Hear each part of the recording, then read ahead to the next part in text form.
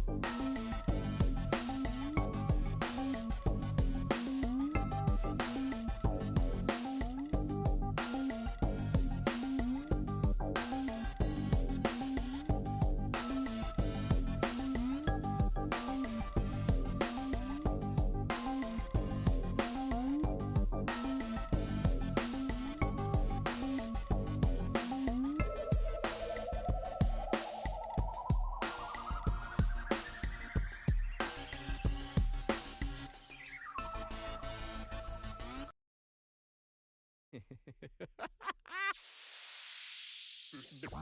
man. No.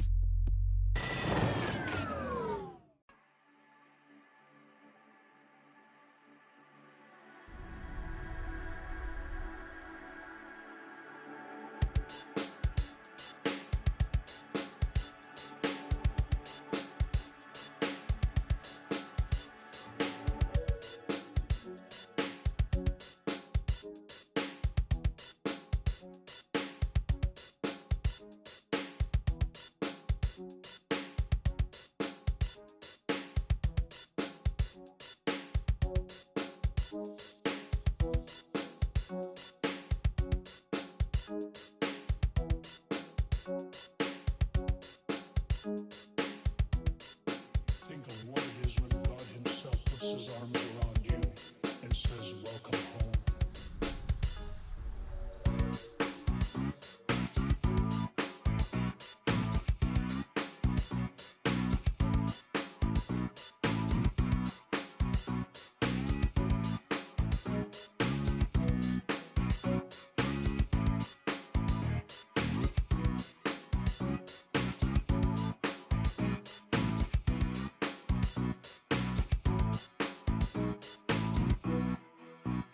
What happens when life breaks down, when there is systemic contradiction?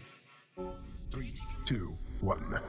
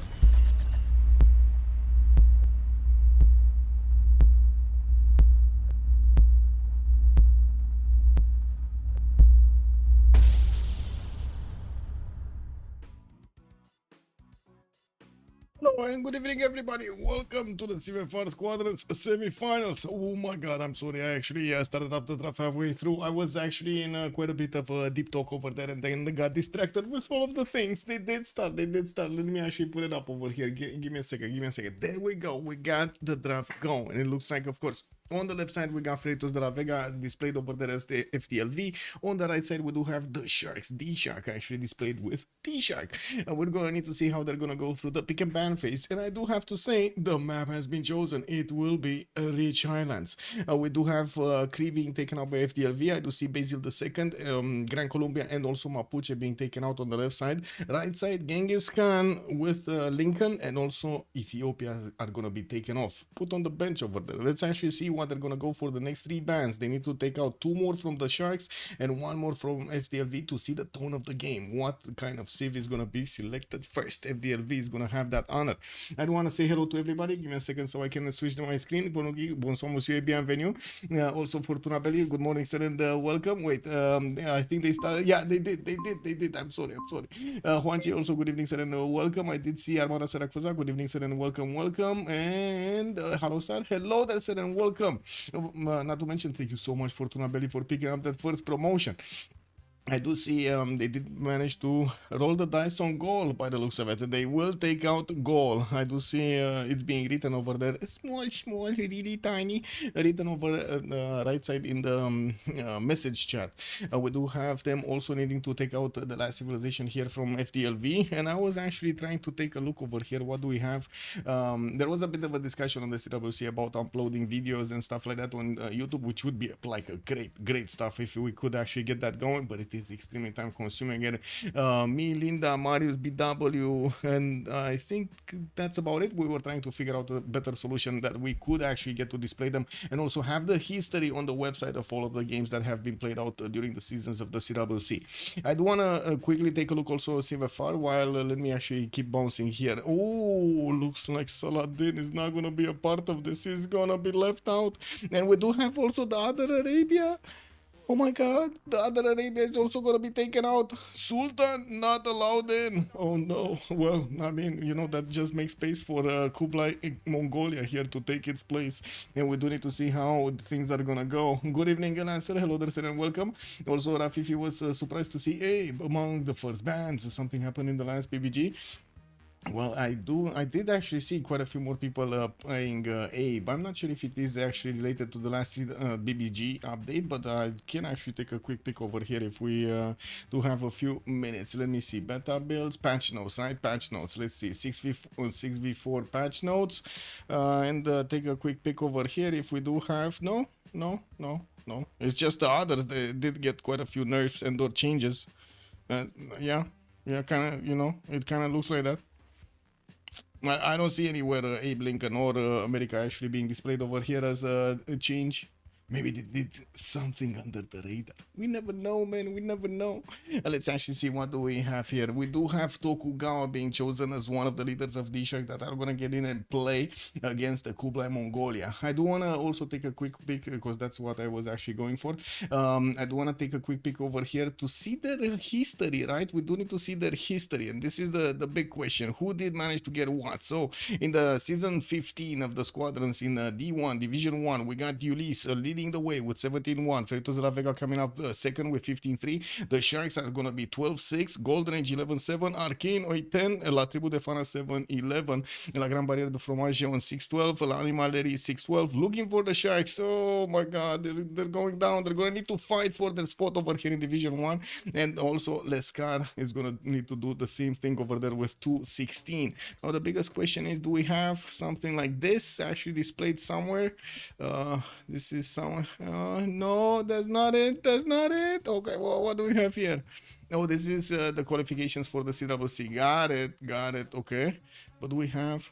Don't we have? We don't have. I'm clicking on all of the buttons to actually see what's going. Okay, there we go. There we go. So the Sharks actually managed to beat La Tribu de Fana. Found it, man. Found it. And we're going to need to see how they're going to do against Freritos de la Vega. We're also going to need to see what Ulysse is going to do about...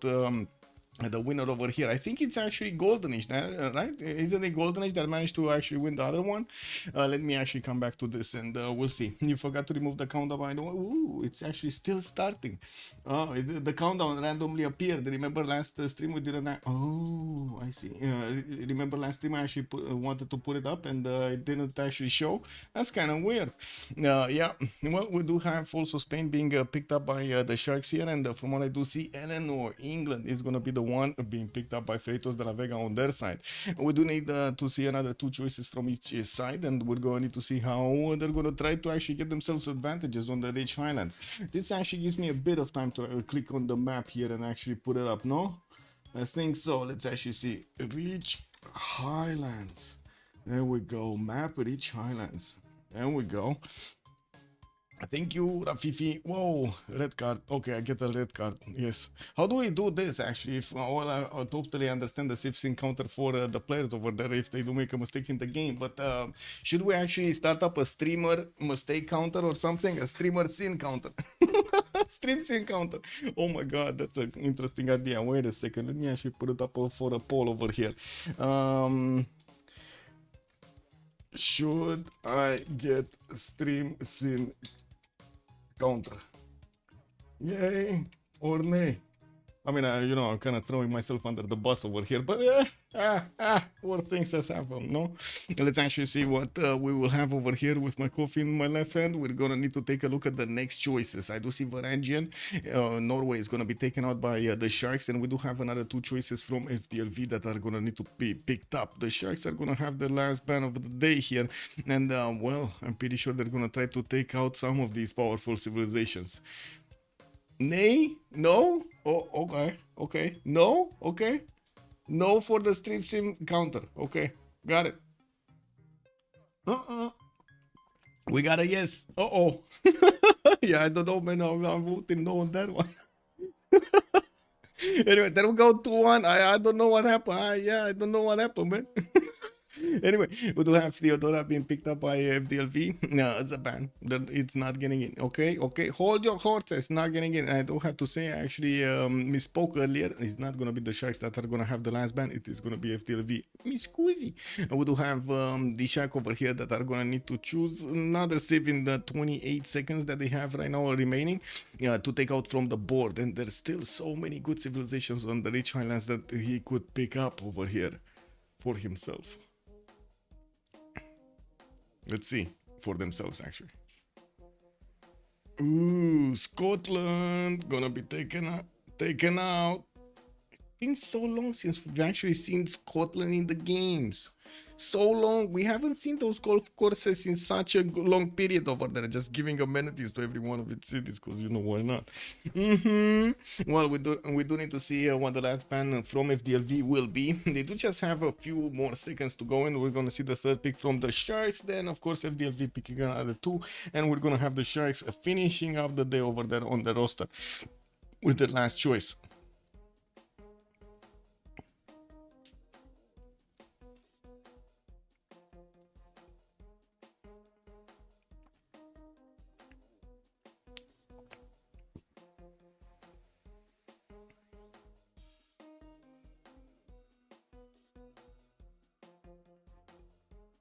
Catherine de Medici, the Black Queen. Okay? Catherine de Medici, the Black Queen, gonna be taken out. Yeah. I mean, it is a powerful nation, quite adaptable over there, but is it more powerful than Rome on this map? Montezuma, Trajan, neither, Shah. Well, Julius Caesar, I'm sure. Gandhi, Chandragupta. Ooh, so many good civilizations still remaining in the game over here. Poland for the Sharks. You think they're gonna take Poland for the Sharks? They might do. Also, no Zulu ban. Yeah, they let the big guy in. And Chandragupta also is gonna get in. Look at the Sharks picking it up. They do already have some gold generation coming in from Tokugawa in Spain, and it looks like yay, the nay option actually won. Yes. I'm not gonna be put on the nail over. Yes.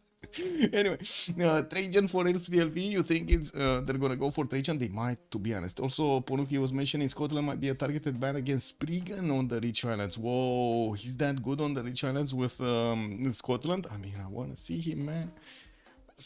I wanna see him play, no? Last time we did see some amazing Maori gameplay, and this time around, to be honest, they're leaving Maori in. On this map, they are letting Maori in. What do you think? They should actually should actually pick Maori over Hammurabi? Ooh, Ludwig II is coming in, production powerhouse. Ooh, okay. We got some production going on over there on DLV. So they have a damage dealer, Kublai Mongolia, also kind of a gold generator. Average. We do have Velenor there that is gonna get to push the culture quite a bit, and we're gonna need to see how many of those writers she's gonna manage to get at the beginning, not to mention how much tourism she's gonna manage to get. We do also need to see if we're gonna have any kind of possibilities for the coastal trade routes to be activated between them, so they can actually have as many gold points as possible from actually multiplying those trade routes capacities, or I should say yields. To be honest, I prefer Lady 6 Skies. Ooh, Lady 6 Sky on this map. Okay, isn't it? Well, yeah, I guess it definitely works on this map. But I was thinking, isn't there like you kind of want to sprawl on this map with the civilizations, and Maya kind of like keeps you, locked in place over there. Is basically like a gravity around its capital. That's what I'm thinking. But yeah, I do see Sejong is gonna be picked up, and this is kind of, this is still gonna be one of those days. I mean, we've seen Sundok in the games in the last weeks or so, but we haven't seen Sejong actually picking up the draft over here. This time around, it looks like Freritos de la Vega are gonna get him in with Ludwig, with Renor, and Kublai Mongolia. Sejong comeback, yes. It seems like Sejong is making a comeback, and the Sharks are gonna need to pick up their fourth here in good enough soon. KW.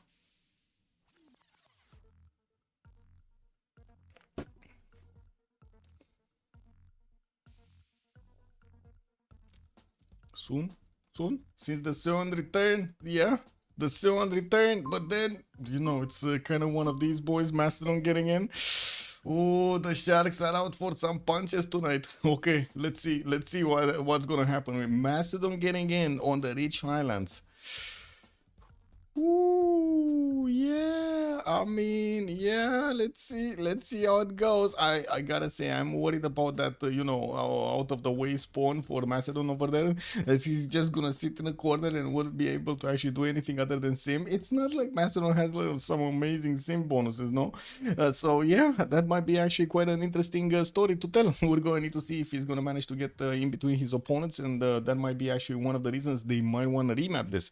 We do also need to see if we do have any kind of 0ms to anybody in the lobby, so we can double check quickly. We do have one 0ms, so I'm just gonna quickly rejoin and be done with it. I did also notice there were two missing, and hopefully, yeah, they're gonna get in. Oh, people immediately choosing Alexander as the last one. Well, let's wait and see who is gonna play who here. A team chooses culture, another chooses violence. Yeah, basically, you know, that's kind of how it goes. Okay, let's put up also the remap prediction over here. Give me a second. For how many remaps are we gonna have? 0, 1, 2. I'm gonna put it for 15 minutes because we should have a bit more time as they are getting into the lobby over here. I do also want to double check if we can see the channels over here and see their team matchups, their players on the roster. And we do have Apology with Extas, Floppy, Flongy, and Pipo showing up today for the Sharks. While I do see we do have Malm with Litoxa, Spriggan, and Tirit showing up on the side of the FDLV. I did also notice Ulas over there did come in for the draft phase and actually help them out quite a bit. I'm not sure how much. I'm pretty sure actually you probably heard them on Malm stream. If you want to check him out over there, he's definitely streaming from his point of view, and we're gonna need to see what kind of Civ he's gonna pick. We do have Malm still getting the first slot here and still needs to actually pick something. Floppy Flongy is gonna go for Tokugawa. Extas on Philip II. We got Apology going for also Tokugawa. No, he switched Chandra Gupta. I was worried. Can you imagine? I would be seeing double in the game. 2 Tokugawas. That's a bit too much for me, you know. We do have also Lithoxa coming up for Eleanor of Aquitaine, England. Pipo is going to go for Alexander Macedon. And I do see Sprig is going to go for Sejong. Okay. So Spain is, and I do see Malm actually just switch with Tiritz. And Tiritz is going to take the first slot here with Ludwig II. For those wonders, oh my god, man, is he actually gonna get to build wonders, or is he just gonna replace them like everybody else and benefit from, you know, some extra free culture over there? Cause why not? You know, okay, Malm is gonna go for Kublai Mongolia. Oh, he's on a warpath today. Okay, so we got the Simmer here, Sejong. We got the Warmonger, Kublai Mongolia, another Simmer, Gold Generator, Eleanor of Aquitaine. Ludwig II would probably be a Simmer. I wouldn't really believe he's actually going to do that much, right? Well, I guess the production is going to be amazing, and we're going to need to see if he's going to manage to actually get some... and how to say, some economy going, not to mention maybe having opponent to go against.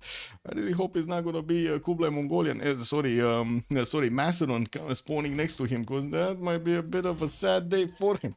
We're going to need to see how he's gonna fare in the games, and I'm pretty sure the production is gonna be quite good for him. Let's actually click off also the screen, because we don't need it anymore. There we go. I do also want to mention we do have the games displayed right now on the CWC website with the times. We're still waiting for the full list of the casters to be assigned to the games, and we're gonna update it as soon as possible. Probably later on this evening or tomorrow morning, we're gonna have the website updated with all of the information with the casters link, so you can actually take a look at the games over there. There was also quite a bit of a discussion, and this is I think quite important, right? There was how to say, a suggestion a few days ago that we should actually get to link the games with the VODs, not only the streams, right? So the two different things over there, how Twitch considers it and also how YouTube considers it, unfortunately. We would need to actually switch the links that we have right now on each page with the link of the VOD if we do have it. Unfortunately, there's a bit of a problem, a bit of a catch. The thing is, well, you gotta take into account Twitch actually deletes the VODs every like 3 months, 2 months or so. They don't really keep that much information on their servers, because like we're talking terabytes, right, in terms of actually how much information is getting saved over there, and they need to actually keep it. YouTube though doesn't do that. YouTube actually keeps all of the VODs, so it would be really good if we would have basically the links to the VODs of the streamers to actually connect to the website, to the game pages, and you could actually take a look in time, back in time, right? This would be actually an awesome thing. When you look at the matchup over there, you can take a look immediately on the votes. You take a look at the team. You take a look at also all of the previous matchups. You have it over there in the bottom of the web page as a list, easy to access. So you can imagine this would be like gold, right? For all of the players that would want to re-watch their gameplay from like a year ago or 2 years ago. It would be awesome. We'll see if we can actually manage to do that. Quite a few moving parts over there. We'll see. Would be awesome. Also, they want a full wary map, no free Civ shoot sim. Whoa. No free Civ. No free Civ shoot sim. Oof. That's kind of worrying, no? I mean, it would be amazing for us, don't get me wrong. Like, we get some action everywhere. Rich Challenge is usually one of those maps that it takes slow, it takes time to actually ramp up all of the action going in. And we're going to need to wait and see how things are going to go. So we do have right now the game started. Please put the points in for the channel prediction. How many remaps? We do have the prediction started for quite some time ago. And we are on the Rich Island. So they're going to have one remap token for each side. We're going to need to wait for 10 to put up the vote and see if they kind of like the land or not. Usually at the beginning of the game, the players do get quite a few scouts around their territory to actually explore the vision, explore the lands, and well, expand their vision. That's what I wanted to say. We're definitely gonna see them. Now, let me actually put up also the team labels really quickly so we get this out of the way. The Sharks are gonna be on the... Ooh, wait a second, I was spelling it wrong, okay? I was spelling it wrong, okay? FDLV on the right side, okay. I was like, I don't know, for one reason. I was clicking on F instead of the D, and what it came out from my hand was FD. Yeah, not good, man, not good. Anyway, we go right. Bogdan is saying, good evening, sir. Athena, what's up? Pe cum adică? Dar pe când am început și eu... Athena just wants to jump in. Give me a second. Oh, she fled. She fled. Incredible. Anyway, let's find Tidits. Where is he? And we'll see what Athena wants at some point. She probably doesn't want anything other than just, a little bit of petting and attention. But, it is what it is. You still gotta check. Because, yeah. Where is the big boy? Wait, I don't see... Wait, he's blue and... Oh, there we go. We got Munich over here on the coast, actually. With some of these reef tiles around him. Looks like he's also going to have some mountains for some +3 campuses, from what I do notice. Decent array of stone tiles around his territory. Well, I'm pretty sure he's going to be happy with the Hansa he's going to have over here. Like, you got to remember, the Hansas not only do get bonuses from... Hansa. Do get bonuses from their adjacency to commercials and so on. But it's also production from adjacent resources. This is going to be amazing. We do have Tidits with quite a few resources, and from what I do notice, definitely another city towards the south and to the northwest that he can actually get with fresh water. Now, while I do want to check his dangerous paths here, it looks like Alexander gonna be northeast, not close, but not far away. Alexander can definitely come here to actually play. Can definitely get going. We do need to see also the northwest. What do we have here? North is gonna be oh my god, Madrid, and another one. Tidits is getting in between 3 of them, and look at that Madrid.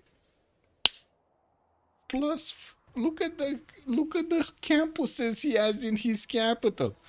Like, this is awesome. Whoa. That's a 1, 2, 3, 4 +4s. 5 +4s with a +5 and another +5 over here. Oh my god, man. He could get that to a +6, I think, or 7. Yeah, holy geothermals on Madrid. This is amazing. Anyway, coming back to Tidits, he's definitely gonna have a hard time. Just saying, man, Munich over here might actually need to get his pompons out. We don't know what's gonna happen over there. Cheer for his allies, please. Let me out. Something. We do need to take a look at Sprig over here on the northwest. We do have him with Will getting his amber tiles going, and I do see he's also gonna get his bananas soon for the extra food. Unfortunately, lacking a bit of a point of production. Flash Neo, good evening, sir, and welcome. I do see he's also gonna benefit from Motrazzi Cannon in the north, which is gonna give him some nice cattle tiles. Isn't this fresh water, if I remember correctly? Yeah, so easy. Settle on the cattle tile over there for Sprig. Very nice. Also, Coco, good evening, sir, and welcome. I think that's a remap for FDLV because Mastodon is just in front of Eleanor. Oh my god, man, Macedon is everywhere. The thing is, they might not see this. So this is the catch, right? They might not see, they might not discover people. People might just go, woo, under the radar. You know, stealth bomber over there. What is he gonna do? To be honest, the only thing he needs to do is not actually get scouts out. He's getting scouts. I know he cannot help it, but you know, it is what it is. Anyway, we do need to take a look also on Malm here. What do we have on Malm? Who is and where is? Oh, there we go.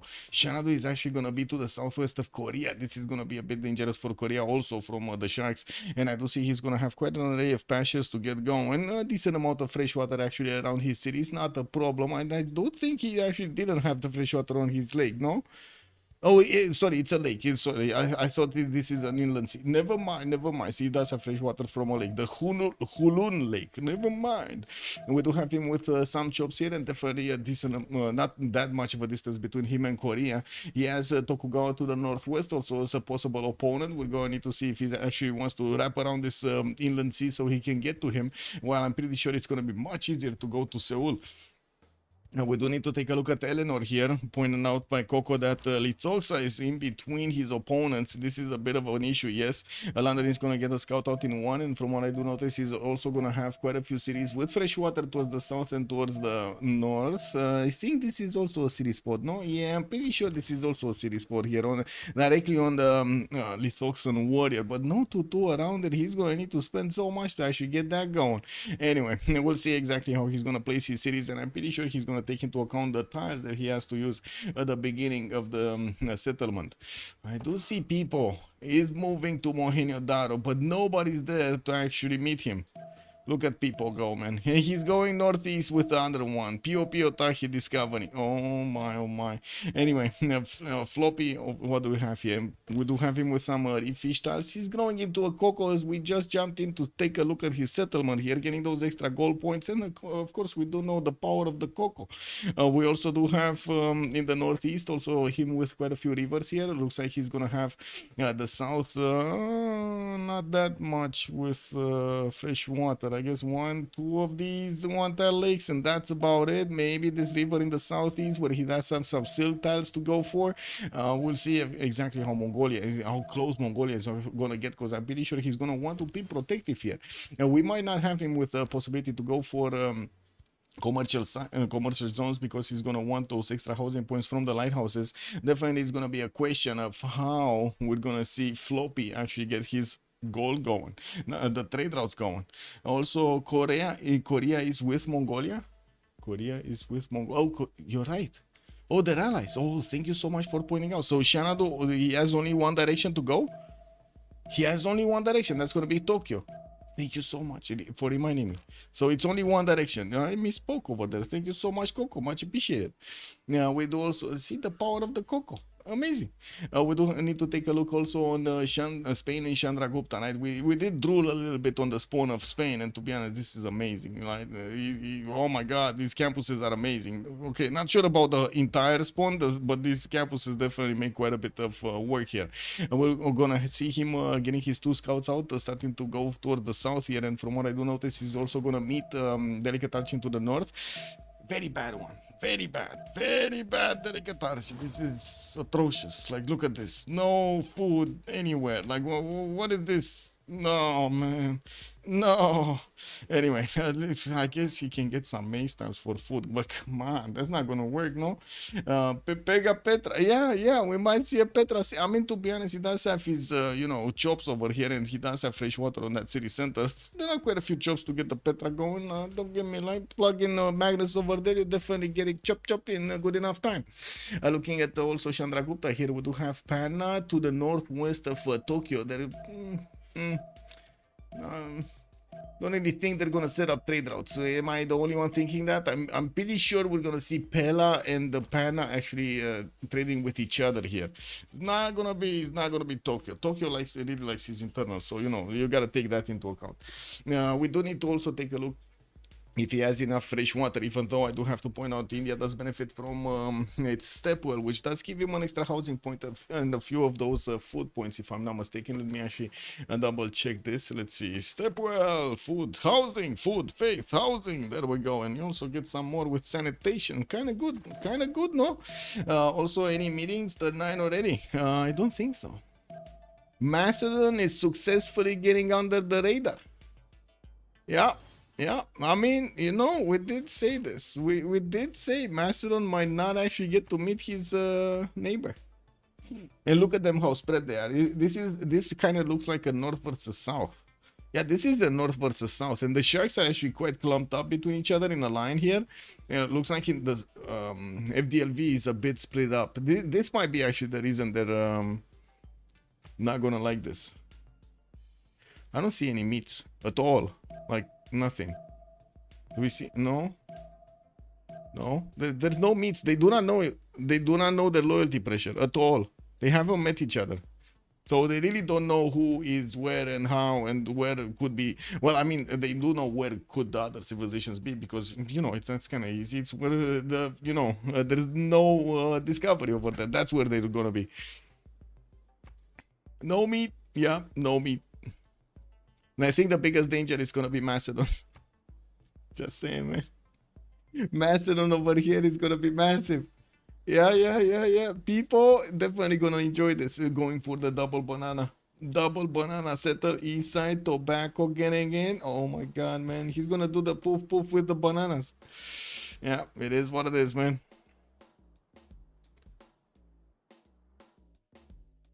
Good morning, Victor. Also, Tamara Langman. Hello there, sirs, and welcome. 3 a.m. Oh my God, really good morning. Time to watch Civ. Well, welcome, sir.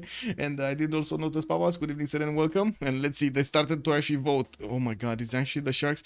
They're gonna say no. They're gonna say no. Oh, you know what that means? We got this map going. Is Mal not happy? Okay, he's actually content with this result. 0 remaps. Look at that. Actually, we got chat correctly predicting this outcome. Oh my God. Okay, very nice, very nice. No more high rollers. Okay, got it. Well, what do we have? Well, we're gonna need to take a look from each of the civilizations here, and to be honest, I kind of want to take a look at Macedon first.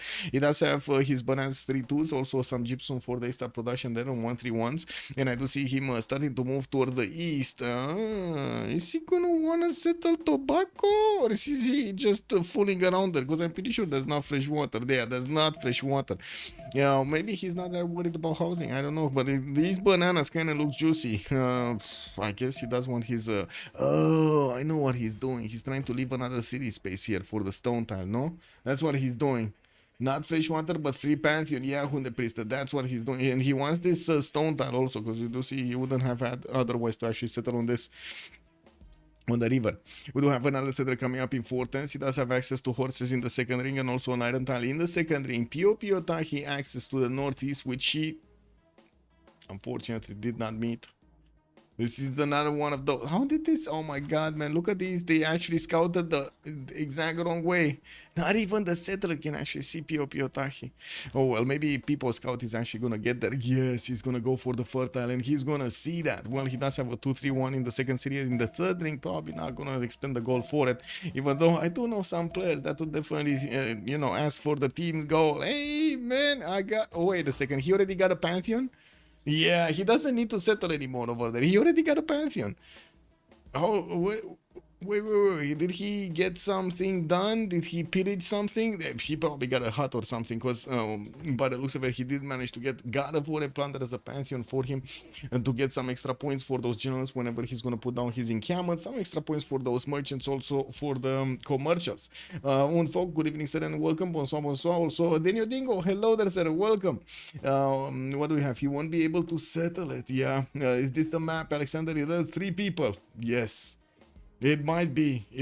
We gotta see People's muscles. We gotta see his muscles. He also got a new scout here, and by the looks of it, he's gonna have a decent amount of freshwater cities to go for. We do need to move forward and come back when they're gonna get more options.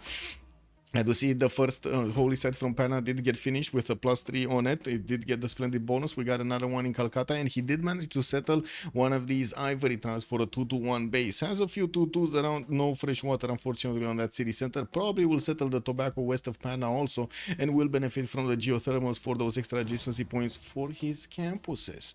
We do have him with some more fresh water northeast. Unfortunately, not that many. He's 1-2 that can be settled.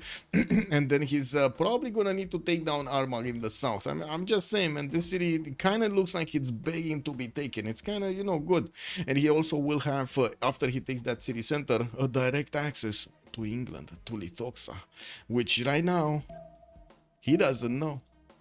He doesn't know. He just found out. Oh, boof. We got boof. We got people joining in. Lithoxa does have a scout over there on his 2-2, and the white looks of it has the vision right now. He did also miss one of his tribal villages. Didn't he see the smoke coming out of that tribal village? I don't know. Maybe that scout actually got distracted by something else. What did Lithoxa's scout get distracted by? First answer in the chat wins the day. First answer in the chat here. What did Lithoxa scout get distracted by? Oh my god, he's coming back. He's coming back. He sees the hut by the banana. He got distracted by the bananas, yeah. And from what I do notice, he's coming back to take the hut. Okay, he's coming back. And there's another scout over here. Can he make it? Yeah, he probably can make it. Anyway, now let's actually take a look on Chandra Gupta's resources. We do have him with an iron tile in the second, 2 iron tiles actually in the second ring from Pana. He did choose a Pantheon. That's going to be Divine Spark.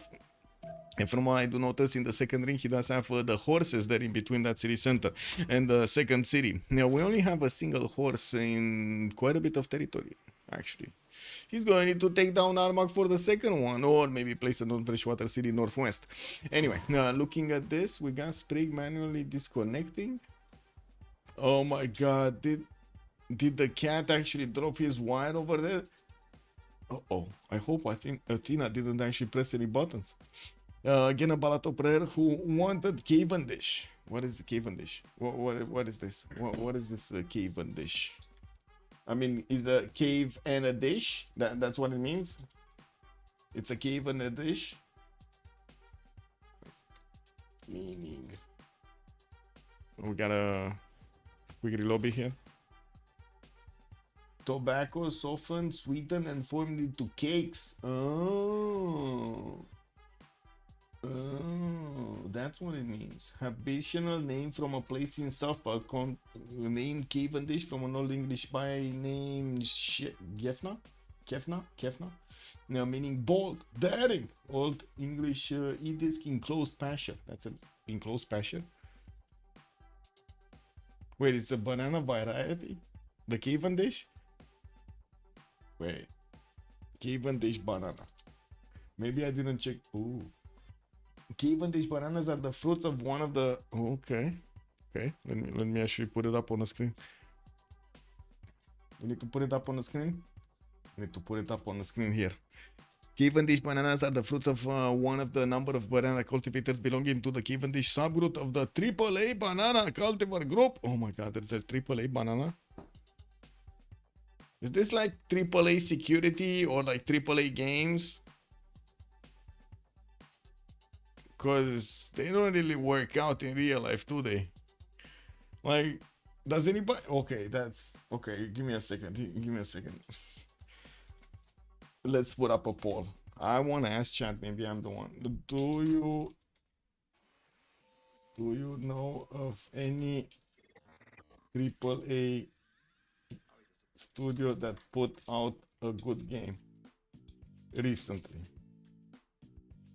No, they're actually a good game, but it's in the last 5 years or something. Yay or nay? That's the big question. That's a very big question.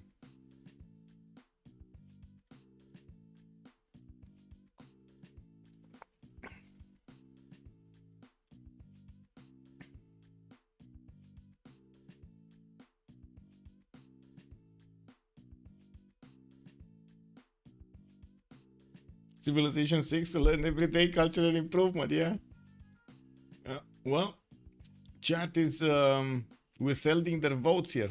Yeah, I don't know about this. Let me actually pop out the chat and see what's going on here. Give me a second. What do we have? Yeah, do you know of any AAA studios that put out a good game recently? I wanted to put recently, but for some reason Twitch doesn't let me actually put a longer question than this. This is the limit actually. Wait, for 2025 it's Clear Obscure Expedition 33 and Blueprints who got the best opened critic. Well, yeah, but are they AAA studios behind them? That's the big question. Clear Obscure Expedition 33. Expedition, wait a second. Let me. Expedition 30. This one, right? Who's this one made by? Yeah. No. Who's this one made by? Sandfall Interactive and Kepler. I think Kepler I know. Sandfall Interactive I have no idea. What is... but it's not AAA, no? It's not AAA studio. It doesn't look like AAA studio. It's a very good game, but doesn't look like a AAA studio, no? Yeah, it's double independent, yeah. Final Fantasy VII Remake, but it's a remake by Square Enix. Oh, I see. Yeah, I don't know, man. It looks like AAA doesn't work. It's a French game, 30 members. I see. It happens, no? Sometimes it just happens. Oh, I need to pop out my chat also from YouTube so I can take a look at it in real time here. Give me a sec. There we go.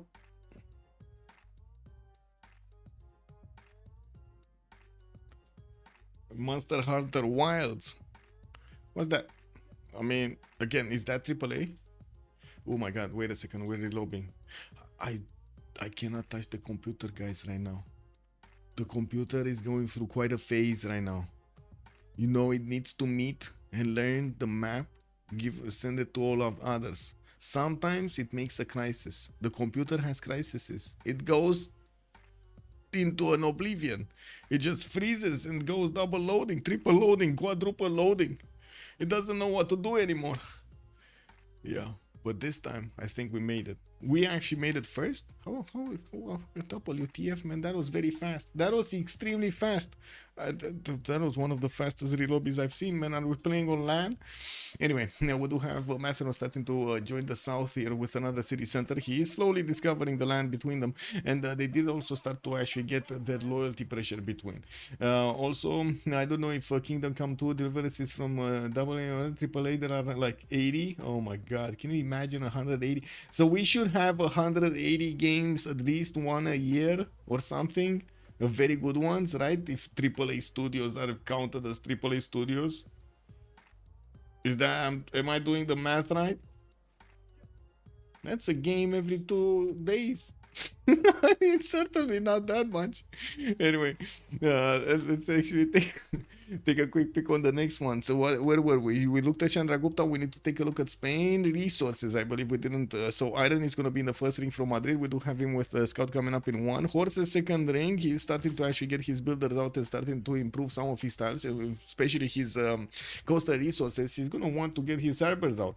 We also do see him getting that trader between Toledo and Madrid soon. And I just realized that I didn't actually click on the proper buttons that I needed to click. Let me actually move this on my other screen so I can actually, you know, take a look at it. Click W. Okay, there we go. He's also meeting Korea towards the northwest, but that's gonna be, yeah, one of his allies, one of his opponents. Gongju and the Seoul did get placed over here. They're not that far away from each other, and we're going to need to see if they're gonna bog during the game. He also does have Germany in the south, and it looks like it's pretty close. We might see extras here want to benefit from the extra science that he's gonna get with his geothermals. And to be honest, he kind of needs to take out some of this, you know, rainforest from this territory quite a bit. And we're gonna need to see if he's gonna manage to make it with like get those generals going. I mean, We do have Floppy Flongy on the coast here with his second city Osaka actually settled off the coast on that May style. I do notice. We're getting his trader out in 5 turns and working the 1-3. No, he's working a 2-2. He does have another settler coming up next turn, and he didn't get his second banana, his second cocoa tile over there. And I do have to say, this is not going to be a banana split kind of situation. He doesn't have a banana in the capital. Could buy a third ring very far away. That's one of the most expensive banana splits that I've seen. And we do have him also with a bit of fresh water towards the northeast. It would have definitely been a longer trek for the settle, and I'm pretty sure he's going to want to settle this inland sea in the north also. Has the rivers connecting them, and he did manage to get another scout as an escort for his settler, so you know he's not actually going to be caught over there with his pants down. Getting a builder out in 2 turns from Tokyo, while he's going to need to get some of these coastal tiles improved for his celestial navigation boost. We're just going to need to see how things are going to be developed here. Horses and iron in the second ring towards the south, and I do see he has some uranium in Osaka for the later boom boom. We do also need to take a look at Illinois, which is going to be on the western side, already getting sniffed around by Macedon. I do notice Lithoxa did manage to pick up with his scout that famous tiki hut we were talking about earlier. Got the city of Sheffield down to the northeast, and London does have a choice. Where is he going to go? I'm pretty sure he knows about this volcano starting to explode towards the western side, and if he didn't have tiles before, he's going to have some right now, right, including that iron tile, which is going to be a pretty good one. And it looks like it is going the western side between the mountains. Not going to have a lot of tiles, unfortunately, to use at the beginning. Only like what, so 3 tiles are going to be close by mountains, another 3 tiles are going to be open to him. Still no Pantheon yet. He does have his horses in the second ring towards the south. Some of these reef tiles are going to give him the adjacency towards campuses, while he does have mountains for some +3s anyway. I do also notice Kublai Mongolia is going to be here. He's going to be to the southeast of Japan, and I do notice Mongolia is already sending a settler towards the western side. Might actually want to pick up that sugar settle. What is it? The stone. Which one is it? Which one is it? I don't see the settler actually having a waypoint. Neither does the scout. So I guess Malm is gonna feel this, right? He's gonna slowly feel the map here. Doesn't have full vision over everything, but he's gonna wanna know, where does it feel better? Do you know that thing with the how do you, there was a running joke back before that if you wanted to find water, you just get a water stick going, and it had like a, how to say, it started to vibrate. It starts to vibrate whenever you get close to water. Where is the underground water? Where do you need to actually, start digging to get the water? This is basically what Malm is doing right now, trying to feel, touchy, hear the land and see where is he going to get that fresh water. He does have a scout from Tokugawa that is actually going to throw a wrench in his plans. He's going to get that sugar tile. Yeah, well, I guess if you would have settled the sugar tile, that would have been taking him out from another city here. Don't think he wants to settle the coast anyway. Yeah, I really don't think he wants to settle the coast. Just saying, like Tokugawa is here. He's kind of a big boy in the seas over there. You don't want to get him mad. We do have Shanadu getting another settler out in 4 turns. He did already improve 2 of his sheep tiles for the extra food and production that he's going to get from them. While I do see he's still going to have a decent amount of actually chops with some stones over there in the south. With horses in the second ring to the west of Shanadu. He's also going to have the iron tile in the first ring. I just realized today, like, something popped into my front over there. What if we pronounce the X in Faraxis as the Chinese X? Faraxish. No? What do you like more, Faraxish or Firaxis? Firaxish? I don't know, but anyway, that's some food for thought over there. We do have also to take a look at Sejong here, which is gonna be, there we go, to the northeast of Korea. They're gonna be allies, and they're probably gonna be trading between each other. We do have him starting to put down his own to the northeast of Seoul, while he's gonna get another settler out in 4 turns. I do see he's also gonna go for another one from Gongju. Is there a possibility to vote for a remap? We did, Laurus, we did. Good evening, sir, and welcome. The players actually did stop. Turn 10, waited for a minute, got the votes in, and actually considered this map is the one to go. They did say they're gonna go this. Wait, you prefer Constantine? Good evening, sir. Oh my god, after every scrap, yeah, I can imagine, man.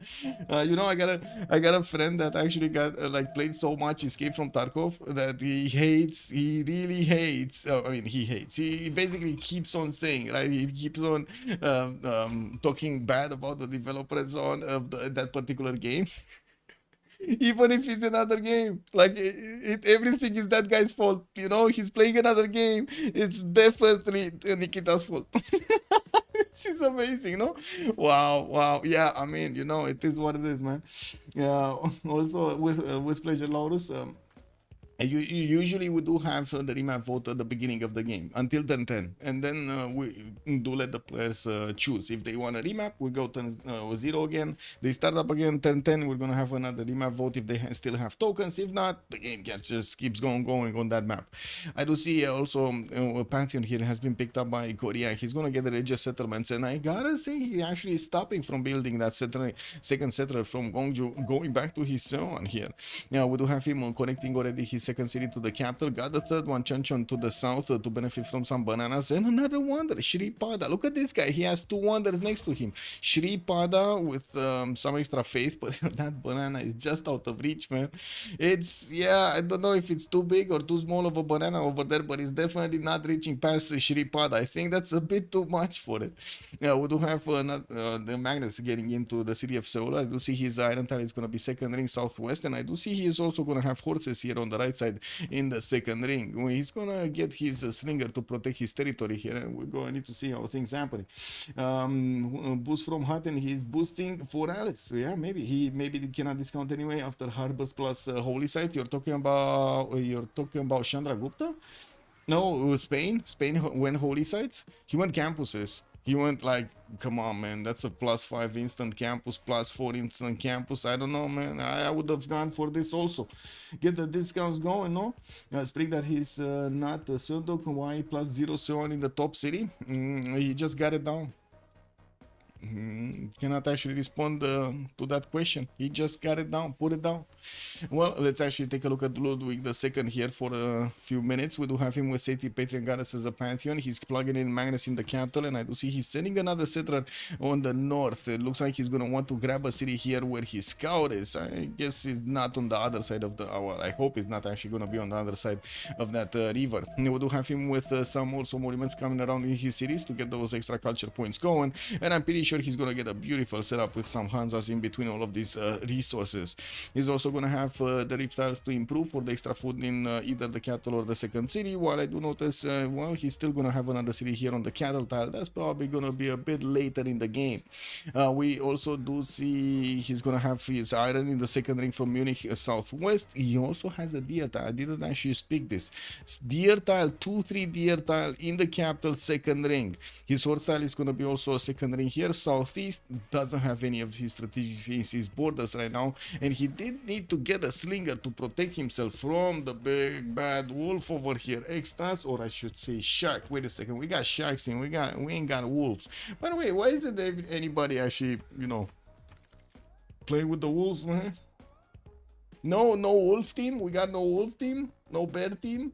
It's true the position is strange, maybe no money. Yeah, maybe. We don't know. We'll see. We'll see. But to be honest, I think this 2-2 base would have been much better than the others. Anyway, we'll see. The one good thing about this settle is he can actually get a setup going for his Hanzas, right? With aqueducts in between and those commercials around. Here he cannot really get two Hanzas to hit, to get hit both by aqueducts. That would be the difference between settling on the 2-1 and the 2-2. Because, you know, aqueduct here, or aqueduct here, here or here, it's just not gonna work. Like it's too much space, and he's not gonna get those Hanzas. Anyway, we'll see. I'm actually looking forward to see how he's gonna try to make use of the bonuses of the Hanzas coming out from the commercials, from the strategic, from the resources he has around them, and so on and so forth. Let me actually also put up another very important prediction.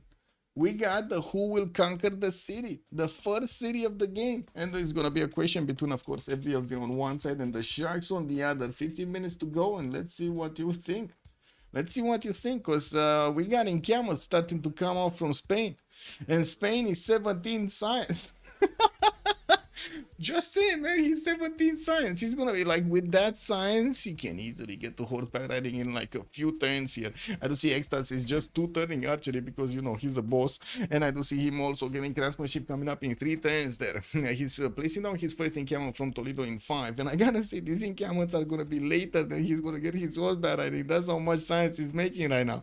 We do have him with a single warrior that is standing in between to defend this. God of the Forge being picked up. Oh, I think I know what Spain is gonna do. Yeah, I think I know what Spain is gonna do, and it's gonna require over here Tirits to just stop building his wonders that he just placed over there to actually benefit from some extra culture and get going with his encampment. Is he getting encampments? Sprig, you're in trouble.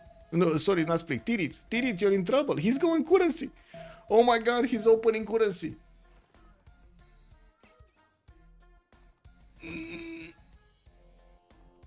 Is it just me, or right now it's feeling a little bit hot in here? Is it just me, guys, or is it maybe it's the lighting behind me? I don't know. It must be something. Anyway, we got Moksha coming up in 2 turns from Madrid, in 2 turns in Madrid. He does have a Korean scout getting into his north. And to be honest, I think we kind of looked at everybody, so we kind of need to take a look at some more of these pantheons. Fourth city coming up from Tokyo, no pantheon. He did manage to get his harbors down and started improving them. Oh, Kublai Mongolia, man, he's not going to sit out. He's going to get his own encampments down from Aksu and Xanadu. And I do notice he did actually leave space for another city, possibly on the coast. We will need to see if he's gonna place that or not, and he did actually get his encampment in the backside. I guess we'll see who's the encampments around it. We do have a triple encampment setup coming up from Mongolia with God of Open Sky as a pantheon. He's starting to get some extra culture points from these improved pastures, has some more, especially in the city of Aksu, another 2 horses to go to benefit from those extra bonus points. With the religious settlements, Korea did manage to get his 4th city out. The one building in Gongju still did not finish. I have no idea where this guy is. Did he move away from it? I don't know. Anything can happen. You're weak if you go not com hubs. Wait. You're weak if you don't go home com hubs, right? That's what you want to say. Money or death. Nothing else. Well, we're going to need to see if he's going to manage to get that going, because it looks like Tirits is in a heap of trouble, man. We got him on 7 science and 10 culture. His opponent Extras is getting wheeled right now. State workforce in 3 turns. Oh my god. He can just click on knights. No? He can just click on knights. What is Sprig doing? Or he just plays 2 +0 Wait. He plays. Oh, yes, he did. He did. Yes. Okay, this is a bit surprising, because he did have good ones, right? He could have had good ones. Like, he could have had this, for example, or on the iron tile. That would have been nice also. And I guess he didn't have the money. Do they not have the money? The money? Well, I guess he does have 23 gold, but yeah, that's it. Unheard of. Unheard of. Gold sword can be good, yeah. Well, maybe it's because of Hypatia being first. We do have Hypatia here as the first scientist, giving the libraries a +1 science, and I do see instantly building a library in that district. Basically, you get it for free, you know? And Korea is making 2 points. We got also Spain on 2 points. Neither of them actually making projects. I'm pretty sure Spain does have other things to get taken care of, especially his encampments. A bit surprising he's going wheel over here. Does anybody want to have a guess of why he's going wheel instead of going directly horseback riding? Or is it because he's getting horseback riding too quickly? We do need to see also him finishing his encampments and maybe getting some defense units here, not to mention maybe a builder so he can chop out some of those projects. We already have Macedon on 5 great general points a turn, and I do want to double check his spawn here. Triple encampment setup with his scouts coming around. He did choose God of War and Plunder, and he's getting, of course, those extra points for each of his monuments, for each of his encampments towards his generals, while Pipo is trying to save his settler from the nasty English warrior that's next to him. Sharky Dicky here is still trying to build the encampment. Where did he send that trader? That's going to Mohenjo Daro? Oh. Okay. Interesting. Now my question is he gonna want to keep on going to hit Munich? Or is he gonna wanna take a swing to the south over here and start hitting Eleanor? That's a big question. We do have also a religion coming up here, Eastern Orthodoxy, and looks like he's gonna get feed the world with pilgrimage for the extra food on his shrines and temples. While he's gonna get some extra faith over there for those cities converted to his religion. He's gonna plug in moksha in 2 turns and gonna get a builder to start improving stuff. I don't really see him with an amazing amount of faith generation, but he does have 21, which is definitely not bad. Is he gonna manage to make it to the 50? He wants to take out the Mohenjo-Daro? Yeah, probably wants to take that out quickly, and it will give it a bit of time. But that's what I'm asking, right? Because that's what I'm taking into account. He's gonna want to take this city out, and where will those units go? Are they gonna take a wrong turn for the right, or are they gonna keep on going and go towards Tiritz over there? Which I gotta say is soon gonna be in a heap of trouble. We got Tiritz barely discovering animal husbandry, while Ecstasy is 3 turns away from iron working. State workforce finishing up in 1. Encampment training projects, 2 of them coming up in 3 turns. While he doesn't have that many pre-builds, he does have a warrior ready to pick up the sword and the shield to actually go against the great Titian German Empire. We got a commercial hubs already displayed by Germany. I'm pretty sure that information has been acquired by Extas. He does know his opponent open commercial hubs, and looking at the text here, it's gonna take a long time until Ludwig is gonna get one of his generals, if ever, because we do have already encampment training projects finishing in Xanadu. Macedon is gonna get a passive. I'm pretty sure Spain is getting those projects out, so we might see Macedon picking up 2 of these, while Mongolia is gonna get 1 and Spain is gonna get 1. Not sure if anybody's gonna have space, or I should say time, to get another one on that side. No. Can you check the Sejong page? What do you want me to check on the Sejong page? Yeah. Yes, I can check. But what? And it will be +2, but still, I mean, sure, long-term bonuses versus short-term bonuses. So when you complete the first technology from era, receive double your science per turn as culture. Sons do receive -1 for each adjacent district, -1 science, of course. Sons and theater squares receive major adjacency from being next to each other. Cities with a Son and theater square receive +1 culture and 2 tourism per district. 30% production towards builders in cities without governors after feudalism. Yeah.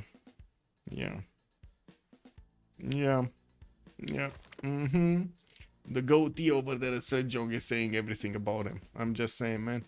Ooh, 21 science Extas, man. 21 science. Is he gonna manage to pick this one up? No, it looks like Korea started to make 3.4 scientist points a turn. We didn't have Valencia actually putting up another campus here. He could have gotten a +3, no issues. While he's getting another row of builders, he's also finishing up 2 projects. Oh, wait a second. He's getting a campus research project in 2 turns. Oh my god, he's gonna snatch it from Korea. Look at Korea. Korea going commercials in Gongju. Doesn't care about Hypatia. Man. Yeah. We might have a bit of an issue over here. Anyway, okay, more traders coming around. Tokugawa still no Pantheon. Eleanor, did he get a Pantheon? He did. God of the Sea? For 2 resources? What is this shenanigan? Is this AI? No, I'm kidding. Like, come on. Like, what is this shenanigan? We got the Governor Plaza being placed down. We got some slingers coming around. But man, God of the Sea for 2 resources? God of the Sea for... I don't know, man. Like, Stone Circle is 3 and 3, 4, 5, 6, 6, 6 and 6. We got God of Craftsman 1, 2, 3. 3. Okay. No. There are multiple options. No more God of War and Planner. Yeah, no more. And I think Divine Spark also got picked up, didn't it? Religious settlements. Somebody, actually, if I remember correctly, picked it up. But maybe I'm mistaken. Let me see. No, City Patron Goddess. I think Divine Spark was available, actually. No, here. Chandra Gupta picked it up. I knew I remember something about Divine Spark. Yeah. What was the left? Stone Circles. Nobody has Stone Circles. And he has, well, I guess he does want to chop the stones. Maybe that's one. That's one thing. Food one. Fertility rights might have been. What is it? 1, 2. Plantations Pantheon. 1, 2, 3. No. 4, 5. Plantation Pantheon. Anyway, we got a Macedonian, a great general. Maybe he just had like to click something at the end of the turn and he doesn't care that much. Let's actually see. Trunk is gonna be picked up here by Macedon as a great general. The first one, getting his government plaza. I still see he's building up his Basiliki pace, which is basically a requirement for his early game. Is the replacement barracks over there in his encampment, and that actually gives him the ability whenever he takes out pops out a unit to actually get some extra science from the production of the unit. We do have Burica also available as the next general. I do see Mongolia is 2 points away, while Spain is 6. Spain is not getting his encampment training project. But he did manage to grab Hypatia. Beautiful. Methyl also, good evening, sir, and welcome. Laurus, God of the Sea, so the others won't have it. Yeah, that might be it. Yeah, that might be something. For example, over here to get away from Japan. 1, 2, 3. Yeah, that could definitely be something. 1, 2, 3, 4, 5. 5. Yeah. Wait a second. These are no more resources, right? We got 1, 2, 3, 4, 5, 6, 7, 8. With more on the eastern side from Fukuoka, not bad. And a bit of a help over here from the Civilization 6 guys. He does have a big forest fire to the west of Osaka raging on. I do see also Pingala didn't get established in Tokyo. Do we have the first no, Ecstasy is still 2 turns out from getting his iron working, and to be honest, I guess he's gonna get his general passively anyway, right? He's just gonna have it faster than with 1 turn if he actually makes that project. I don't know if it's worth, to be honest. Like, there's nobody else going for this, and let's see if Mongolia is gonna try to get this. So Mongolia is probably gonna get this general, but I don't see him actually getting more of these encampment training projects. So he doesn't try to actually snatch the last one. Also, anonymous gifter, much appreciated for the gift. Taurus, welcome, sir. Thank you. It seems like a loss, yeah, it kind of seems like. We'll see if he's actually going to manage to get the bonuses from otherwise. Mongolia did manage to pick up Burica. Spain is still 4 points off, and I do see Macedon is closing in with 8 points, man. He has 8 great general points per turn. Anyway, we're going to need to see how they're gonna try to use those units. Okay, encampment training project finishing next turn here with Extas needing to get his technology. Looks like he's preferring to go for iron working, which is kind of a surprise. Usually the players do prefer to go for their horses, so they're gonna be stronger, faster. Sorry, not stronger, so faster. But to be honest, he doesn't have a lot of terrain to actually cover between them, and swordsman could definitely work over here. He does need to actually connect his city of Toledo to the capital, so he can actually get to pass those units quickly. Oh, excusez-moi, he already has horses coming off from Madrid. Never mind, I'm putting my hands in the air, man. 20 plus science over here just showing up so big for extras. He got everything. Now, we do have people going for 10 science and 25 culture in this era. Looks like we did have also a Guri Hat discovered by Apology for another relic, which is gonna be amazing. Chandra Gupta is gonna get some more of those relic faith points. I do see people is gonna benefit from also 39 points of production with only 8 gold a turn. He does have Magnus establishing in Chalkidiki while he got Moksha in the capital, still building up his Basiliki Pates at the same time as he's getting his Warlord's Throne going from the city of Pella, so he can actually get so he can actually get more production towards military units and also pay less for each of those military units by 1 gold each. We do have him still needing to improve his bananas here next to Alexandria Troas. So while I'm pretty sure he's gonna use these builders to start chopping out some units, we're gonna probably see Mohino Daro being taken down.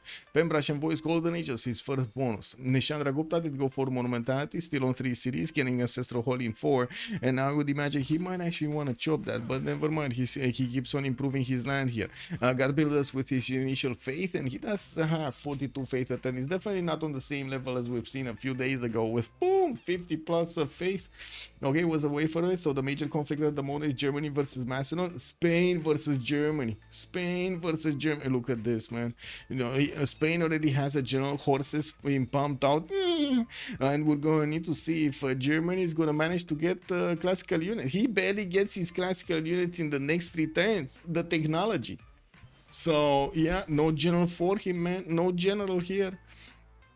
Looking at Spain, we do also see him on 23 science with 25 culture, 40 points of production, a little bit less than Ludwig on 48, that has 48 right now. And I do see the builders are gonna want to get some chops going. He did manage to improve his horse style in the capital, while he did not get to upgrade his warrior yet.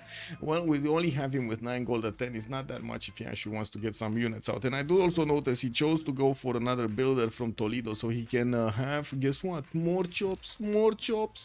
Looking at Floppy, 17 science with 19 culture. Pembrasian voices his first golden. Oh my god, this forest fire keeps on going in the city of Osaka. How is this happening? The forest fire just moves around his borders.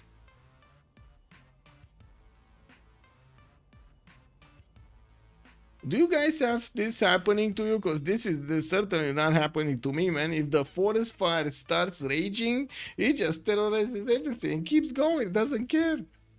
Oh my god, is next turn gonna go on the uranium? Oh my god, we might see a big bada boom. Wait, does the uranium explode in Civ6? Because it kind of tends to explode, no? Uh-oh. I wouldn't feel safe in a place with Tokugawa, Mongolia, and snatched 2 generals. Wait, he did? He got the next one? Wait, he got Burica. And he got Hannibal Barca.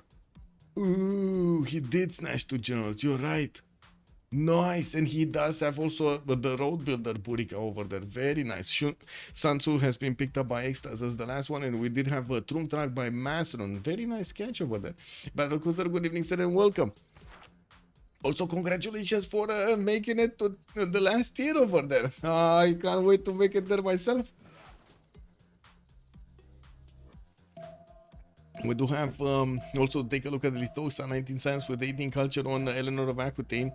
Still managing to get his, got his Royal Navy dockyards out, and I do see he's working on Warlord's Throne. He's in a warm position here, unfortunately for him, very close to Macedon and quite close to Chandragupta towards the northeast. Starting to also get a holy site from Sheffield. It's only going to be a +0, unfortunately, not even 1 point of faith. But at least he's going to get the religion. Hetaris are coming around from his northern neighbor, and he definitely needs to pay attention here and get some of his units out. We do already see Extas meeting the German units on the battlefield here. Tiritz has a scout that is not happy. Okay, well, we do have also take a look at Malm, 11 science and 32 culture on Mongolia. Mongolia here does have 4 cities with 3 of these encampments out. He did send Burica to the western side. A bit surprising that he didn't activate it to start getting the military engineer to build the pathways. He does have, where is his second gen? Oh, there we go. It's Hannibal Barca going south of Shenandoah. Plugging in Magnus next turn, while he did go for his Pembrasian voice. 47 points of production looks pretty good. Got Government Plaza, but still no specializing building of choice. Improve his iron, improve his horses, quite a few horses actually, and we'll see if he does manage to actually get to cross over, right? He does need to get that Burica to build the bridges across these rivers, so his units are gonna move close, fast over here, swift as the wind to Floppy Flongi's borders. Looking also on Sprig, 18 science with 32 culture. We do have him on 57 points of production with Pembrasian voice coordinate as his bonus. We do have him on 4 cities. Started to get some horses out. He's worried about southwest. No, he's not. He's worried about the east side. Yeah, he's worried about Spain here. Yeah, we do have him quite close to Spain, but to be honest, I don't think he needs to worry about anything. I'm pretty sure Extas is gonna wanna go against Germany, slowly but surely taking out these units. We do have religious settlements picked up as a pantheon here from Korea, and I do see he got his Government Plaza with Ancestral Hall in it, so he's gonna need to pump out some more of those settlers much faster actually. With religious settlements bonus and Ancestral Hall, they're gonna be very quick to expand. And you look at that, he's 2 turning a settler from the capital. Magnus almost chopping out an entire settler. We do have commercial hubs coming up next to his city, so he can get some of those extra trade routes. And I gotta say, this science, only 19 science on Sprig, doesn't seem that much. Chat was quite loud over here, making sure that we know the Seons are not in the perfect placements. Well, we're gonna need to see how they're gonna fare. He looks like he's putting +3 theater squares in between his cities and of course those campuses, trying to inch forward with some of those bonuses. Liang also being deployed in the city of Gongju. We're going to need to see if this is going to be City Park Liang. I would imagine so, because I don't think he's going to go for the resources, you know, just thinking out loud. Also 600 charcoal per one useful part for 3 and 6 spells. Prepare yourself to pick it from everywhere. Yeah, I can imagine. Oh my god. Yeah. Can you show the region, please? So India has one. Yes, India has feed the world with what was it? The faith coming up from his city centers. Pilgrimage. Feed the world with pilgrimage, and divine spark as a pantheon. And we do have also 2 cities to look at. 14 science with 38 culture. Ludwig II is going to have his 4 cities out. First horse out, second horse out. Looks like he's building quickly some more. And I do want to double check the damage numbers against these horses. Well, it does definitely feel like Spain is going to, oh my god, he's going to overwhelm his opponent. Well, I gotta say, Germany over here did place the city of mines. Wait. Initially, I thought this is for the aqueducts, but when he places wonders like this and the commercial like this, it doesn't feel like he's gonna get that setup I was talking about with all of those going. Anyway, I do see Mines is gonna get his builder out in 410, so another horse is coming up from Magdeburg. We already have 3 of these units coming up from Spain with 2 swordsmen right behind them, and these swordsmen are already 46 on the attack against the horses, 38. Not really good damage points, especially for Tirits. Now we do have Tirits with 53 points of production. We will see him also benefit from quite a few builders to be able to chop things. His encampment, his government plaza didn't actually get to build any kind of specializing thing in it, like Wall of Throne, for example, would have been quite helpful here. I think he's just gonna go for more units. Like right now, this is what he needs, a lot more units. And he's not only gonna need these horses, he's definitely gonna need quite a few archers if he actually wants to take on the Spanish army. They're not easy to take down. And I'm pretty sure his horses are gonna suffer a lot if they do try to take a stab at these Spanish units, just because of the general difference between them. We do have also to take a look what's going on here. Already Mohenjo-Daro is being bonked by people's Hetaris, and I do notice he's starting to expand with a few more cities, still trying to get settlers, still trying to get more Hetaris, and also working on putting Reina in Alexandria Troas, which is going to be a connection city on the coast with India's economy for them to actually get going with those extra gold points. Yeah, we do need to see him also actually connecting his cities. More archers coming in also from Extas. Looks like he shift entered one of his units, his swordsman, so he can pick up that spot on the amber tile, so he can get an attack on the city center. We're going to need to see if Extas is going to manage to actually start taking down these units of Germany, while he's also going to need to get some more of these cities out. He's now putting a lot of pressure on Tirits exactly when Tirits doesn't want to. We do have Extas still managing to get his 33 science and 28 culture advantage, 42 points of production. Yes, lower production numbers, and Germany just keeps on getting units out. He's chopping out more of these units, more and more of these units. Wait, is actually Spain gonna do anything here? Is he gonna do anything here? What do you think, chat? Is he actually gonna do anything? Because we do have archers on the defense, double line that could be actually settled. Germany did already make a line of horses to the east of Mainz connected to Magdeburg, and it's not like Spain can actually attack with 2 horses against his opponent here. It's 42 against 44 with the fortified defense right now activated on Tirits. We do have also Marcus Licinius Crassus picked up as a merchant, which is the first one, I believe.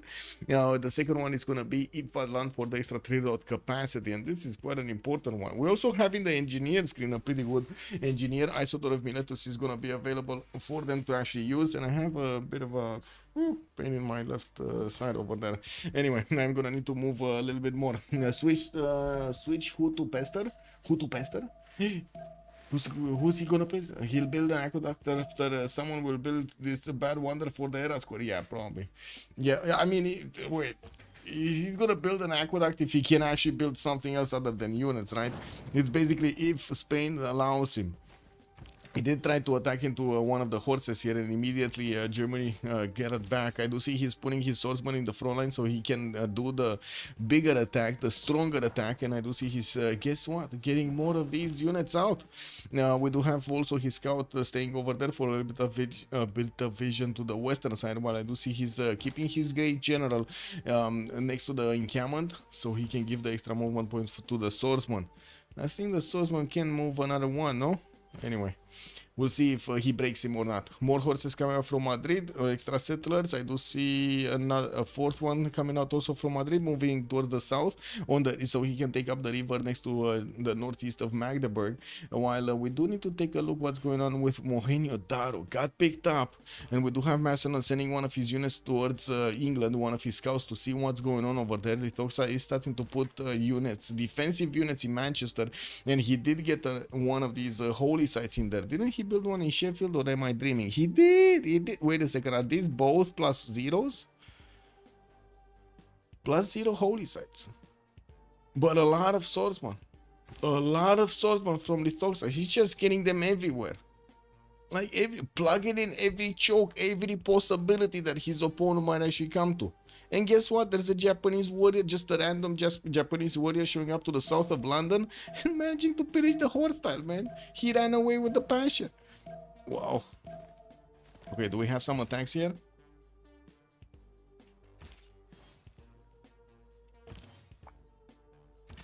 Okay, more archers. Another horse probably.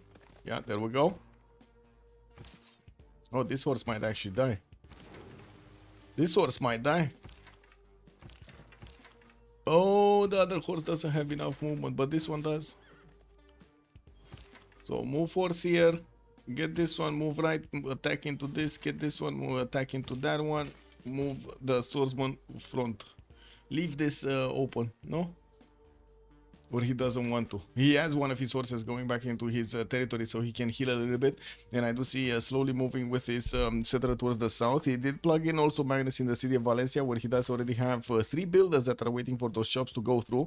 Trying to get the walls of throne in 6 turns. While I do notice also walls of throne is being built by Germany with 4 turns to go for himself. I do see also Victor is establishing in the city of Mainz with a builder coming out next turn. Now, well, 6 cities from Korea with that religious settlement showing up. He did manage to get his ancestral hall and popped one of those free builders out from it, sending some of his horses towards the city of Akkad. Maybe he can actually take that one down with 2 units. Is he gonna have a chance of success over here, or Akkad does have too many units? Oh, it might be.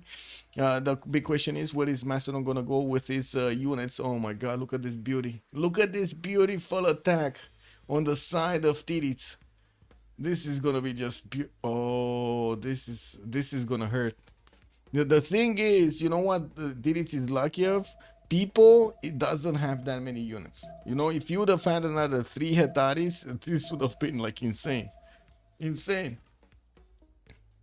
Okay, we got some counterattacks here. Looks like the Spanish units are getting their bonuses. We do have Spain managing to take one of those down, which opens up another attack. He got the middle one. Now he can actually attack into this one next to Magdeburg, and into this one whenever he's gonna get another one of these swordsmen next to him. I'm pretty sure he will. How is this swordsman getting damaged? Is that the archer getting so annoyed about that swordsman that he keeps on attacking it on the amber tile? Take my amber, man. You take my amber from me. I just want to show you. Anyway, it's Eleanor overreacting with units? Yes and no. I mean, he doesn't know the extent of Macedon's production or military capacity right now. So, yeah. The thing is, he probably knows about Mohenjo-Daro being taken out, and this is the biggest question we will see.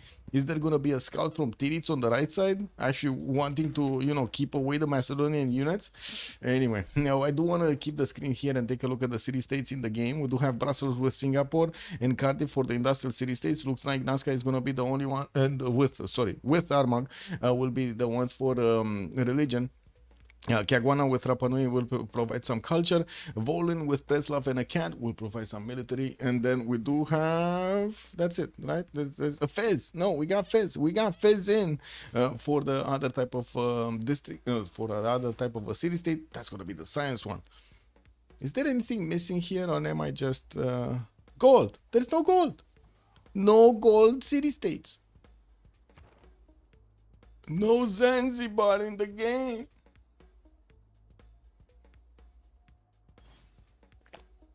It's okay to have 10 plus cities on Sejong nowadays. Well, I guess we're going to need to check it out ourselves. We haven't seen Korea in quite some time actually being played out. Looks like he's gonna take out the city of Akkad, even though that city is gonna repair a little bit. I'm pretty sure these 2 horses, they don't look phased by the warriors of his opponent here. Yeah, Akkad just just doesn't do anything. Looks like also we do have Didis managing to push back the unit of Spain. That horse got taken out, I think.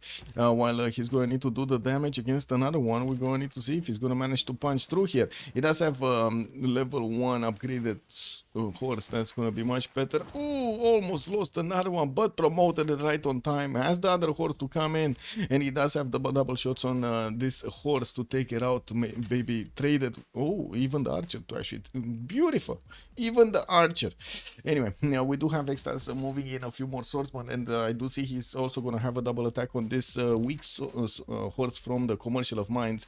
And while new horses are coming in, he's also starting to get a few archers. 43 science will allow him to get very quickly to crossbows, and I do see him getting engineering next turn. While Tirit is barely discovering his ironworking here. I don't know about this. Yeah, barely ironworking. He does have some swordsmen coming up from mines, and of course he's trying to get as many of these units out as possible.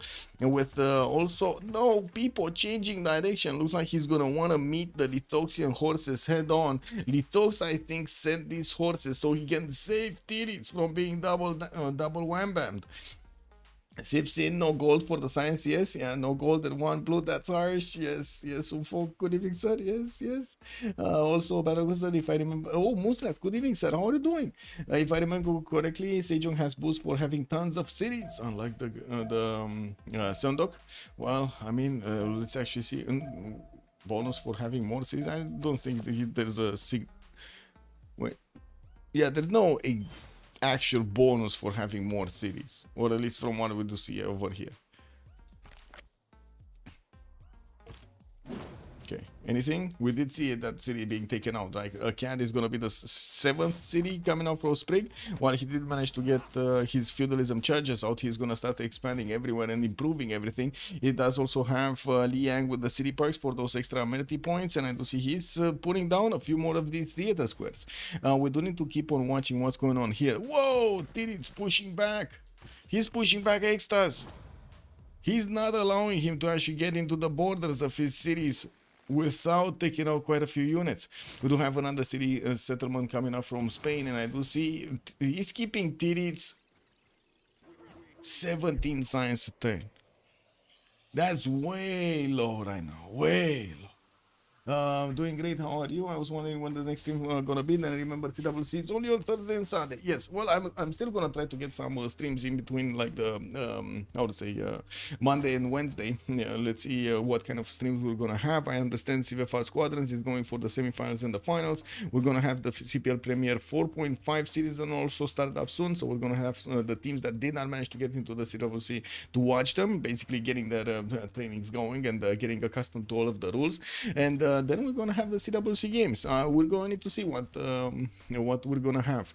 There is, if I saw correctly, there's only one game today, possibly, one game tomorrow, and possibly 2 games on Friday from the CWC, and then the majority are gonna be in the weekend, Saturday and Sunday.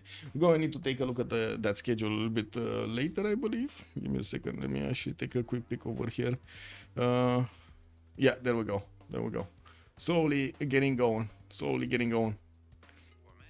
I mean, to be honest, I would restream any of these anyway, if necessary.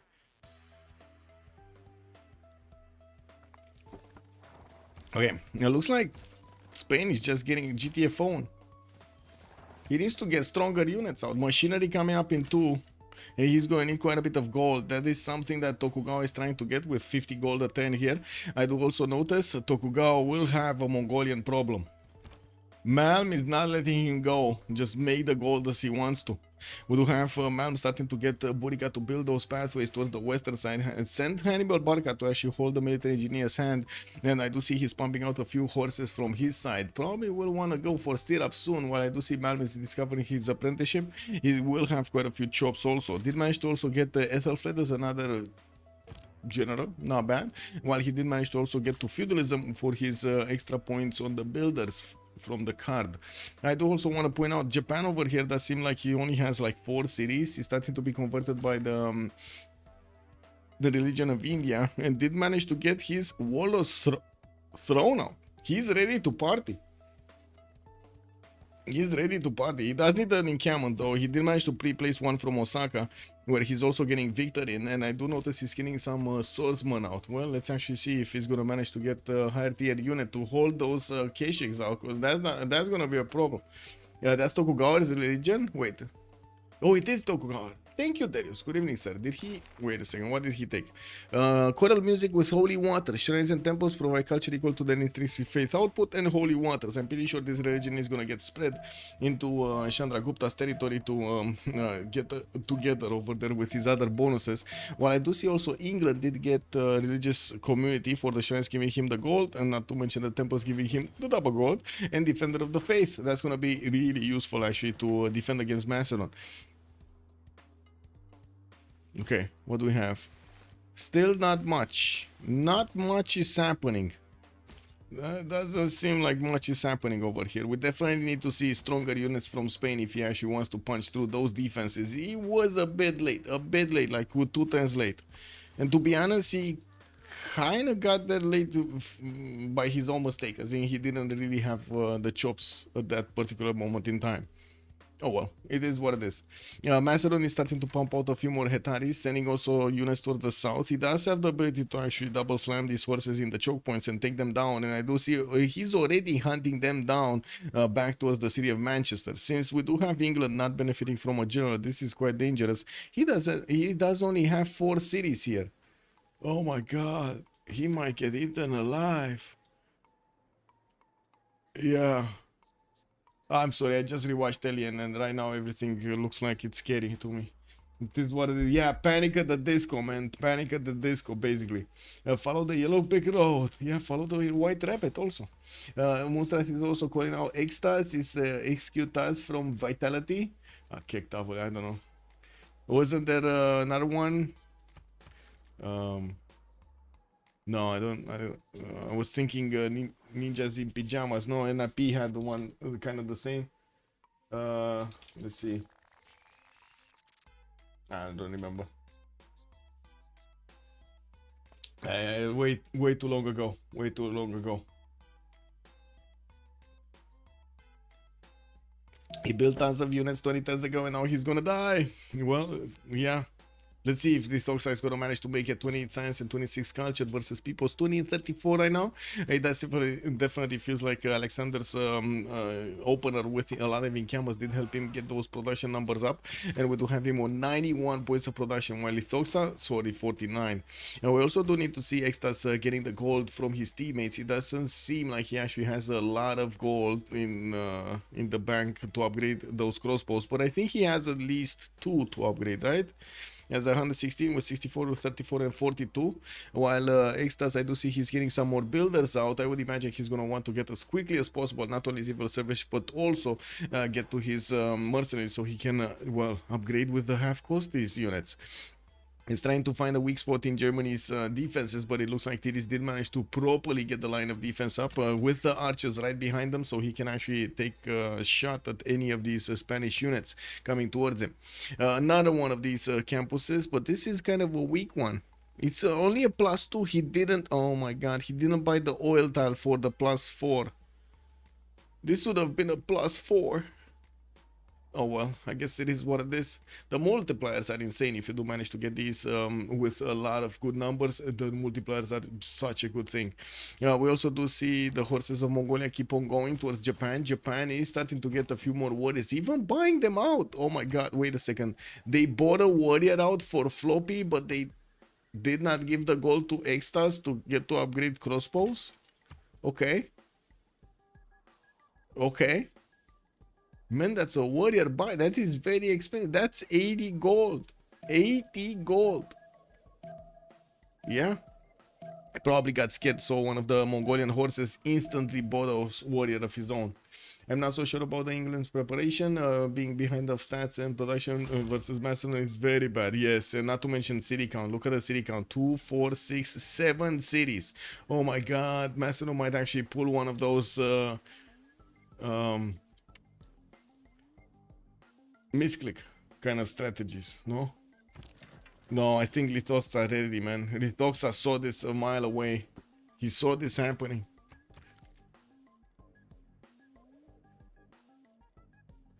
Armago's getting sus by India for those extra faith points, getting him with some granaries in his cities for the extra points of housing. I do see he finished the Temple of Artemis and also pyramids in the northeastern cities, getting the extra field builder and an extra charge on each of his builders. Very nice, not to mention the Temple of Artemis giving him a significant amount of amenities. No, not really, actually. He has like 1, 2, that's it. 2 amenities. 3 maybe, some point with the sheep over there. And that's about it. Well, not the biggest Temple of Artemis, but he's still going to get the food over there and I guess some housing points.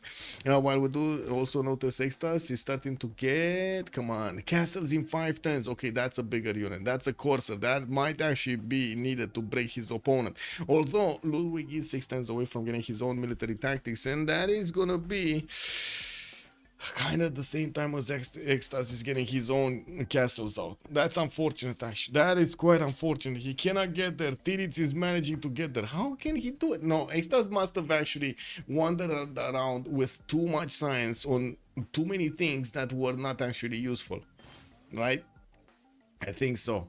I think he should have just gone stirrups and be done with it, to be honest.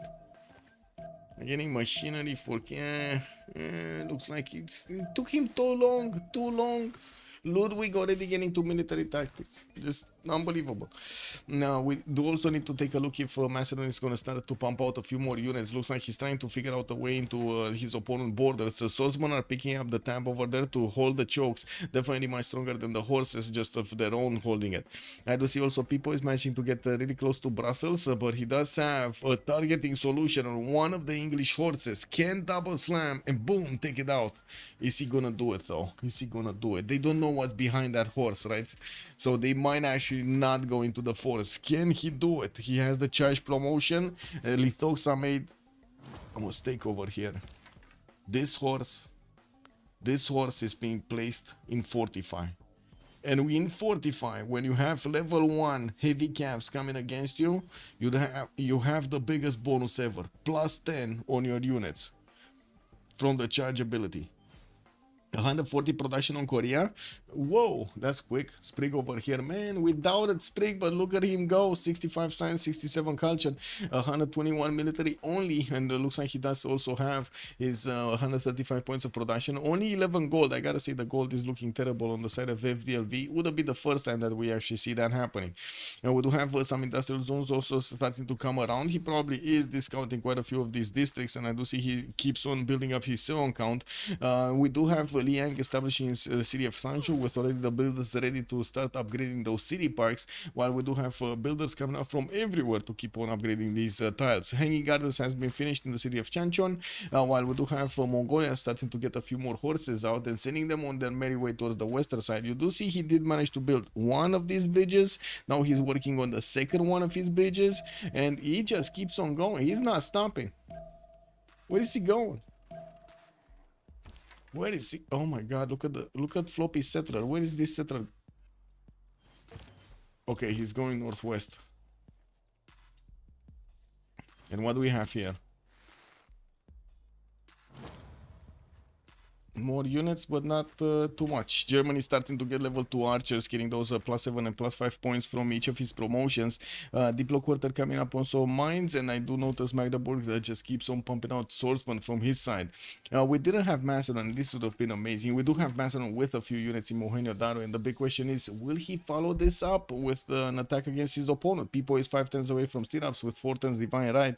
He's getting his terracotta army in 3 turns for Chalkidiki. He doesn't have a spy to actually get the extra promotion from it. I guess he's fine. Tena. Păi ce faci acolo? I don't know what she did, but she did something. I heard a knocking though. Knocking sound. She did something.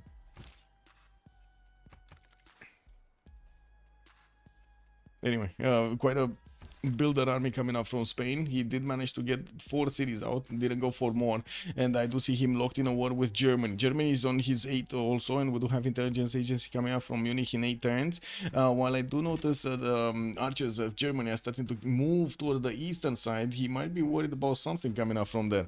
We do have machinery also showing up from Floppy in 1 turn, with mercenaries coming up in 2. These swordmen are gonna need their upgrade soon.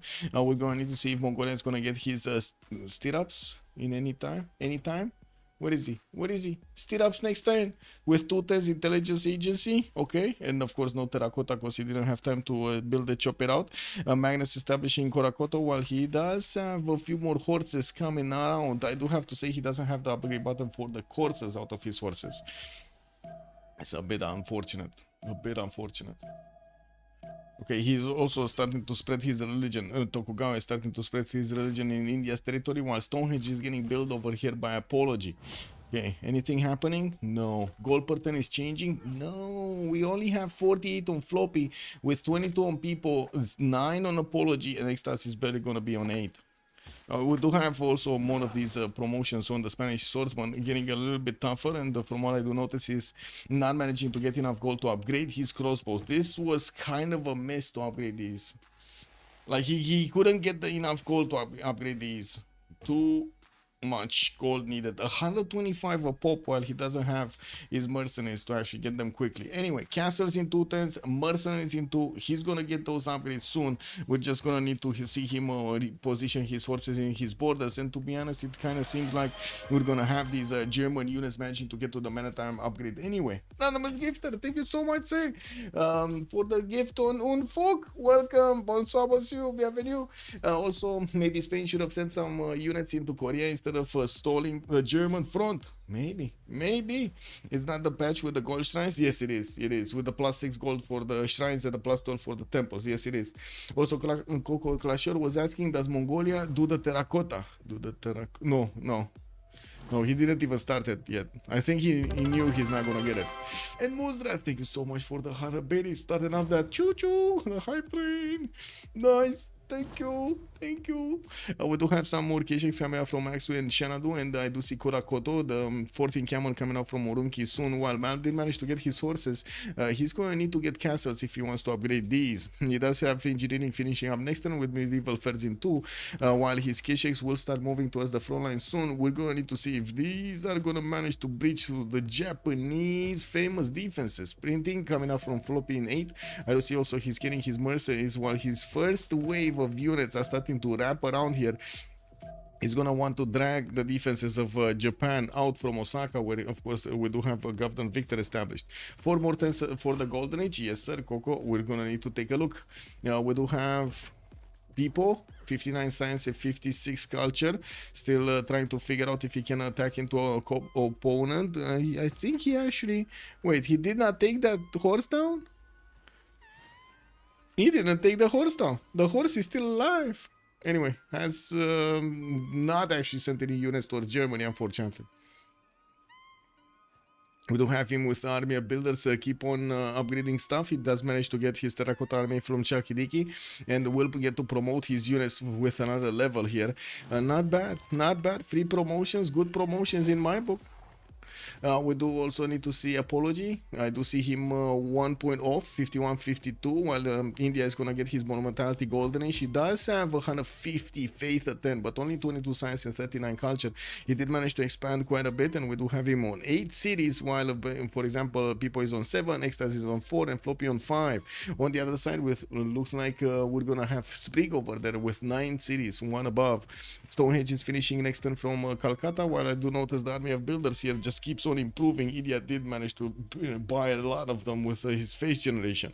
Campus is also coming around, while we do have Citrus moving towards the south of Agra. We do have some more holy sites, of course, for those bonuses, and the campuses will need to actually get finished so he can get those extra science points in his empire. Extras going dark, 41-44. I do see Floppy Flungy is only 2 points away from getting his Golden Age, while I gotta say Extas over here next turn is gonna upgrade quite a few of these units. We did not have Manatimes actually upgraded from Tirits, and the biggest thing is, even if he gets Manatimes, will he have the gold to upgrade? That's the problem. That is the problem. Malm is going to be 52-51. I do see Lithoxa is going Dark Age also by the looks of it. Malm did secure his Golden Age. He wouldn't have had it otherwise. We do have already him needing to actually flex his strength against the Samurais, which is not going to be an easy unit to take down even for the K-Shakes. But to be honest, they still do a lot of damage. Look at this K-Shake. 45 against the 48 of the Samurai. Doesn't look that great, does it? Especially with the numbers of K-Shakes that are coming around from Malm Cities. He's gonna try to get a spy out also from Urumqi. He did manage to get a free one with Intelligence Agency, and it will probably arrive in the Japanese city soon. And we do also have Spring, 76 out of 72 going for his industrial zone, starting to get those production numbers up. Already on 184, a lot more than anybody else in the game. We do also have him 112 science with 83 culture, and I do see him barely on 10 gold at 10. This is the weakness of the FTLV's team. Even if they have the unit researched, they might not have the gold to upgrade into them. This is gonna be terrible if they don't manage to somehow get the gold. I don't know, somehow chop some crabs, chop some maize. I don't know, make the gold, make the gold. It's not like in Civ 7 that you can actually get the gold mine going. Tirits 43 science with 52 culture. We do have Ludwig II here with a Penbrush and Voice Golden Age on 4 cities, needing to defend against his big bad neighbor. I do see the courses are starting to get a little bit better damage against Germany's units. We do have also crossbows that are going to be available for him to upgrade, and as you can see, we do have Tiris trying to get closer, inching forward with his horses to try to get maybe some more damage points against Spain. We also will need to see Tiris getting his upgrades on his own units. He's trying to bring the Spearman out. This might be why he actually put off getting his metal, what was it? Oh man, I always forget that technology. Military tactics. I still think of metal something. Metal, heavy metal, heavy. I don't know, man. Metal, plastic, something. Adam the Engineer, good evening, sir, and welcome. Giga low GPT game. Yes. Giga, very, yeah. But to be honest, even with this situation, it looks like the Sharks are still pulling up ahead with that gold per 10. But we don't see those numbers that we used to see, like 150 gold a 10 over here at 1053. Okay, we got some attacks coming in from the German archers trying to take a stab at the Corsair there. The Spanish crossbow is going to need to take up a position that he can actually shoot from, because I'm pretty sure the forest is actually blocking the vision at the moment. We also do have already 3 of these Corsairs, 4 Corsairs actually upgraded in the city of Toledo, that he's going to need to start moving towards the front line. I think he can take out one of the horses here and drill a line. Yeah, he can. I don't know why he moved the swordsman there, but he could have. I'm sorry, he could have, but he didn't. Yeah, I like. It is what it is. Oh, wait a second. Wait, whoa. Changing direction. We got the alarms going on in every one of the cities over here of Korea. Looks like we've got some horses being pumped up by Spring. He's gonna need to, well, I mean, he does have the science and the culture. The biggest issue is actually getting the units out. He doesn't have the units out. He only has 2 horses, which are gonna be easily bonked over here by the units of Spain, being caught out in the wind outside of their territory. He's all behind all of this, he's trying to build an entertainment complex here from Busan, and as you can see, he's trying to chop with as many of these builder charges that he still has left, these horses, to go out and take a seat on the defenses.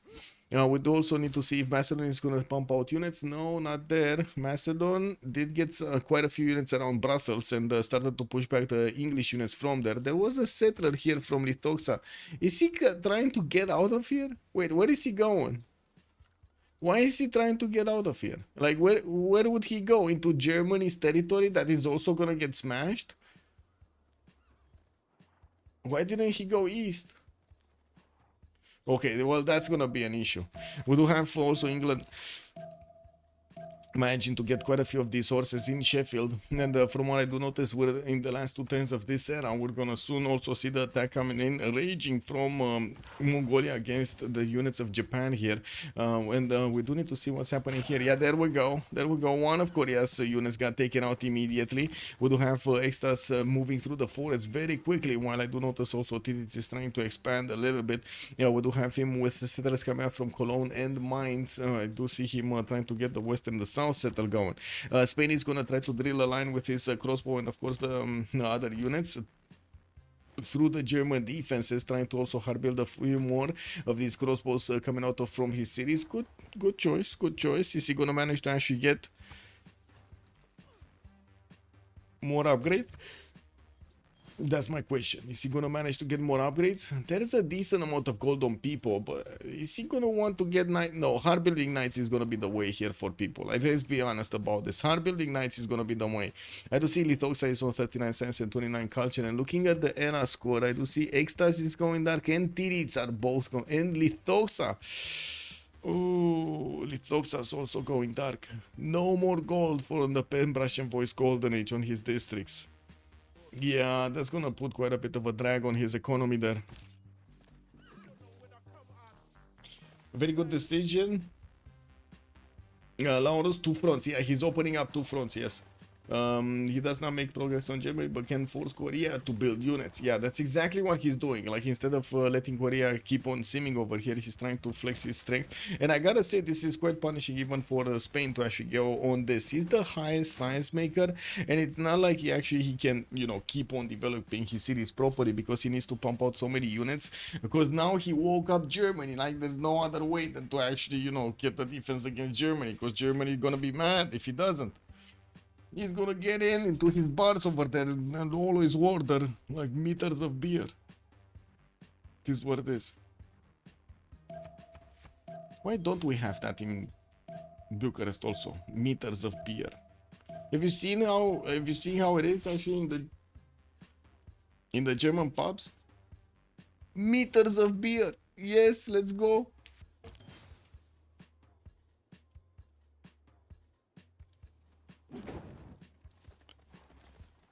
I did mention switch targets to Pester.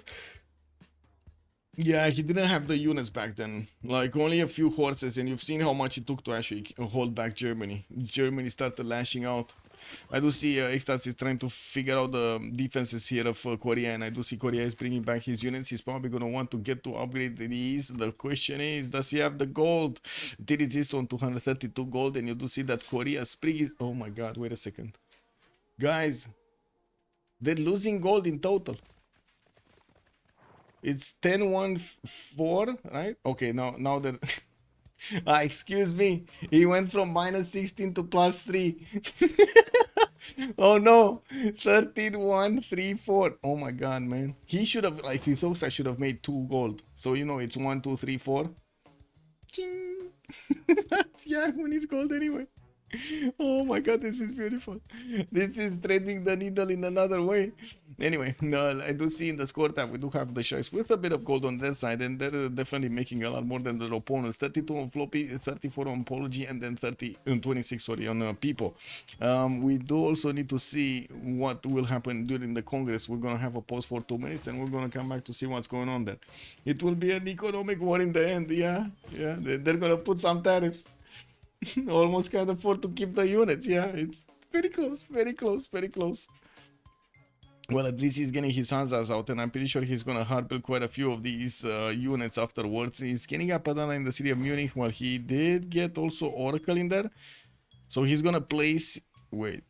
He's gonna place his Hansa here. And he got another Hansa here. Okay.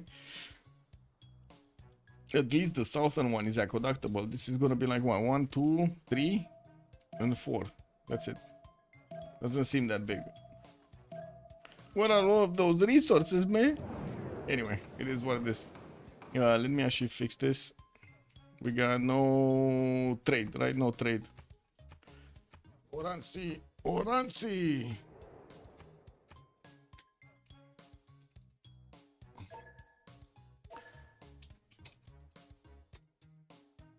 Okay, there we go. And be right back. 2 minutes. Taking a break.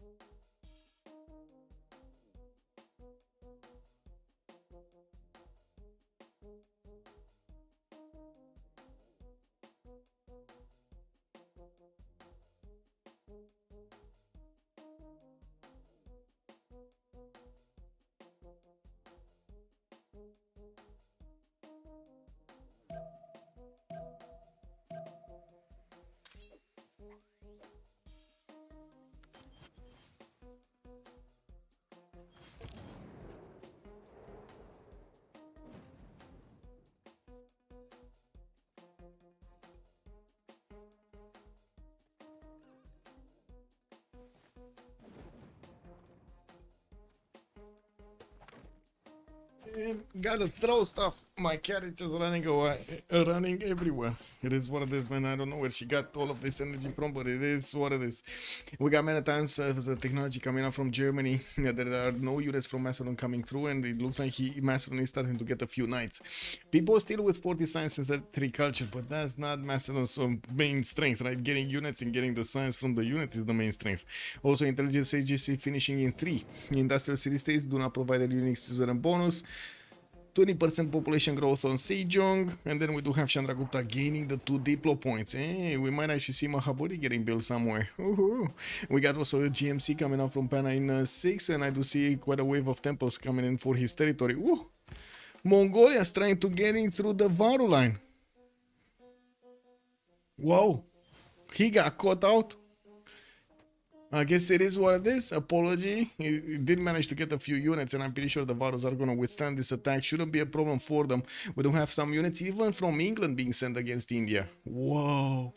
Look at the Corsair coming in. Look at the Corsairs. Wait a second. He did upgrade Corsairs?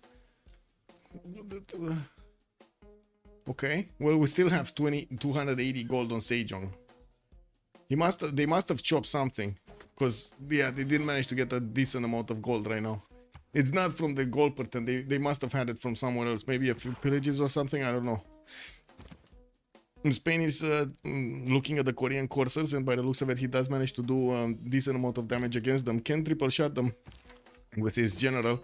While I do notice he didn't keep on pushing Germany here that much. He's getting another wave of crossbows from what I do notice, also getting spied on by Germany. Did not manage to send one of his spies into German territory, so the intel right now is on the German powerhouse. How can that actually happen? That's so weird. Anyway, we do have his government plaza somewhere here, but no intelligence right now. I'm pretty sure he's in monarchy. And we do also have Frinkuri Dark Age here for Philip II with Chandragupta coming in a Pen Russian Voice Golden Age. Looks like he's managing to successfully push back these units, but not before he loses one of his archers and one of his builders. We do have Floppy sending at least 1 or 2 horses towards the western side to help his buddy out. While I do notice he's starting to put the samurais in the choke points. Well, this is not really gonna stop the Keshiks, is there? And we do have knights coming in for the stronger damage, but a bit too far apart from each other. And why do I see too few Keshiks? Since I'm pretty sure he did. Oh, I see. He did send some units here to Nazca also. He did send some units to the northeast. That's why he spread them around everywhere. He's trying to actually help out everybody. We do have the Knights of Macedon starting to get closer to Lithoxa's borders. In Manchester, there is a Magnus established there, but there are no more chops available for Lithoxa to use. While he's in a Dark Age right now, he still will need quite a bit of gold to get through this. 42 science with 15 culture. Floppy Flongi, 58 science with 55 culture, getting his intelligence in 5, already getting spied on by one of the Mongolian. No, he's not. Wait a second, look at this guy trying to get to a level 2. Oh, this might happen. In 2 turns, we're going to need to come back and see if this is happening or not. Malmi 61 science with 42 culture. Drums of war on this side. 5 cities strong. Nazca got taken away. Still building up knights and the Keshiks from his territory while he's going to get another spy out from Urumqi. He might actually get to chop it out next turn. We do have also a Sprig, 155 science, 103 culture, trying to defend against Spain. And as you can see, losing a few of his courses in the process. We do also see some Spanish crossbows coming in to help out the fight. They're gonna start getting the level 2 promotions, and they're gonna be deadly against the German horses. Extas here did not get to his Meta-time upgrade on his swordsman, nor do I think actually he's gonna have the gold for it. We're gonna need to see if he's gonna get that out anytime soon. There are a few horses also deployed in the north. Maybe he can get a few free pillages from Korea. Looks like Korea has one courser to stop that from happening. Definitely needs to get a few more units. We also do have Colosseum finishing up in Busan. Wow, Colosseum. And it looks like Spain is just going in for the juicy pillages. Yeah, just scanning in for those juicy pillages here. Has a few units to take out in the meantime. Germany's sacrificing some of his horses to the guards here, to the Spanish guards, while we do have the line of crossbows getting ready to keep on pushing Germany here, slowly but surely. With Colosseum finishing, this is a 1, 2, 3, 4, 5, 6 city, seven city Colosseum. Very nice, right? Well, let's count that again. 1, 2, 3, 4, 5, 6. 2, 4, 6. Yeah, 6, 7. 7 with Gwangju. Beautiful Colosseum, no? Now, why is England ultra small? He's spawned next to Macedon. I think that's the easiest answer. But to be honest, I'm pretty sure he actually went way overboard over here with the swordsman coming out from Sheffield. And now he's trying to actually make it back with an attack against Chandragupta, while Chandragupta is putting defensive units in the south. He's also getting his GMC out in 3 turns. Has 182 faith turn with that 134 production to help face this opponent. While I do notice, yes, Mongolia has been getting one of these roads, man, so far away to try to hit India. It does look like Japan is putting at least one of these samurais on every one of his tiles. Whoa.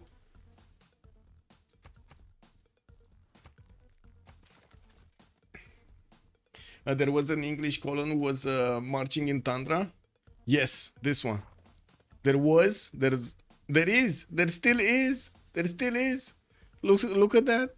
We do have the 3 Macedonian Hetaris that for some reason were fighting in the city of Brussels. Could not manage to take that city down, but they did manage to get the pillages on the 3 mines, so they did squeeze the gold out of this city. Lithoxa might actually take this city for himself, because why not?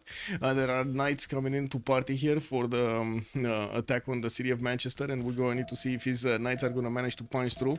He does have some Hetaris with this military also. And the spy still didn't get through. The spy is not here. Are we gonna see that spy getting to a level 2 though? Mongolia, right? Mongolia here. He got to a level 2. He has a level 2 spy. Atlani in the cities of Japan. He's gonna activate it next time. He's gonna be so happy. That spy actually managed to finish his mission. We do have also the international trade route starting to be sent over here on the water, giving a bit more gold to Apology, and of course we're going to need to see people showing up the same thing, do the same thing. The markets are getting ready into his commercials, and we're going to need to see how much gold they're going to start making. With also entertainment complexes, I do see Apology is going to want to get a few more of those amenities going, and we do need to double check what's going on here. Looks like Spain was pushed back from Korea's territory with the Keshik showing up from Malm. It's not that easy to push through. The courses are taking quite a bit of damage. We do have the Spanish crossbows with the forest, in the forest I mean, they do have quite a bit of extra movement. We're going, actually wait a second, no they don't. What is the general for these units? They only have 2 movement. You might as well get the promotions right now on them. He didn't manage to get another general. He just has Sun Tzu. He just has Sun Tzu. Where is he on points? 2 great general points at 10. Oh, Newton is also up next. It looks like we're gonna see Korea managing to make it. He's already 53 points in this turn. Probably got at least one of those projects out. I do see also the merchants are getting picked up. Woohoo! Imhotep also got picked up by Korea. Isodor of Miletus got picked up by Korea. Man, Korea is getting everything. Hildegard of Bingen. While we do have Fadlan being picked up by Germany for that extra trade out capacity. So wait a second, what did he use this on? So he's getting some writers for those extra books over there. Isodor of Miletus is going to be used for Angkor Wat for an extra population point on each of his cities. And he has a lot of cities. That's super value over there. So much population coming in. Flying Conquat, also good evening, sir, and welcome. You're probably just surviving. Yeah, he's just surviving over there. That's a lot of investment to try to hinder Chandra Sim. Yes. And to be honest, I don't think they're gonna do much. To be honest, like here. Yeah, I don't think they're gonna do much. Are they gonna try to? No. Floppy is just gonna stop them from getting to Mumbai. Looks like, yes, we will see the English courses following up this attack, and India will definitely need to put some more of this gold on his upgrades. He's getting his printing next turn, but he does have exposed units to these attacks from the Thoxa with these Kishaks coming right behind the English coursers. This might be dangerous for India. We'll see what he's going to use with his GMC coming out next time. He does have 411 faith in the bank, and I'm pretty sure he's going to buy a few units to help defend over here the south, with also the Japanese samurai starting to also get to attack into the Mongolian resupply line. It's not like he has a lot of units everywhere. He has some units, you know, every like 4 or 5 tiles basically, or 6 tiles.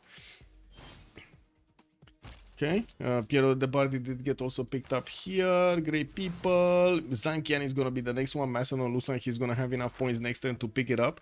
While I do see catapults are coming in from Macedon, he did start his attack against Manchester, and I do see the cities trying to get walls. Of course, the catapults are going to squish them down, and we do have people with his knights that are going to need to start moving and attacking across the river. We do have also a few more courses coming up from Lithoxa. I'm pretty sure he's going to want to cover this western city quickly, while the city of Brussels has been taken down. England did not actually choose to keep that, or was it Macedon? Did they fight over here? Because I do see Macedon lost, first of all, his general that was with these units, and he lost another one of his Hetaris here. There's only a single level 2 Hetari around this former city, whatever it is. Speck of line of dust. Okay, General got back next to the crossbows. Crossbows got the extra movement. Now they can move and shoot through the forest, flat forest. Why is Zankian so late? They switched around a few of the merchants with the extra trade route capacity. I would say on some they changed the bonuses and so on, so they are more spread out basically. So you don't have all of that race at the beginning for everybody trying to get the first 3 ones, and then yeah, no, it doesn't matter anymore. Now they're a bit more spread out. One conquistadors.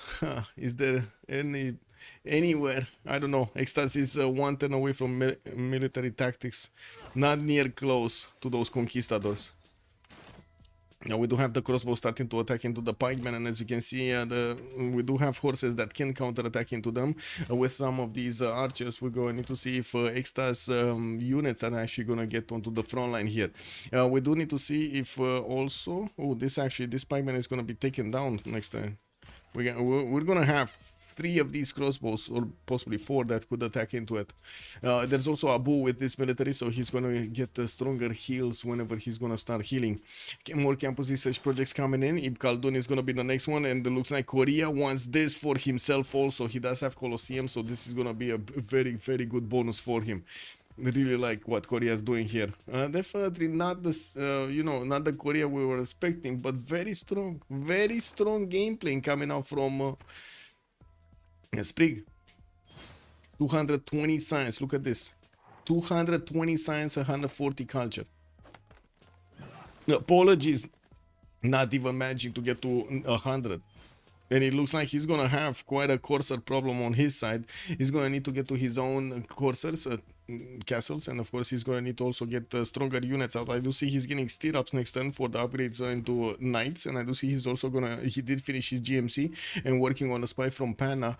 Did not buy his units yet. He does have 614 faith in the bank. With 213 a turn, he should be able to buy out a decent amount of units. We still didn't see an actual city being taken out, other than, of course, the city-states.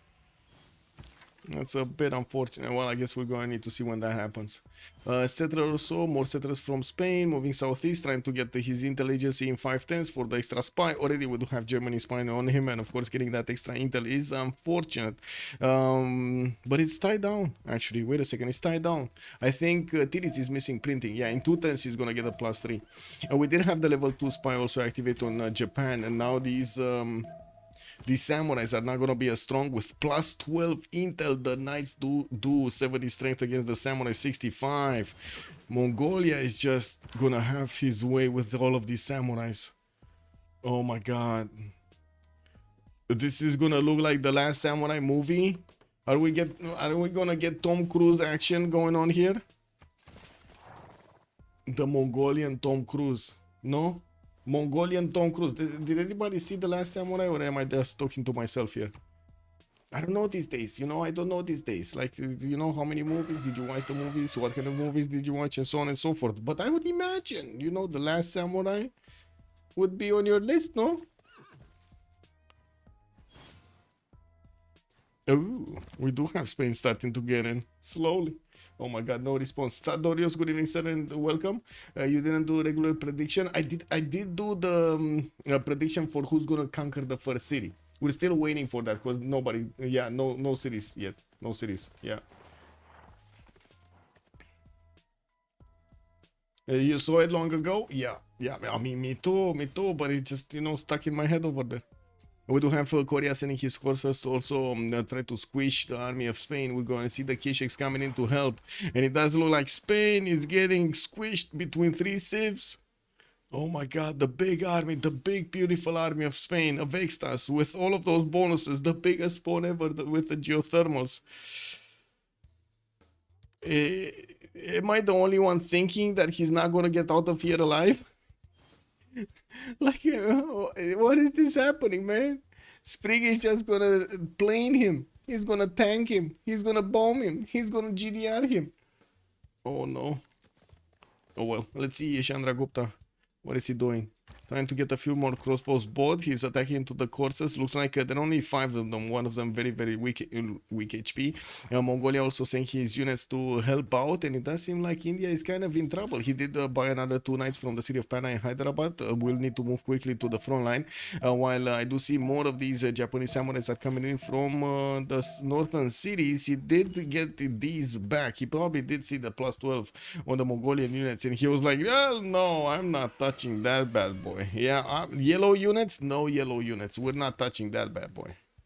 Okay, let's see the squishing, because this is kind of the demise of the Spanish military right here. Boom, 2 units got taken down. A 3rd one might also die here. That guy, the Marshal, is not feeling okay. Really not feeling okay. We do have also Mongolia needing to put up his attacks, and I think he can actually take a crossbow, no? Can he take a crossbow? No. He does need 3 shots from the Kisheks to actually take a crossbow down. Looking at also the attack over here, looks like Macedon is starting to drill through the defenses of England slowly but surely. He does have quite a few knights, with some of them with promotions. General on the front line, still no general on England. He didn't even manage to get down a district over here. You know, one of those beautiful encampments in which usually the units get muscles, you know, and their skills for war. But no, Lithosa said, we can do it without.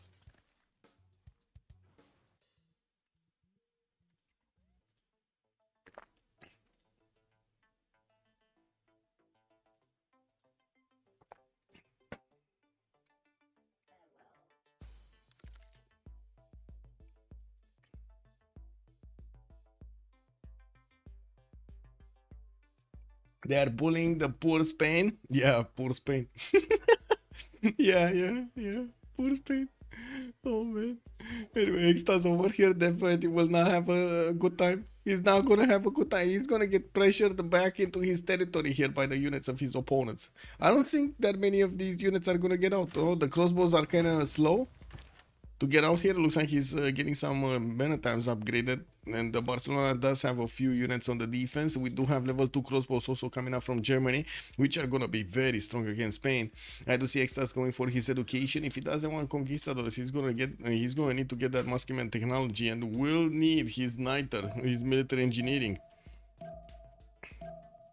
I guess it makes no sense to do the prediction now. Sprig is way too far ahead. This is already. You think Sprig cannot be okay? Cannot be.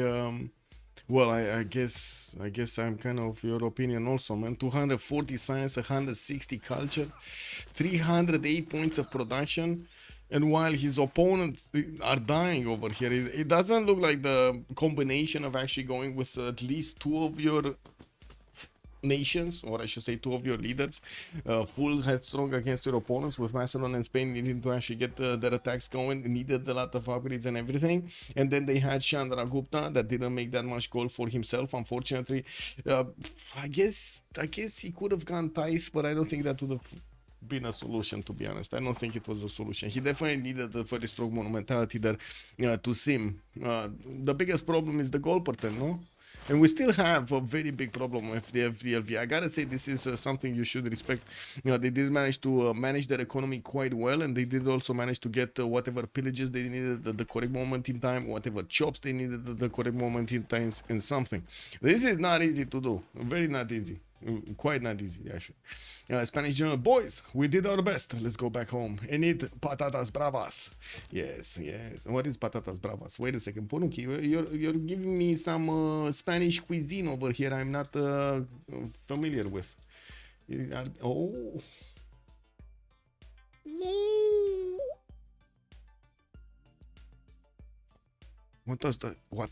What is this?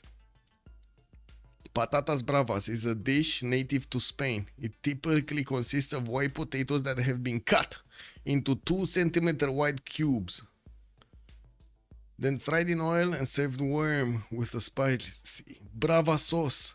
The brava sauce is isn't this like a courageous sauce or something like that? Brave sauce, right? This is brave sauce.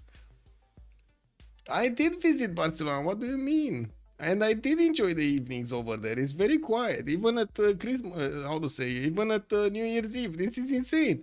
I actually went with my parents when I was like, I don't know, 19, 20 or something, 21. And we went in Barcelona. We stayed at a hotel over there for the New Year's Eve. We thought, it might be different. Let's not have a New Year's Eve in Romania. Let's have it in Barcelona. And man, there was no fireworks, no nothing. It was just a normal day over there in Spain. And we were like, wow, wow. And there were some other people over there with us in the same hotel. And there were some other also Romanians over there. And they started to party by themselves. We at least enjoyed it, because why not? We usually are kind of a party people. We like to party. I miss the patatas. Yes, I miss the patatas. Thick fries with Thousand Island sauce, kind of. But it's a brave sauce, right? A brava sauce, yeah. Wow. Yeah. Also, it was amazing that at New Year's Eve, it was like so warm outside. It was like 20 degrees. We could get out in just like, how do you call it? It's like pullovers. I don't know how to say it in English, actually. It was funny. But yeah, it's an experience. I wouldn't, like, to be honest, I don't think you guys understand what is going on in Romania at New Year's Eve. Like, there's like an hour or 30 minutes full of, full of fireworks everywhere. Like everywhere. It's like, I don't know how to explain it otherwise. You just hear the popping for hours and hours and hours. Other than, I don't know how to explain it. You can see them, like if you live somewhere a little bit higher up on a story, or you go to one of those sky bars or something like that, the whole skyline of Bucharest is filled with fireworks. Filled everywhere. Like everyone is getting fireworks. I don't know how to say it otherwise. 1065, 9 culture, England, Eleanor. Yeah.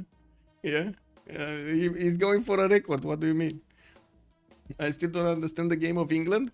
He's trying to survive. That's the game of England right now. All the Shark players are relevant if they were playing in a game where Sprig wasn't playing it. Man, yeah, but Sprig is still in there. And we do have India that needs to put a bit more defense, and I do see he's managing to actually slow down the Mongolian attack. Not to mention he did manage to take down at least 2 of these English coursers. We also do see Japan is starting to move in from the east to squeeze this army down. While we do have... look at the army just disappearing. Spain lost his military. He's trying to get to build walls. Well, you do know when you have God of the Forge and the biggest science at the beginning of the game, if you start building walls, I would say you're in very big trouble. Right? I would say that is desperation move over here. Very big trouble. What is the Moksha governor for England? It's here, Magdeburg. Wait, England. You said England. Sorry. There is no Moksha. There is only Magnus. There is also Pingala, and there is Sheffield. But then there are the Knights of Macedon that are starting to get in, and oh my god, they're doing so much damage. So much damage.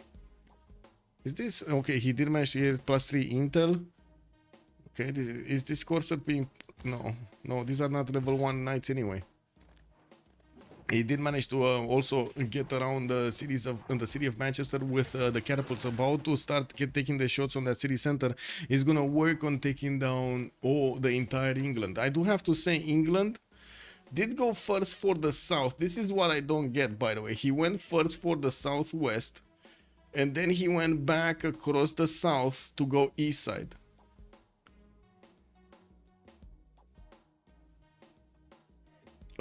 I guess he just wanted to take the long way around. You guys like to take the long way around, right? At some point, you know, you want to go to your workplace or home or, you know, somewhere. You just want to take the long road around. Yeah, that healing scientist will have his hands full. Yeah. If he still remains alive here, because to be honest, Mongolia's units are also eating away at the Spanish units quite easily, with the Keshiks giving him that extra bonus damage. Germany does manage to do more damage than the many times of Spain can actually withstand, and I'm pretty sure soon we're gonna have some Mongolian tanks. No, I'm sorry. If you see me stuttering, it's because I see Speak Science. Do you register Speak Science? 372? He's making more science than the entire DShark team combined. And he's not even in Free, he's in Spend Russian Voice. Oh my god, he's gonna keep all of that science. Is he making projects? Not even making projects. Got industrialization, Fortening Forbidden City, finish Angkor Wat, getting more theater squares, and I do see him building up more of his universities. He did not even finish his full university count. Oh wow. Oh wow. Why is Floppy having 1,000 military? Oh, it's knights it's samurais everywhere. Man, I guess it serves him right for not getting this city to stop Mongolia, right? This city was kind of a must-have between the Silks to stop Mongolia. I don't think he would have stopped it anyway, but you know, he would have definitely stopped him from getting to India. India, 110 science, 147 culture, trying to also get his universities down. There's going to be a massive difference in the science count here in the technologies. We already have Sprig on 34 technologies, while Apology is only 27. 7 tech difference, guys. And let me ask you this. Who do you think is going to get Oxford universities from these guys? Because I'm pretty sure it's not gonna be one of the sharks, no? Yeah, I'm pretty sure it's not gonna be one of the sharks. They're just not gonna have that technology. I think he's making more science. Yes, yes. Oh, then all players combined? He might be. No, I think that's too much. Or is it? Let's pull out the calculator over here really quickly. Let's do this the American way. 59, 79. 45, 70, 56. That's way too much, man. That's way too much. 66, 485. He needs to make more than 485. Oh yeah, he's an industrializing also. Like, look at him go. 438 points of production here.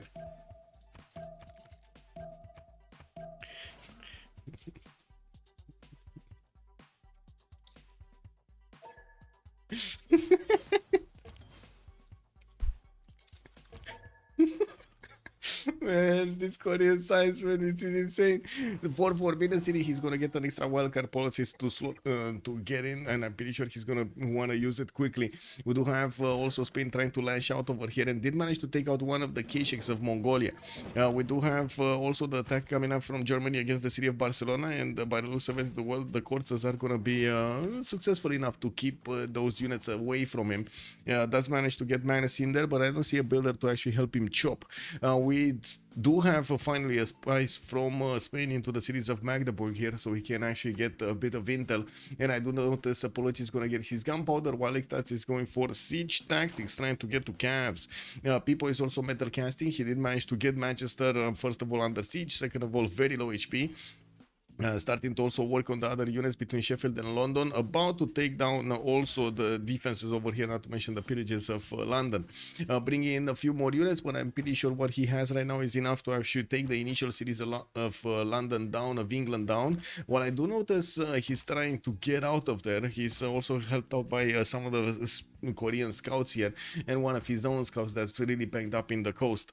We're going to need to see if he's going to manage to get to a safe place past Volin, so he can actually, you know, get away from the Macedonian units, because I'm pretty sure at some point Macedon is going to want to scout out this south, right? He's definitely going to scout out this south and try to sniff around for Eleanor cities. Imagine with the +2/7s as planned in early patch. Yes. Yeah. In order to make your channel more fun, I feel like you should have some kind of record board. Would be cool to compare this free game with other best. Yeah, true. Sandorios, true. Okay, let's get it going. Wait a second, we can get it going right now. Let's make a channel. Let's get a channel going. Commentary. Let's put it here. Big muscle board. I'm gonna call it big muscle board. The BNB. The BNB. Okay? It's not a private channel. Everybody can do it. Let's actually get this. Not this. This, no? We need to get this. I'm gonna put this in. You know, it's casually making so much. You see something interesting in the game? Just drop it over here in the big muscle board. If you wanna join my Discord, just exclamation mark Discord. Yeah, of course everybody can see it. In order to make your channel more yes, England may have to build an Antarctica base camp, yeah?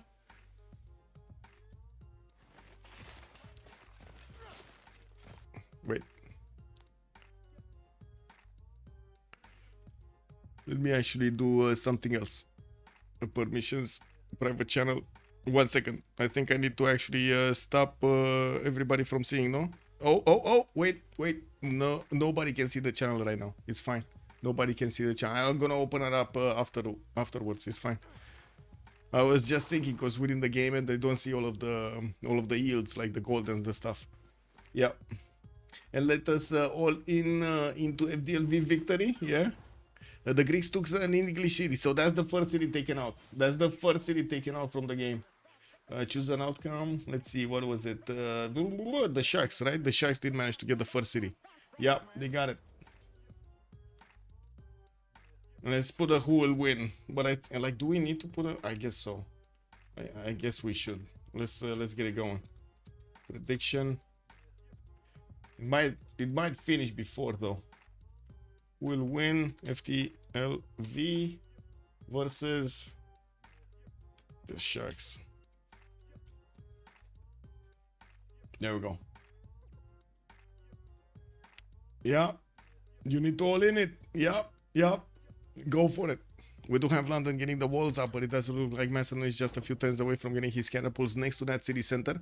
Sheffield is also trying to get some defenses up, and I would imagine actually Macedon is gonna get his upgrade, no, soon on his catapults to actually turn them into trebuchets.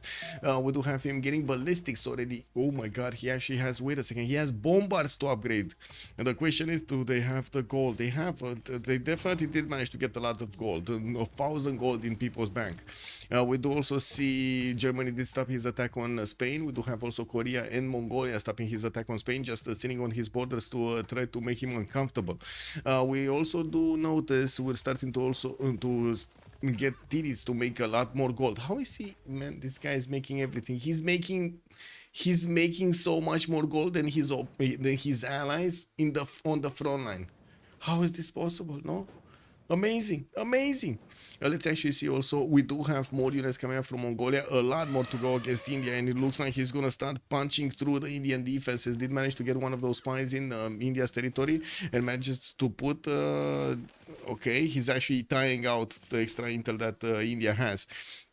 I do see the level 2 spy is deployed in Mongolia's in Japan's territory, and he does have a +6 over here. Floppy did manage to counter at least 1 point. We do have more universities coming in from Apology, 160 science, 170 culture, while his siege tactics and getting his nationalism next, and he still has a major problem. Unit count, that is his major problem.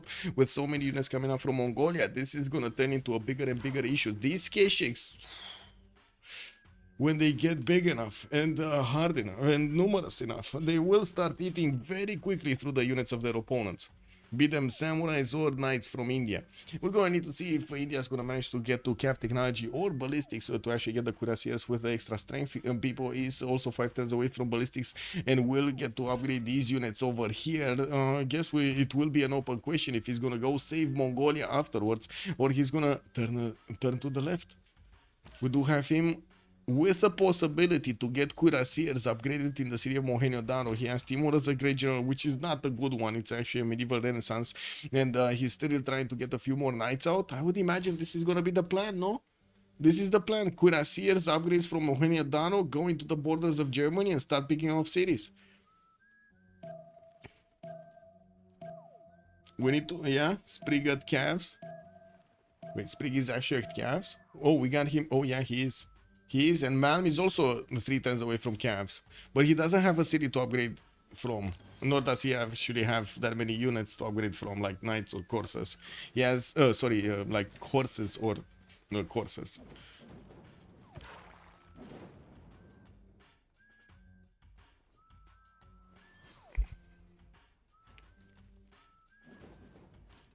Boom, boom.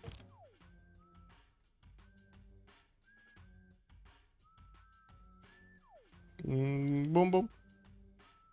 Okay. I'm actually a bit surprised people is moving out these units from the city of Mohenjo-Daro, and the fact that there is no spy unit over there is a bit question mark. But Japan did manage to get one of these scouts. I guess that's fine. It's his own team. Never mind. It's Germany that has only 2 horses here that are gonna get shut down very quickly when these knights are gonna get close to them. We do have people also sending his military engineer in Mohenjo-Daro, starting to expand his road network towards the southwest, making it much easier to actually get the pathways going for these units. He did manage to get another engineer bought in the city of Mohenjo-Daro. He invested into it. He's 2 turns out. Did he just finish ballistics? He just finished ballistics, so he can upgrade right now.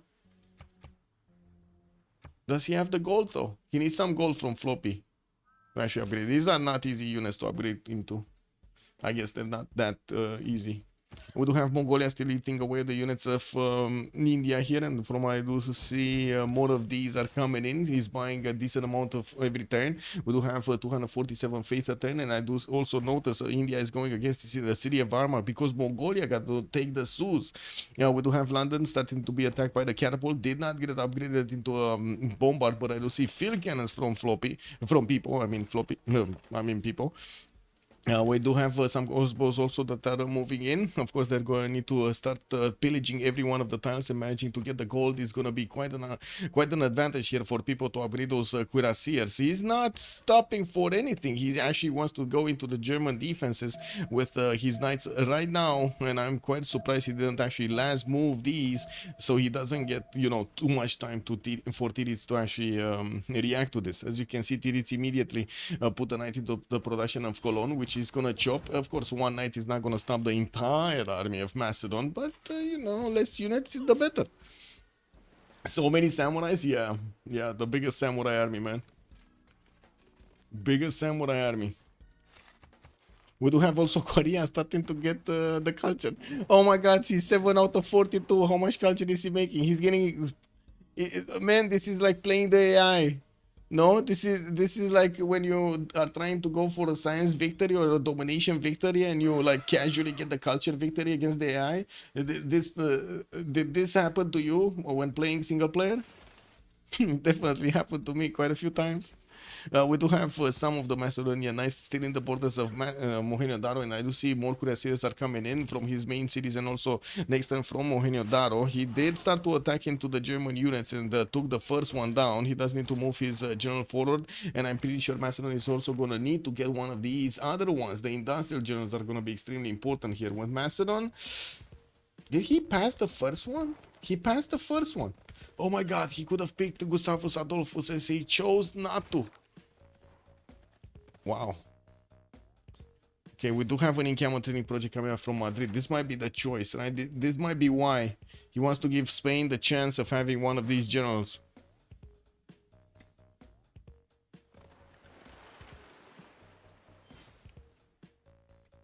Korea, 394 science, 232 culture, 550 points of production. Beautiful. On the other side, people has the most science with 187, only 30 techs. Sprig did manage to get to 39 techs. 9 tech difference between Korea and the biggest one on the side of the Sharks. And I gotta say, this is quite a different Rich Islands than we're used to seeing. Like usually we're used to seeing Rich Islands very slow, a very slow map. Like the first 50, 60 turns, nobody actually attacking to nobody else. Is this a smaller map size or something? Is this the Rich Islands, the small Rich Islands? Is this the cage fight Rich Islands? No, it's standard. It's the 8-player map. Oh my god, man.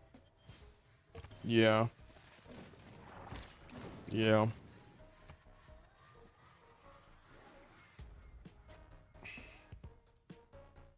Okay, nothing happening here.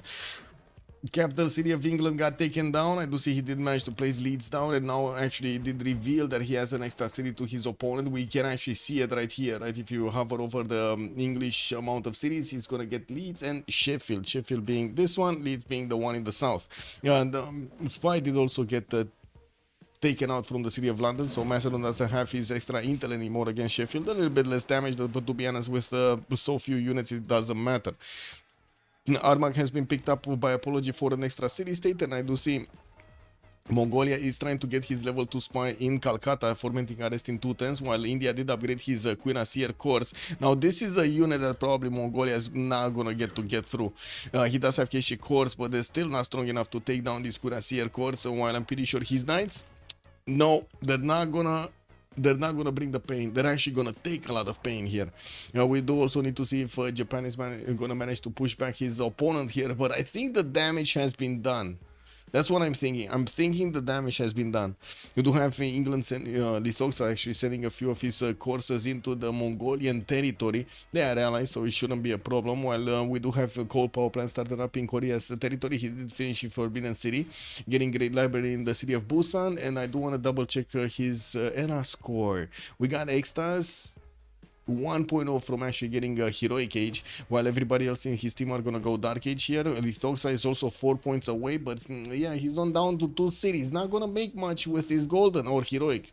Malm is going Dark. Sprig is also managing to roll over his Golden Age. It's gonna be in another one, and I do see Tiritz is gonna jump in to a Heroic Age from the Dark Age. Might actually have the possibility to come back into this. With 63 science and 75 culture, he's next to Extas 72 and 27. Does seem like he also has the bigger production stick with 130 versus 79. It looks like Extas over here is slowly getting outpaced by FDLV. Trebuchet coming out from mines. It doesn't seem like Tiritz does want to just roll over and die over here. He's gonna go lashing out against Spain, while Spain is also trying to get a few men at times. So we might actually see him getting his gunpowder conquistadors. 2 turns out from Spain getting that. We do have also a decent amount of units showing up on the defense of Macedon on the eastern side, while Macedon is bringing in his cuirassiers. Didn't manage to upgrade that many of these knights. He's still trying to get the military engineers to make the pathways go, and I do see at the moment he's actually only on the front line with the knights. When these cuirassiers are gonna get through, this is gonna turn quite deadly for Tiritz. Tiritz is 3 turns out from metal casting, and 4 turns out from nationalism, which means he's gonna need a few more turns to get to ballistics. That's a problem, and we do have more and more of these cuirassiers with already the pathways built to go against Germany here. I do also want to mention something else. You see this place over here? This is prime position city to nuke India. Look at this. Get it on the coast, get the nuclear silos going, boom Agra, boom Mumbai. Get to buy an aircraft carrier, boom, everything, right? With an aircraft carrier or a nuclear submarine, he can actually get Hyderabad, Patna, Trivandrum, no problem to get everything here. We do have also Kilva getting built in Calcutta. Mongolia still trying to get the Formentales mission in 2 turns. We're going to need to see, like, keep it in our minds over here and see if he's going to get it soon.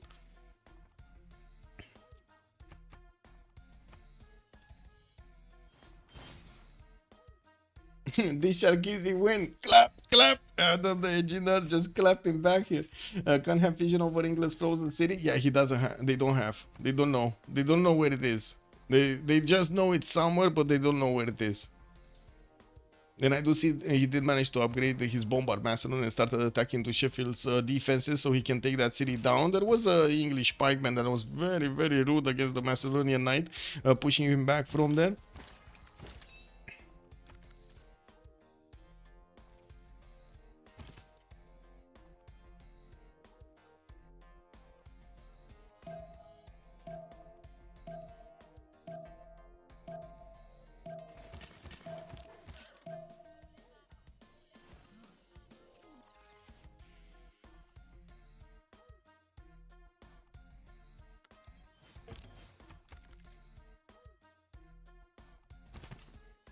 Well, we're going to need to see if Macedon is going to manage to actually take cities away from Germany here. It kind of looks like he will. Like in the long term, if he does manage to take Berlin down and will have the opportunity to upgrade all of his units here on the front line in the face of Germany, it might be too much for Germany. Even with Piking shots coming around. I do have to say that's one unit that Macedon doesn't have. A counter unit to the Piking shots. Something like a field cannon would be awesome right here, right now. And of course, he does have the upgrade. It's just a matter of getting the units out. Nationalism also coming in. He's going to get to core up his units and make them stronger against Germany. While from the north, it doesn't seem like Spain has the ability to move in quickly against the German powerhouse here. There are quite a few slows that he could get through. Didn't he get his conquistadors? He did, and it's not actually. Oh my god, he's okay. Gonna hard build one in 5 turns. That sounds a long time. Anyway, now we do have Sheffield also losing its wall defense. I do see another knight has been taken down. India is counter-attacking to the units of Mongolia and managing to push him back. Only a few units from Mongolia available here. Yeah, they're Keshe cores, the knight cores, but they're still not strong enough to withstand the Indian field cannons plus the Queen Asir shooting at them. I do have to say Japan just has an insane amount of samurais everywhere. This is insane.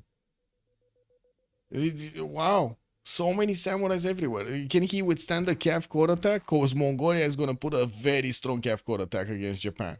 And it doesn't seem like Japan is going to withstand this. What is Japan? Japan is 1 turn away for military. Okay, so he's going to get line infantries at least from the basketman. Okay, we do have also in 30 seconds a pause coming in for the Congress, and we're going to need to see what kind of bonuses they will get in the later stages. Apology did manage to get his initial Diplo, and he does have the ability to actually get the Statue of Liberty, which is not something that we're probably going to see here on Korea, because he doesn't have a big-ish water bodies to get that going. He's just one turning Apadan in the city of Seoul. Korea does have 160 points of production in that city center, with more of these factories coming in, and Reina getting into the city of Chanchon, so he can increase his yield count from those trade routes. Anyway, let's actually get this going out of the way, and we're gonna have that quick pause, and then we'll see how it goes. I go P U. Okay, be right back. Choo choo.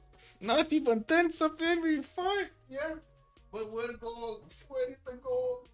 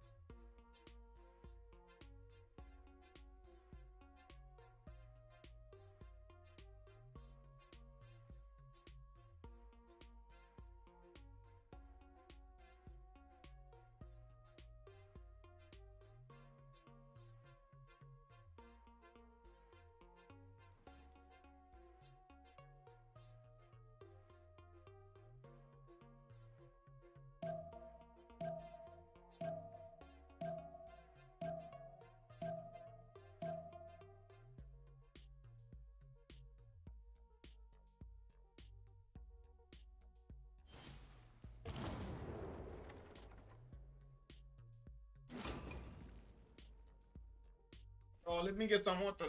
Totally forgot about it.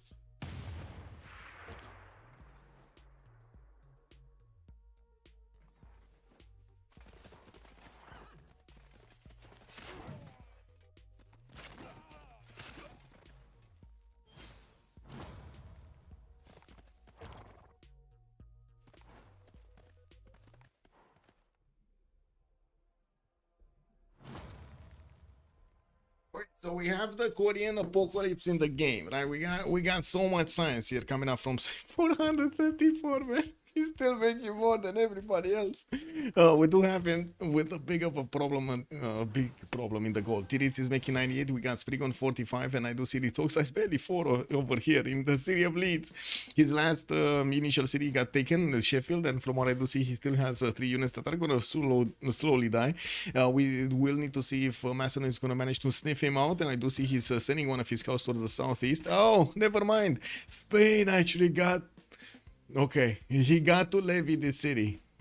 He sees the borders, guys. He sees the borders. We might actually see Extas taking down his opponent. Oh my god, this is fighting in a dirt version 2.0. Now we do have Macedon managing to get his cuirassier corps on the board. He's 2 sharing knights with them, and from what I do see, also his own knights are not strong enough to pass through the German units in a good enough time. He did manage to get Timur on the web. Amina, okay, Amina's coming in for the industrial bonuses on these cuirassiers, while a lot more units are also on the way. You do see he mostly finished the road towards Berlin. We're also gonna have a pause after the Congress. Let's quickly check the Congress. 2 diplo points on Sejong, Chandragupta 20% faster population growth, and also Chandragupta tiles bought by this player is probably more expensive or something. And we're gonna have the pause. Okay, guys, we're gonna need to see the tank attack in a bit of time here. In a bit of time. I did get to work on that other song. You wanna hear it? You know, I showed you a song on. Oh well, I guess I showed you a song so you can hear it a few days ago. You wanna hear the final version of the song? Well, I don't know if it's the final version. Maybe chat is telling me what to change. You wanna hear it?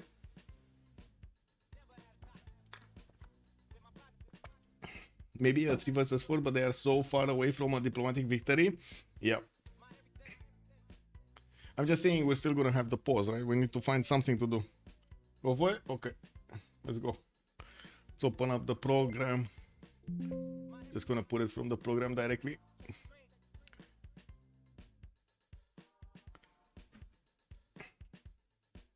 Amazing one. Some of the things that I found out in this program recently. Wow. I don't know how I didn't do it before. This is what it is. Okay. Let's put it here, and let's double check that you can actually hear. You can.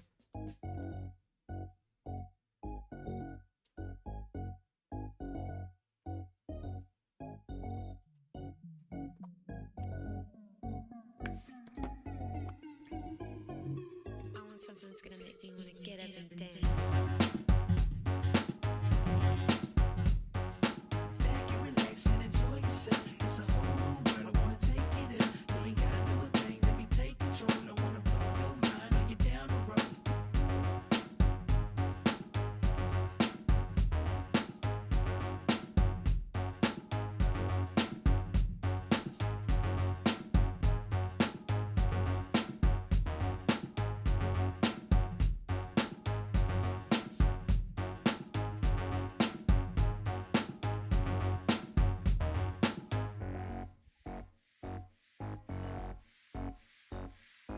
Brain's gonna slay everything in the way in this game that we play where my heart is.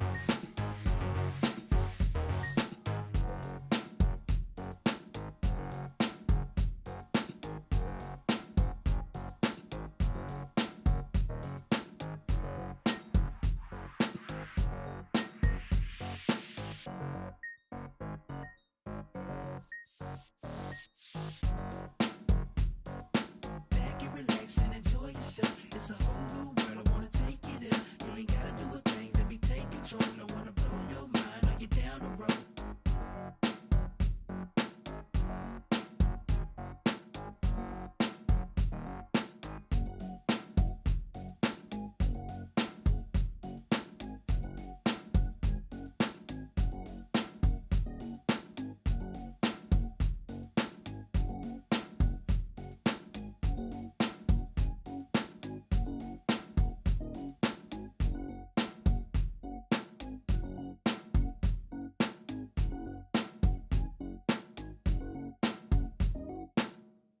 Yeah, there we go. I hope you enjoyed it. I see some of you did. I'm happy. Amazing. I was thinking if I should actually release this to Spotify and the others also. I'm not sure. What do you think I should do? Should I release it? I guess I should. Let's actually put on the music in the background, and we're gonna be coming back in just a few minutes to let the post go through. Yes, sir. Yes, sir. I mean, yes.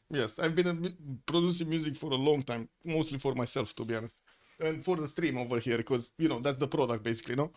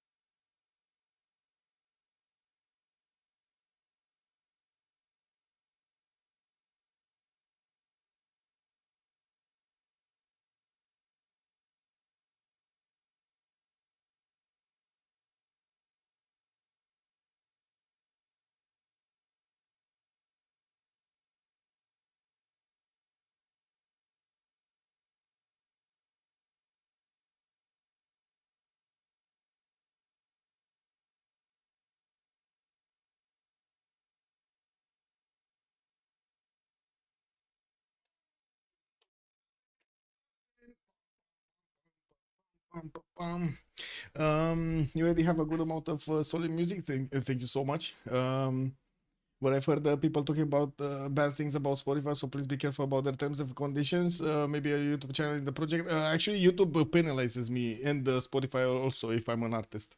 They have been penalizing me for like since I had the opportunity of actually making this OnSpotTV artist channel. It is an artist channel. Like if you take a look, wait. If you take a look at my channel on YouTube, you can actually see this. You see this? This little thing over here, this is basically me. This is an artist channel. Says it's an artist channel. But because of this, YouTube is penalizing my channel. YouTube is actually trying to stop music because they want everybody to pay. and they don't want music to be just naturally, organically heard. Chance there, yeah, music bro, who specializes in scenes. What do you want? Quite yeah, I mean, right now, if you want, the only way of actually getting your music out is to put tens of thousands of dollars in. There's or cheat basically, and I don't like either. Like I don't like.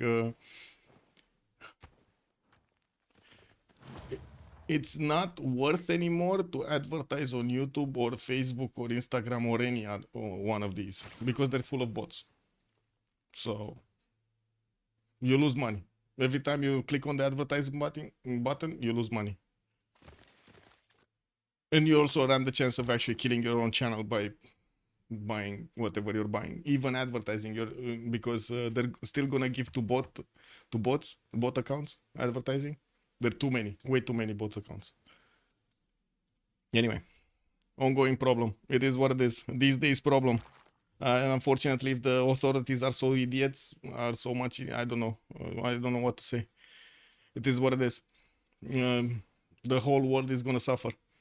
Potala Palace coming up in Chuncheon in 3 turns. I do see also Bolshoi Theater in Seoul in 3 turns coming in with quite a few more industrial zones for that production bonus. We do have Oxford University finishing next turn in Gwangju. And if you think, he had an advantage 43 techs over Apologies 34 techs, basically still 9 techs. The difference, well, you would be mistaken because next turn he's going to have way more. We do have Sprig over here. Managing to keep his science with 404 points and 192 culture, 738 points of production, 750 right now. He's making more production and more science than his opponents combined. Well, we do need to see how he's going to try to get this win. At the moment, he's making 182 tourism, and I do see Apology starting to actually put up quite a bit of a defense on the culture.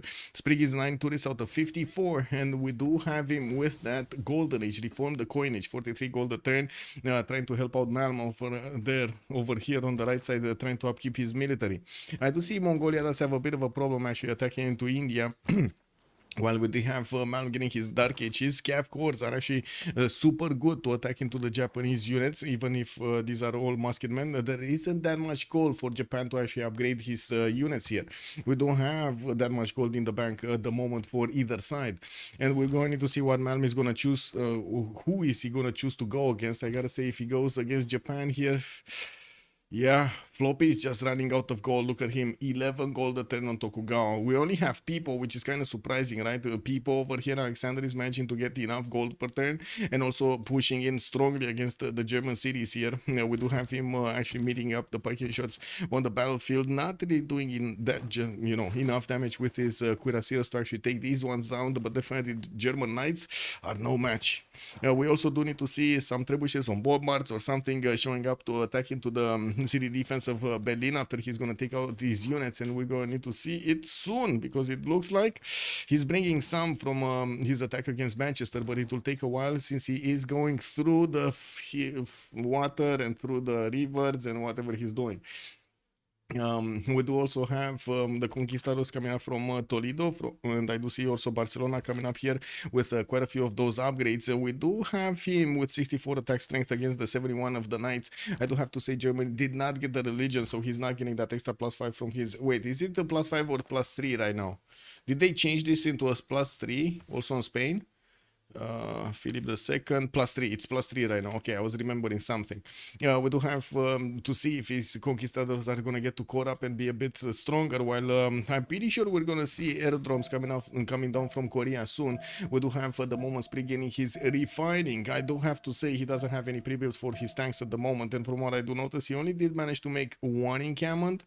It's just one encampment, so he doesn't really have that many cities that he can pump out units with encampments from. Not to mention no general bonus. We do also need to see if there's going to be a successful attack on the city of Leeds. Looks like Spain still keeps these units levied from the city of Volen, sending them towards Leeds with 2 of these catapults, and from what I do see, at least one conquistador, he should have enough damage to punch through his opponent defenses. We do have also a catapult that is about to start shooting against that city center with only 1 pop. This might turn into a 4 versus 2. Oh no, they got the city of Cardiff for England. Lithoxa is saved. They got the city of Cardiff for him. Very nice, and it does look like Germany helped out quite a bit with those bombards and catapults there. Japan is trying to siphon some gold from Sangju with his spies. I do see also Spain is starting to get those in, and the units from the north did get pushed back. We do have some Spanish corsairs that are keeping the Korean corsair at bay, but that's about it. That's what they can do. That's it.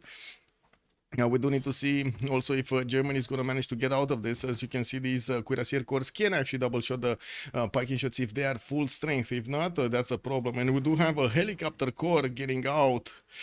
Ooh, now that's a good one.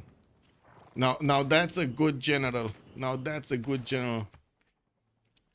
Yeah. So he got Rani Lakshmi Bai for instantly creating one of those. Oof, beautiful. And got the core ability on it also. Beautiful. Gonna see him smash through the defenses of Berlin even without the trebuchet coming in, or the catapult, whatever it is. Yeah, we do also need to see what's going on here. It's just gonna be 2 more turns, 3 more turns until we're gonna have the units actually getting to the borders of the city center of Leeds and start smashing into it. The Cavs of Mongolia are starting to get closer to the Japanese borders, and inside of the Japanese borders actually, his Cav course being 87, he does have also promotions for them. Finally, Japan is trying to get another city out, and it looks like this might actually go non-fresh here. We do need to see if he's going to go as far as the banana over here on the one-tile lake, or it's going to be a place closer. He's trying to get an encampment training project for the next year units, and I do see he's getting spied on by a Mongolian spy. There is a level 2 spy also from Japan in the city of Nazca, so he did manage to tie that extra intel out, not allowing Mongolia to have too much damage against his units. That's pretty good. That's pretty good.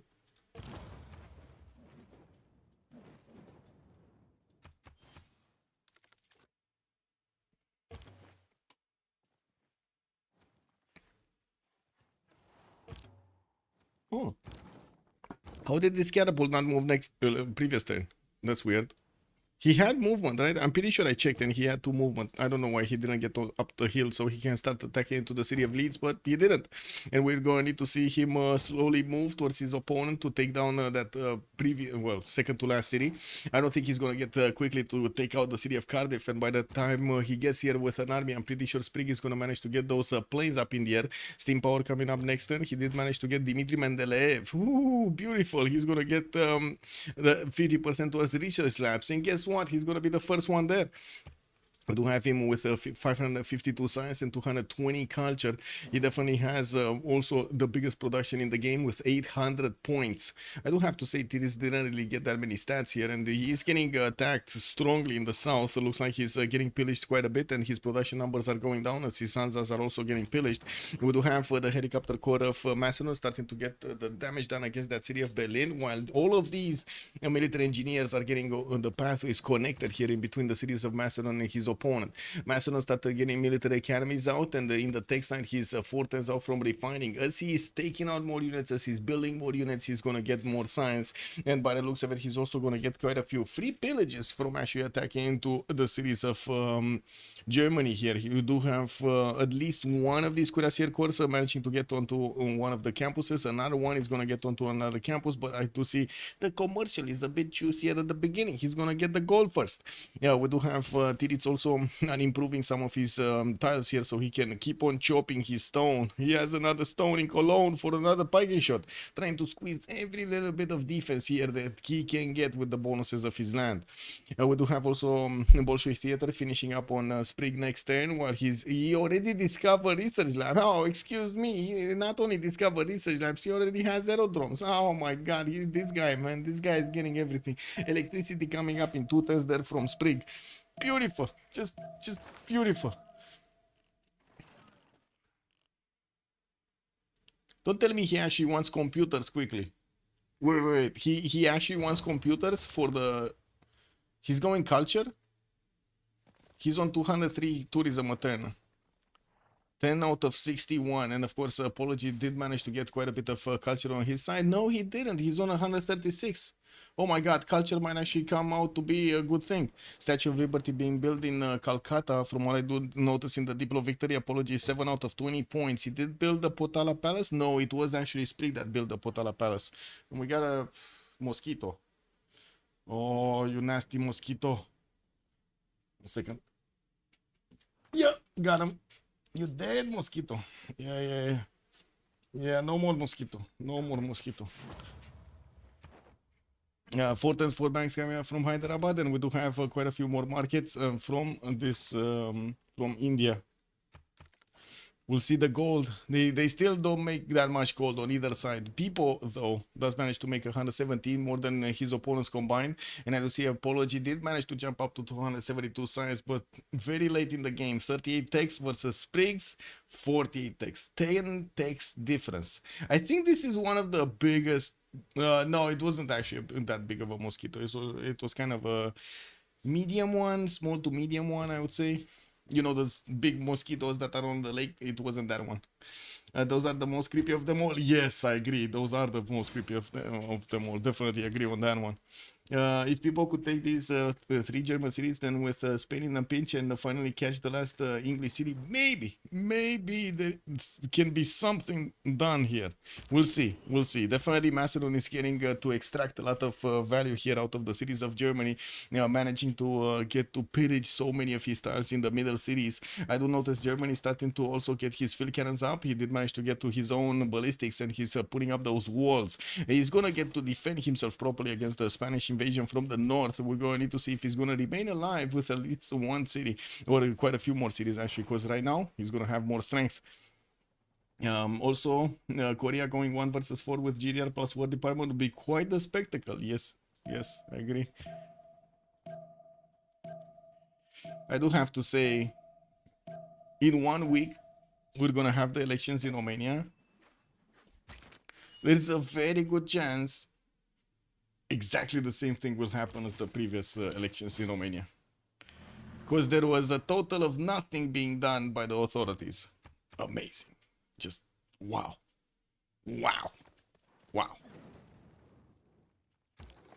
Anyway, more cuirassiers coming out also from Mongolia, and I do see he keeps on decently healthy resupply line towards the front line here, keeping both Japan and India on their toes. I do have to say India doesn't feel the sting that much, and he's trying to get his economy going, so his teammates actually start to get some goal going. Also, he did manage to recruit Charles Darwin. Don't think that's important that much. It just gives him the 500 science for each natural wonder. I do see Korea is managing to recruit some more of these writers, artists, and musicians. Now he did manage to get another artist. Not gonna be far away from actually getting a musician since he started making some projects. One turning research labs. He did get Dimitri Mendeleev for the extra production there, and we do have. Wait a second. Where is my? What? Ah, 1 second. Need my hankies. Where my hankies at? Oh my God. My nose started itching again. How did you survive? Oh my God. The guy wasn't dead, man. He wasn't dead. He fainted death. What? That was a very smart mosquito. It was. Wait. Be careful about being too outspoken. Currently, the politicians are not shying away from me and constitutional suppression of free speech. Oh, I mean, you know, they shut down my stream like 10 years ago, Musras, no? Actually, I was doing a show. I tried to help out the one that is the energy minister right now, because he was a colleague of mine back in how to say grad school. Is that like main school, 8th grade, 7th grade? And they shut down my internet. Back then, I don't know, 2012, 2014, something around 2015 maybe.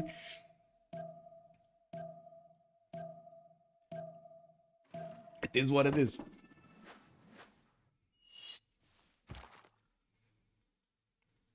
What can you do?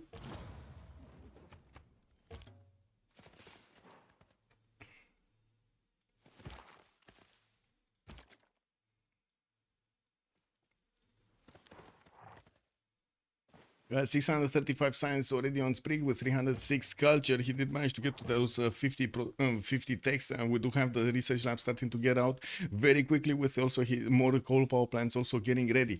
We do have also Spain pushing out the Mongolian units from his border. I do see Mahabodhi Temple has been finished actually on the side of Korea, so he did take away another 2 possible points from his opponent, denying Apology those diplo advantages.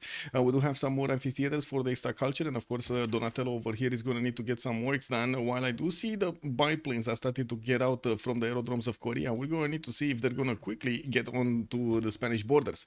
One city has been taken away from Germany. I am actually quite surprised we didn't see Macedon invest into more units over here to get them upgraded, and I do see the helicopter corps is going towards Cologne to keep on pillaging and of course do more damage. We do have some of the units from Magdeburg being deployed towards Munich to try to save that capital city, while at the moment I don't see actually Macedon reinforcing this with that much. He's bringing a few bombards to take care of the pesky walls. We do have people also 6 turns away from his own walls. I do see Leeds is gonna be smashed here.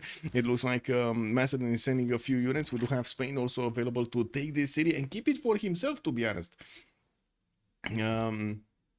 Also, I ran my internet hour bill up to 3,000 markas, probably equivalent of 2,000 euros these days. Oh, marks, you mean the German marks? Love, good evening, sir, and welcome. When I was like 14 back in 1998, my dad took my internet for a full year. Oh, yeah, that happened to me too at some point. But it wasn't the internet, it was the phone. I did that to my father also. He sent me out into the how to say, he sent me somewhere I didn't want to be. And the only way to talk with my friends and my girlfriend back then, I was like, I don't know, 16 or 17 or something like that, was with the phone, right, on roaming. I didn't really know the how to say, I didn't really know how much it cost until I found out. yeah, it wasn't a good day for my father back then. Not for me either, but yeah, it is what it is. Yeah. Oh, the Finnish markas. Oh, I see. So not the German marks. Got it. I didn't know about the how to say, the Finnish markas. I didn't know that that's how they're called. Yeah, back in the day, man. Oh, industrialization also coming up finally for Apology next turn. He's on 384 points of production. He definitely needs to get a lot more. He didn't build that many of these industrial zones. From what I don't see, he does have one that's gonna need a factory so he can give the boost to all of his other cities. While I don't see a proper setup coming up from him with aqueducts. What is this? My government. What does he say over here? Something related to his government or governments? Governors, actually. Oh, he switched the governors. Magnus got switched in Jabalpur. Srinagar is getting Reina. Delhi is getting Pingala. Oh my god, they actually switched around everything. The German marks. The German marks. What do you mean? They were the currency back in the day, no, pre-2000 or something. I'm pretty sure I actually got some of those. As in, I know of them. Marks. Yeah, Deutsche Mark. The Deutsche Mark. There we go. Look, Deutsche Mark. This Deutsche Mark. Banknotes from 1990. I don't know exactly when they got switched to the euro though. I have no idea. It probably says somewhere around here, but I don't know. And let's actually take a look at the Finnish markas, right? This was, yeah, there we go. We got a Finnish markas. Currency affiliate from 1860 until 2002. Interesting. Nice.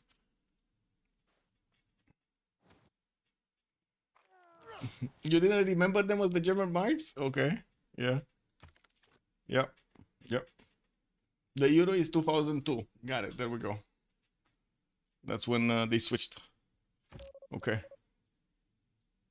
Oh, looks like Mongolia is rethinking a little bit from the borders of Japan, getting a little bit south, and of course waiting for his other camps to get into the fight over here. We did have him starting off on some cuirassier upgrades, and I do see universities coming in from his city so he can get a little bit more science.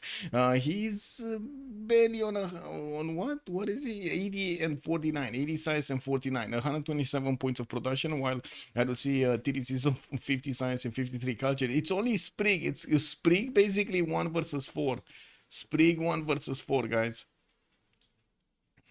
And we do have everybody actually trying to get next to Sprig here. But it's not like actually we're going to see Japan managing to like invade Mongolia and take out some cities over there because it's getting so hardly pushed here. We did have Macedon also managing to get into the borders of Germany, but it looks like Germany is going to manage to withstand the attack with his field cannons. That would be a strong unit to stop all of the attack on Magdeburg. And I'm pretty sure we're going to see by the time these units of Macedon are going to get to Magdeburg or Mainz, we're probably going to see fighters come up to help over here on the right side, because already we do have biplanes in the production queues of Korea, and he's getting them very quickly. He has a lot of 900 production points. He's about to get over the 1,000 mark. I was more familiar with the Deutsch, yeah, and that's because I have a currency collection which includes a couple of coins from that era. Ooh, interesting. That's an interesting collection to have, to be honest.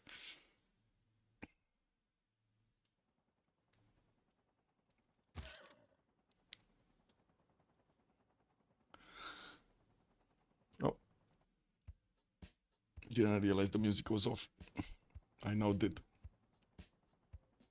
So what's going on here? Macedon still pumping out units, a lot of units, still finishing up his military academies. I do see Spain is trying to get a safety settle out to the north of Macedon and also to the north of India to try to stay alive in the game as long as possible, especially get away from the soon-to-be jet fighters and or GDRs and or whatever unit Sprig is going to want to put on the table here.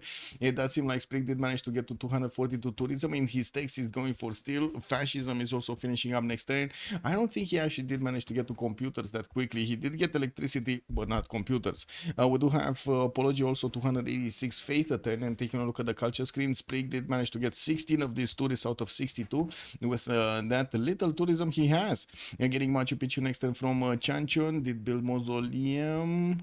Of course, we do have a lot of wonders coming up from him, and he's gonna get those musician points pretty soon. He does have 7 right now passive. He does need to get quite a few of those projects, and I do notice he's getting Theatre Square Festival projects. We do have a question mark for a relobby here, and to be honest, the first relobby was quite quick, so I'm expecting the second one to be just as quick.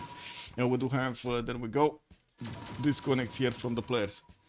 And that's because I have a where Chicanitza. There's no Chicanitza. Yeah, true. Had my relatives who used to travel around back then. Give me a couple of coins of Low Valley for whatever country they return, if they had any to share. Very nice. Very nice. Amazing, no? Amazing. You get a piece of the country, basically, like that. That's how inflation is made. Oh my god.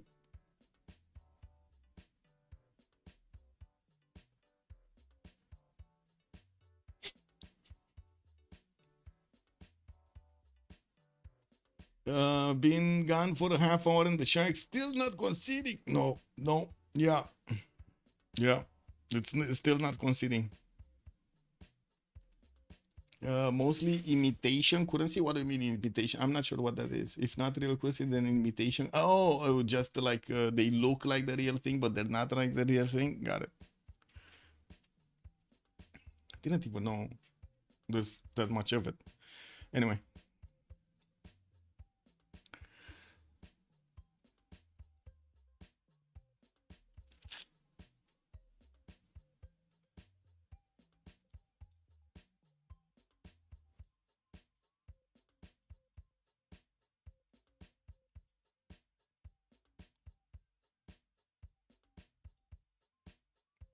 It's a big muscle port.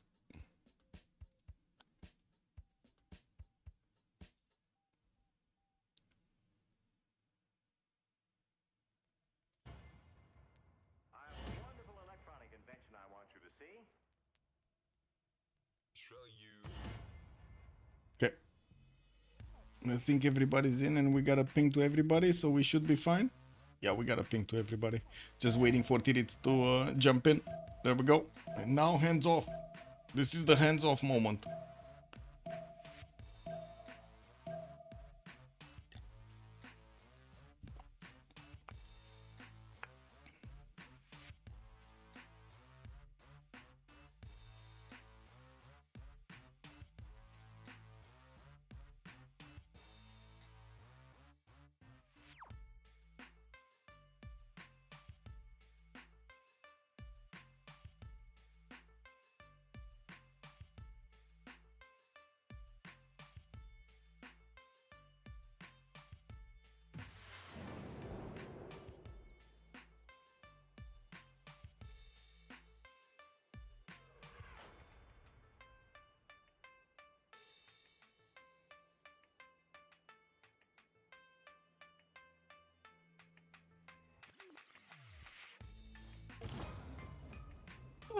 No double load. Perfect. We actually got in.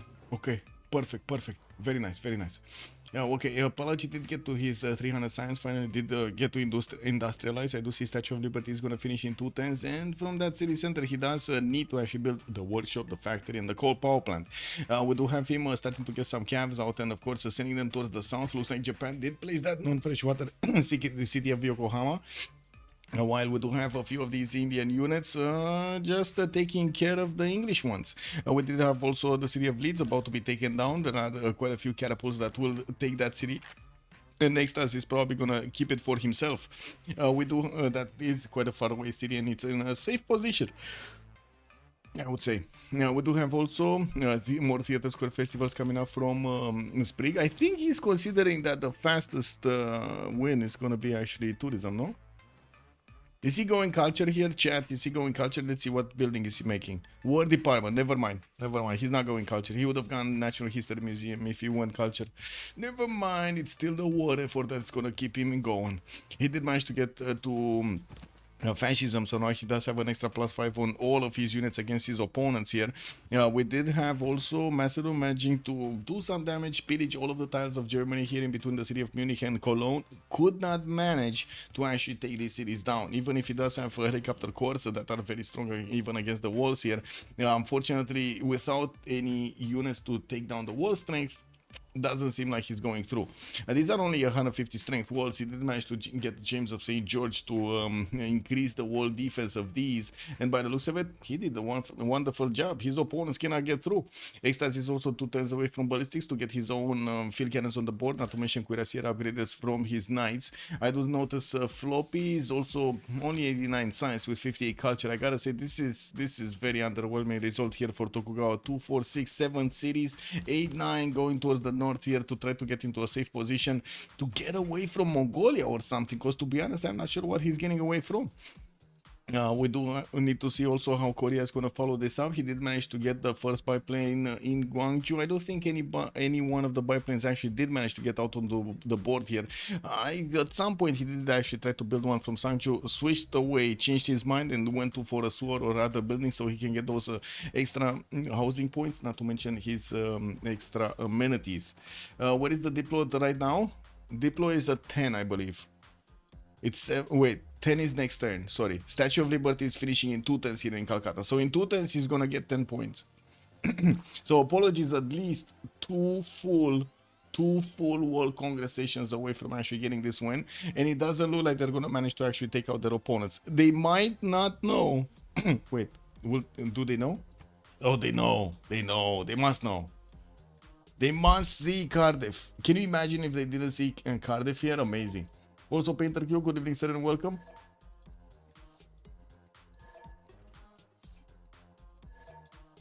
Coming in to see the slaughter, I see. Yeah, we got quite a few actually. Look at that. So England is running away. He did lose his first series to Macedon here. Not immediately.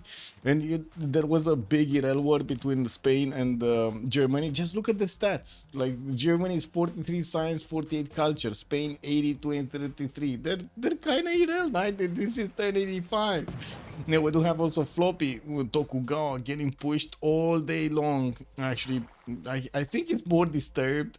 Like he had his feathers ruffled or something over here, with Mongolia managing to get next to Japan's borders and tried to attack into India. Couldn't do that much, but he did slow him down from getting his sim up. Apology, 310 science versus Spriggs 700 science, 374 culture also versus 158 culture. And while Sprigg is starting to get more tourism out, it doesn't look like he's exploding anytime soon. We do have man, wasn't this biplane finishing last turn? WTF, bro? Am I wrong? Wasn't this 2 turns last turn? What happened here? Did he switch to get his how to say sewers or something? I think he switched to get the sewers. Did he finish? Let me see. No, he doesn't have sewers. It's only green. Oh my god. What did he do here? I don't know what he did, but he didn't get the biplane. That is so confusing. brings me back to the bug that we have in Civ7, you know, so, or we had in Civ7, not sure if it's still there, with the one that when you lose a wonder, you cannot build anything else. Kick W. Yeah, I know, right? I know, Peter, it's amazing. They keep on going. Let's actually see if they do manage to actually get something done over here. Macedon is getting stopped by Germany with the field cannon starting to get into the defenses here. It does seem like he's going to put up a much bigger fight. And I'm pretty sure this helicopter corps is still going to be strong enough. And by the looks of it, he's going to give Macedon the city of Leeds, or is Spain not? Because Spain could take it right now. I don't know why he's not taking it. It should be Spain cities here. I don't think it should be Macedon. Like, really, I don't think it should be Macedon. Anyway, more cuirassier corps coming up from also people. I do see him switching to the top 3 to get square rigging and building up his forces in Eugenio Daro. We're probably going to see tanks in the next wave of units coming out from his cities. We do have some more of these workshops, and I'm pretty sure the gold is going to be required. He did manage to pillage a lot from Germany, so he does have the funds to upgrade quite a few tanks. Also did manage to recruit Jose de San Martin for a great job that will allow him to get also the +5 on his tanks. Unfortunately, he's not going to get to fascism anytime soon, and Sejong is definitely going to have that +5 against him. We do have Macedon, 140 science, 90 culture, while I do see Apology is struggling to get his science on the board here. Let's actually take a look at his religion. He did get the watts for the extra +3 science and the extra +3 faith, while the eternal preachers will allow him to spread his religion further away. He probably did get also his allies bonuses over here, England and Japan. England no, because it's his opponents. Japan did manage to send his choral music, and I do see Macedon did get work ethic with holy water and stupas, so he's getting some bonuses from that one also. He does need to be converted, like we would need to see missionaries over here coming up from India to convert his cities. Yeah, there we go. Spain is coming out with safety settle. He would really need to take this city. What do you think is keeping the city away? The culture spread from Spring cities is so massive. Yes, he's getting everywhere. Oh my god, he did it again. Where is this biplane?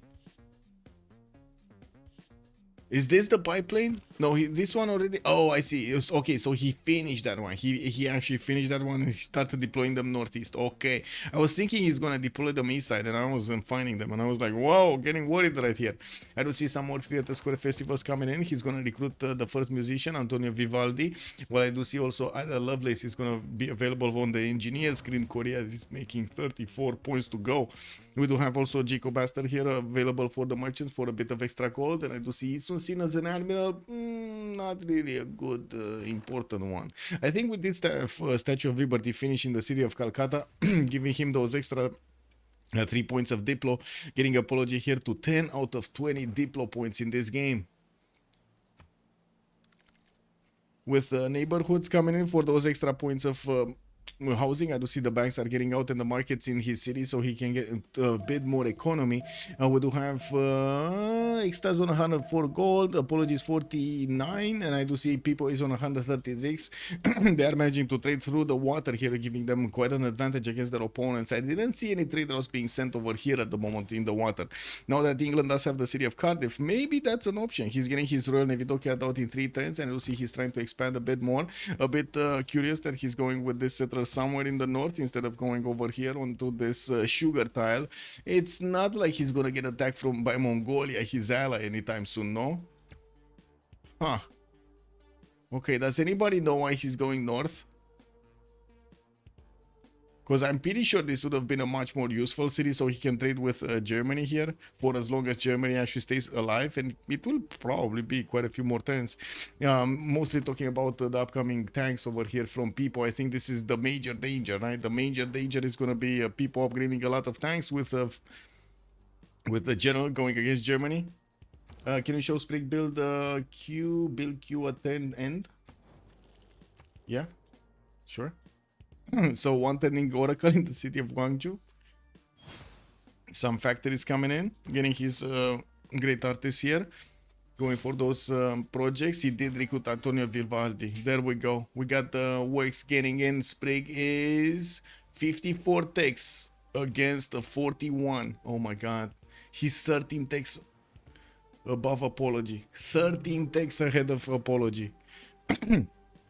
with also a decent amount of culture there, and tourism 276, tourism 388 culture points per turn. He did manage to get Ampedana, which is going to allow him to get more of these music works there, but it looks like he's getting statues or something like that. He definitely needs to move them out so he can get the music is very important. He didn't actually use Moksha in his capital for the double points. He does have Oracle getting in Guangzhou, and it will allow him to actually get more of those great people points, but unfortunately I don't think he has a theater square in that city center.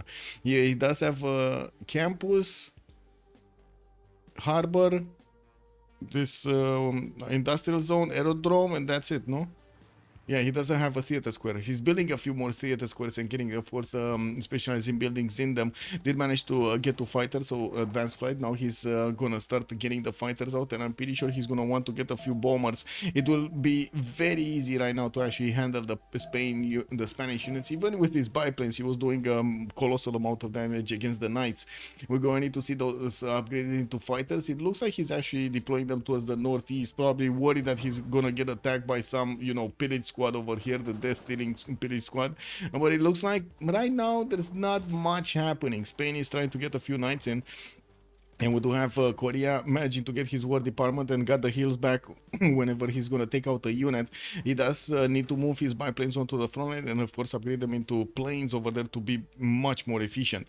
We do have also Germany sending one of his safety settlers towards the north of Korea to try to stay alive, while Macedon's main cities in Mohenjo-Daro, we do have a major build-up of a military. So what's your win condition? Yes. Yes, that's the win condition, Ufo. Yes. Level 2 spy from Mongolia did get plugged in India's territory there. Looks like most of the units of Mongolia did get to move back. I don't see them actually moving into another city spot. He's getting them back in Aksu. They got hunted down by the units of Japan. It doesn't look like they liked it. New cuirassiers are coming around. He's going to need to core them up on the borders of Aksu and try to put up a defense here against his opponent. Alexander going to get his industrialization in 2 turns, and by the looks of it, well, he does have 460 points of production. Don't get me wrong, that's pretty good, but then when you watch Spriggs 1000, you're kind of going, you know, that moment. Now we do need to also see if he's going to manage to get a bit more science, because it does look like right now with his under 40 it's going to be a bit of an issue. And we don't have in India cities a few more campuses coming around to try to pad those science numbers up, getting his factory finally in the city of Calcutta, which is going to boost the other cities also in production. He does need to build up the coal power plants. You see how he strategically placed these industrial zones to try to get as many bonuses to as many cities as possible from as few industrial zones as possible. We also do need to see if he's going to manage to pad more gold. I do have to say already Malm does have a bit of a problem with his economy. FDLV is in kind of shambles here with their gold per 10. 14 on Lithoxa, Malm is minus 46, Sprig is 46, so basically equaling out, and then Tirits is 47 on his side. We do have Germany managing to upgrade quite a few field cannon cores, and by the looks of it, they will manage to two-shot his opponents here. Oh, Lithoxa disconnected right now? What? Oh my god, are they gonna CC because of all of the disconnects? Something? This is Wednesday, right? This is not Tuesday. Oh well, I guess it is what it is. It's fine. It's fine. Everything's burning, but it's fine. Spring needs Wall Street, yeah.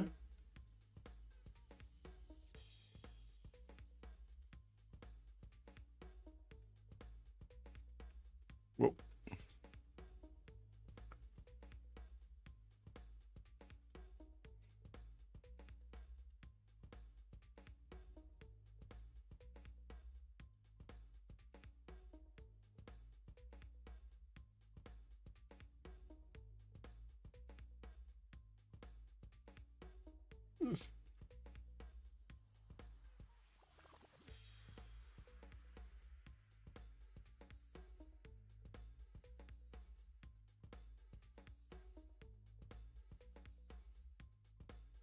Just looking at the channel if his internet dropped or something.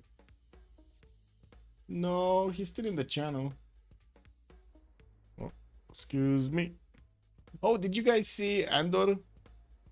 the season 2 came out and the like 6 episodes that came out or something.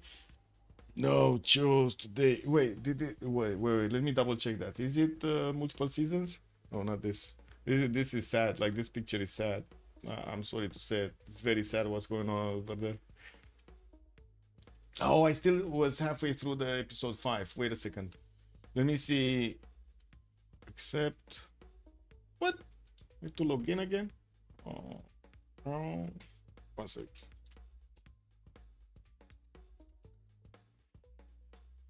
There we go.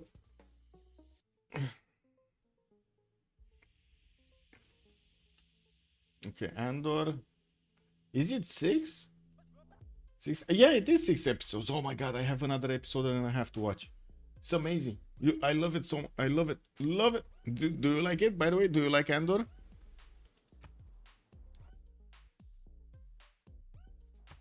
The Star Wars Andor series. Amazing. Very nice. Well, could have been better, but it's still nice for what it is. I would still really want to actually see Rogue Squadron as a series, but they didn't actually make it, unfortunately.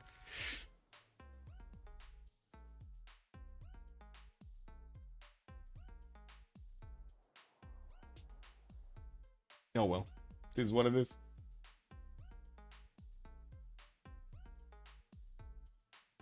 Okay, so Lisox are connected.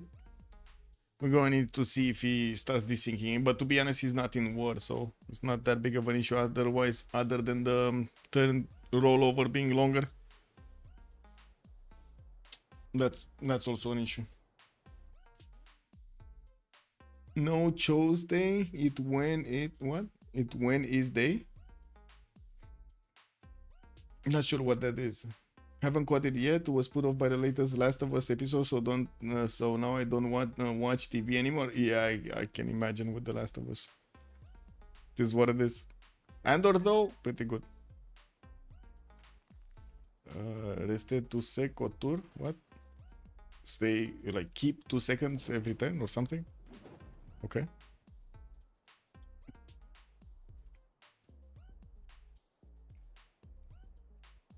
Oh, is this gonna be a nuke settler?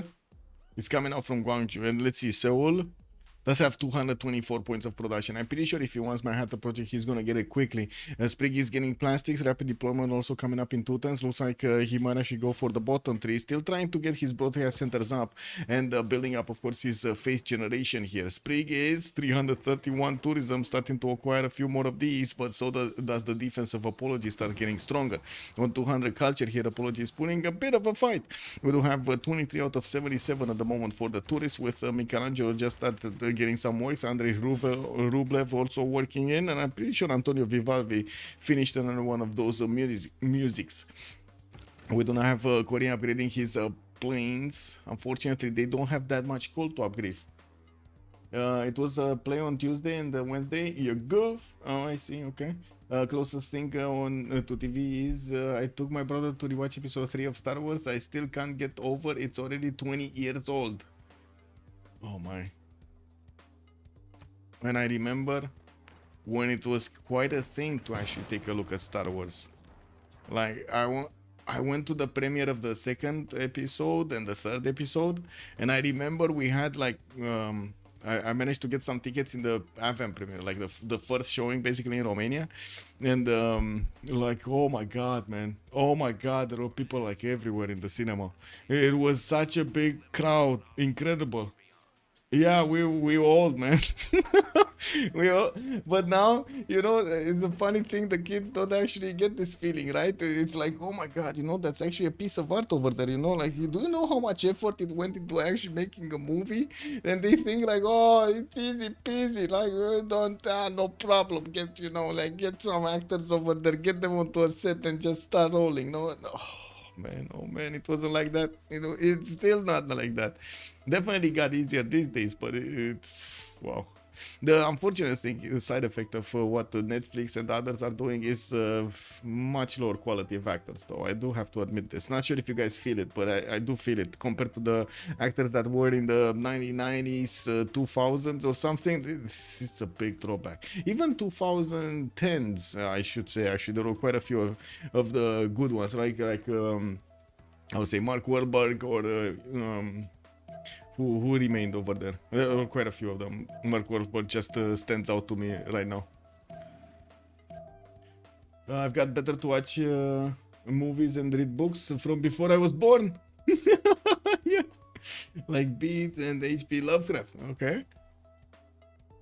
Oh, people desynced. Wait a second. So Lithoxa disconnected and then people desynced? Uh-oh. Yeah, he probably not gonna like this. People is Macedon. Macedon is gonna be on the offensive here soon. I hope he's actually gonna get back into the game quickly. We do have some bombard cores also coming along here from people. He's going to finish his steel walls and will have the ability to upgrade these into artilleries. We will probably see him take down the German cities, especially with his tanks and artillery technology. Looks like Spain is also taking quite a bit of a beating. The biggest thing here is not the planes that are coming in. It's not the tanks or the artillery that are coming in. It's actually the planes from Korea getting out. We do have him getting his hangars for a few more slots over there, not to mention his aluminium count. And I do see him actually sending that settler we were talking about over here, right? This is the settle that he could actually attack into his opponent with nukes directly into the Indian territory. We also do have Japan over here, right to the south of that lake, and or I should say inland sea. And we're going to need to see if he's actually going to manage to keep him at bay. It's not like Japan actually has that many units here, nor will he have the technology to actually, you know, just stay away. Whoa, Spring sending it somewhere else? I don't know where is he sending them. Then maybe it's just an expand and I'm just, you know, thinking ahead of myself over here. We do have a harbor coming up from Seoul for a bit more gold per ton. Sprig is gonna get his synthetic material, also space race coming up. Now more than 1,000 production, 1,061 to be more exact, and I do see 726 science with 539 culture on Sejong.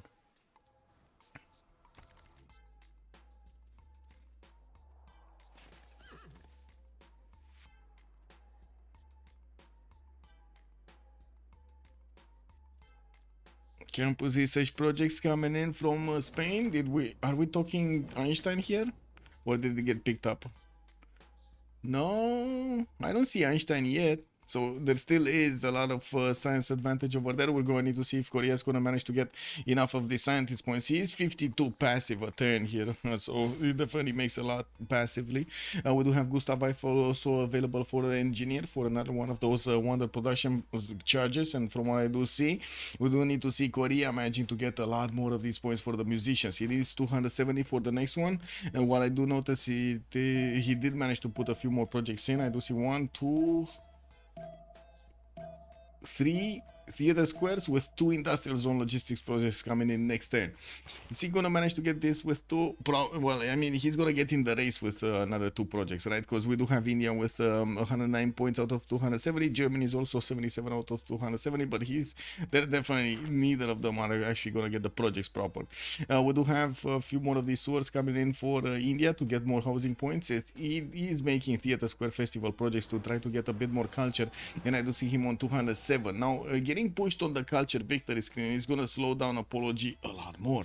Yes, he's going to get the advantage of actually getting faster to fascism because of all of that extra culture, and that will help. The question is he going to get there in good enough time to stop Sprig from actually getting somewhere important? Because I'm pretty sure the fighter screen over here of Sprig is going to be legendary if he's only going to manage to get the gold for himself. Definitely there's a lot more gold on the Shark team. And I do notice they did not actually keep this city for his allies. Why did they not keep the city for Spain? That is so weird. Anyway, Volen did actually get delevied here. We do have Mongolia sending quite a few units towards that city center. Maybe this is why they didn't want to keep him. India is sending also some units towards Volen to try to take that city down. We do have Japan making a lot of units towards Mongolia. Same can be said about Mongolia there. Looks like Nazca is just being left alone in the dark there. While we do need to see if Korea is going to manage to get a few more of these planes in the air. We do have him finishing synthetic material. He only has one, two, maybe like one cuirassier army, helicopter armies here available for him to use. But to be honest, two helicopter armies might take out the entire Spanish defenses, no? They might. We do have extras getting his steel out in 5, but I'm pretty sure he's not gonna withstand the attacks of those planes. The bombers are just gonna squeeze themselves through. Chandragupta gonna get his chemistry out. More of these campuses coming in. Finally, he is on the 350 science, but it's gonna take him quite a bit of time. A few more turns to actually get his research labs and manage to probably double his science count. Sprig is already way ahead of his opponent with 58 techs. Went into democracy, switched off from fascism. 575 points of tourism, 26 out of 84. It kind of feels like culture victory might actually be the fastest one here. And not to mention, again, putting pressure on the culture victory is going to force Apology to go culture heavy, because there's nobody else from his team that could actually pick up the slack here. And Alexander is probably going to be left alone to attack into his opponent. Oh my god, this is a desperation move. So many cuirassier corps coming in to attack Germany. Germany has his parking shots to defend himself. Looks like we do have people trying to get into the borders of Spain. People is 6 turns out from combustion. And why do I call it a desperation? Because they know at this point it's very hard to actually slow down Sprig. We do have Sprig getting his nuclear fission 1 turn. He's gonna get Manhattan Project. He's probably gonna get a nuclear device by the time the Spanish and these Macedonian units actually get through Spain, upgrade, get the gold from them, and also make their way to the Korean borders. They might just get nuked out of the game over here. Darius, we got Sprig on 58 and Apologies 45. There's a 13 tech difference between them, Darius. What do you think of this? Because I'm still like so surprised about this. 13 tech difference between them. Whoa.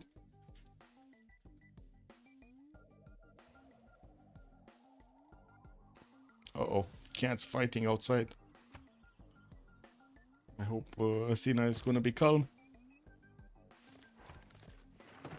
Actually, my male cat gets extremely, how to say, worked up, I should say, whenever he hears cats fighting outside. It's very territorial, very territorial. He's kind of lazy other than that, but he's very territorial.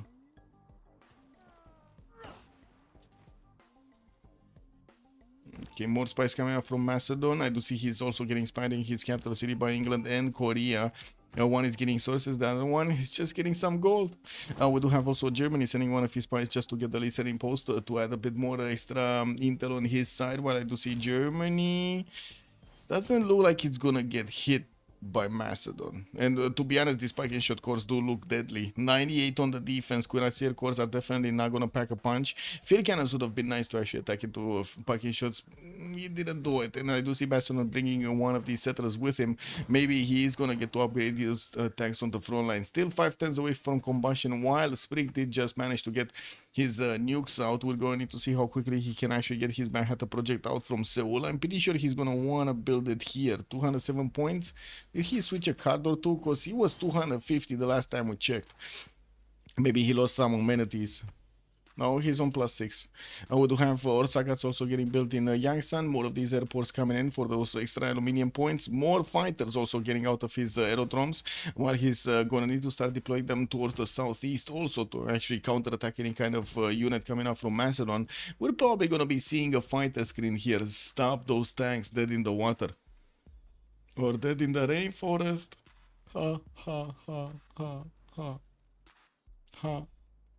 I do also notice we do have India starting to get a few of his caps in his cities. He's probably using retainers for a bit more amenities. He's on +6 in quite a few cities, so it doesn't look like he's managing to keep his people ecstatic. Research labs coming up in 3 turns from Pana, while we do have just 2 more turns until the end of this era. I do see Apology did manage to get to a heroic age count, 136 out of 131 points. Pipo is not far away either. He's only 3 points off from getting there. I do see Extas and Floppy are going to go into another dark, and we do have Lithoxa, Dark Age, Malm, Dark Age. Sprig is going to keep rolling in his Golden Age, and then Tirits, Dark Age. Dark Age for the man. We don't have Macedon here.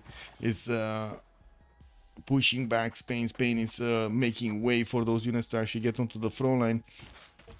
And we're still gonna need to see if people. So 3 turns. He's getting more of these cuirassier corps, so rolling in more text, rolling in more signs, allowing him to get more text. We're probably gonna see him finish his combustion in 1 or 2 turns. While at the moment I didn't see actually Manhattan Project coming up from Korea. He did manage to get an aerodrome down and a harbor down from Seoul. So he's gonna have the ability to actually get some planes out from that capital city. While he definitely has quite a few fighters deployed, he's deploying them northeast, where there's nothing really much happening over there. You know, I do see also Big Ben is getting built in the city of Akkad, with Gustav Eiffel allowing him to actually get those much faster, production points much faster. Spain is trying to just siphon some funds from that commercial. That one does have a bank and a market. No stock exchanges yet. Esprit going for satellites next turn. Well, I mean, I guess he just keeps on going. I'm really curious. I want to see if he's getting Manhattan Project. I really want to see. He's probably going to 3-turn, 4-turn Manhattan Project here. And it's still going to be good enough time, actually. Even with the tanks, I don't think they're going to be quick enough to get to Korea's borders before the Manhattan Project is finished. I guess we'll see. We shall see.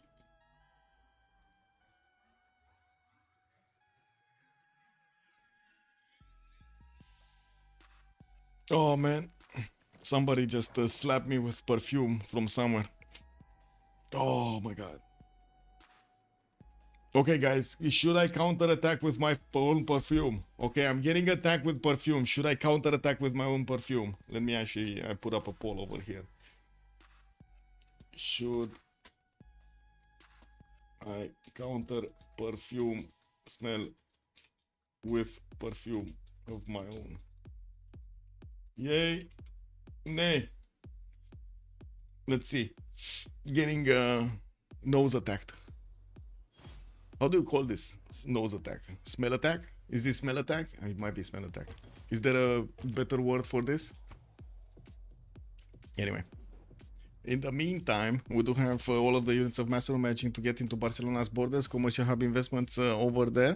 Now, from what I do notice, also Germany is trying to get a few more cuirassiers out to, well, you know, put a bit of a mid shield. He's also 2 turns. We do have extras 2 turns out from steel, while Tirits didn't manage to get to steel. He's still, oh my god, he's on 39 science and 51 culture. What am I talking about? Steel? That's not happening.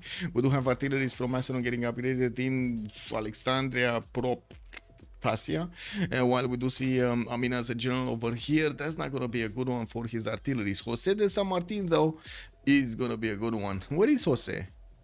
Did we lose Jose? Amina? Oh no, Jose is over here. Jose is on the front line. I'm happy about Jose. We got a few medics also coming in from Eugenio Daro. Macedon is looking smug at them.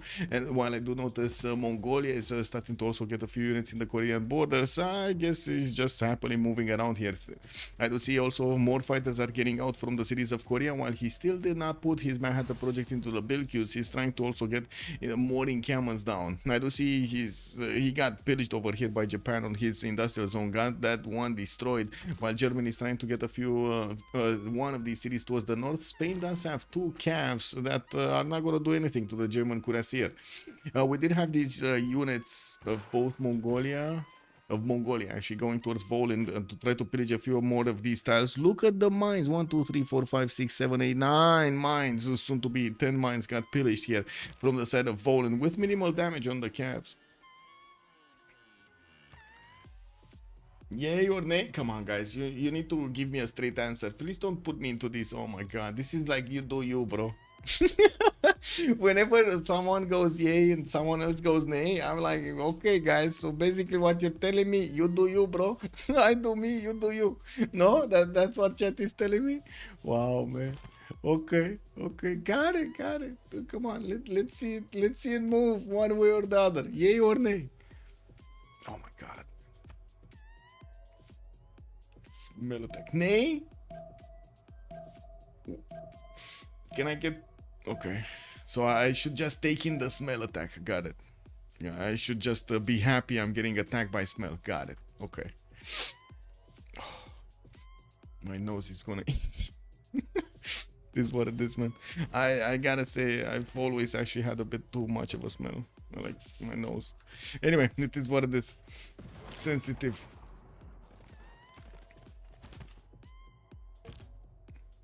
And Nate wins the day. Man. It's okay, I'm gonna sit and take it, boys. I'm gonna sit and take it. We got tank corps getting upgraded by Macedon in the city of Barcelona. Still no Manhattan project getting built out by Korea, but he's getting a few more fighters. At least 2 are getting out next turn, and he did manage to deploy them on the right side. Finally move them.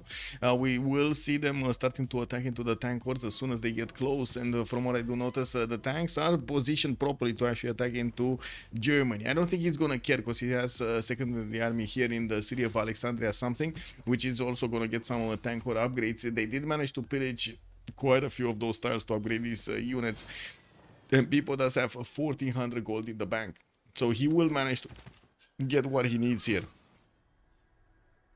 Oh my god, wee woo outside.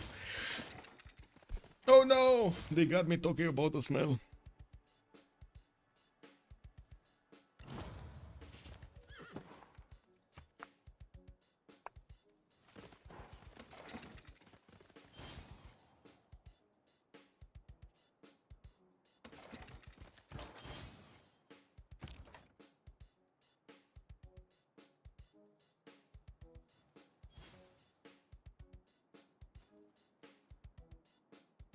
Okay, more banks coming off from Korea, but the gold pattern still looks dramatic here. Oh my god, they're losing gold, guys. Minus 74 on mile, minus 41 on TDs.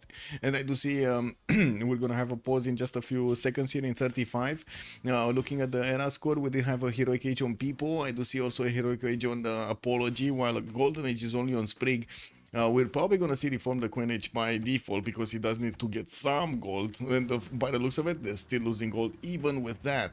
That's a major problem, I would say. That is a major problem. What's happening in the tourism? 700 tourism per turn. Sprig is almost halfway there with just his passive, 43 out of 106. Well, we do have Apology managing to get 256 culture. We're going to see what Macedon is going to do here with the tanks. I wouldn't really hold my breath, but we'll see. Rhetoric. And middle. I go B. Okay, be right back. Since closing is next turn, how many points on DShark? They will win it anyway. 10 points. They have 10 points. Be right back. 10 out of 20. So they might get 15 out of 20.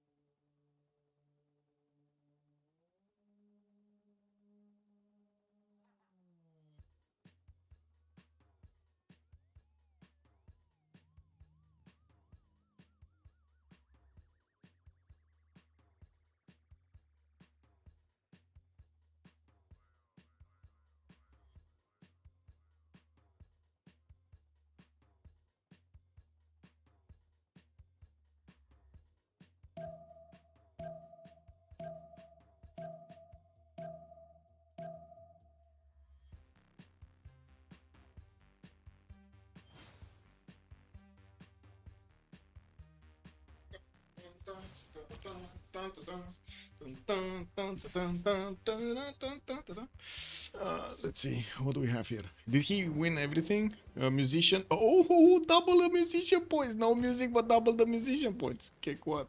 Kick what? Kick W what? Oh my god. Oh my god. Okay, how much tourism did he lose? He didn't lose that much. He's still on 673. Okay, that's fine. Lasers coming up in 2, globalization also in 1. We do see more biplanes that need to be deployed on the right side. I'm pretty sure he did finish another 2 of them, just needs to move them. Yeah, that's 1. And there was another one here. Where did he move that one? Anyway, now we do see Orsagas is going to finish also in Yangsan in 4 turns. And looking at the points here, we do have Apology 15 out of 20. 15 out of 20. Okay, can they actually win this? Can they win this? It's still a 4 versus 4 situation. Yeah, exactly. In double, it's amazing. Oh my god! Actually, I don't think I've ever seen this. By the way, I need to screenshot this. This is screenshotable. No, let's put this into our big channel over here. Where is the big muscle board? There we go. Big muscle board.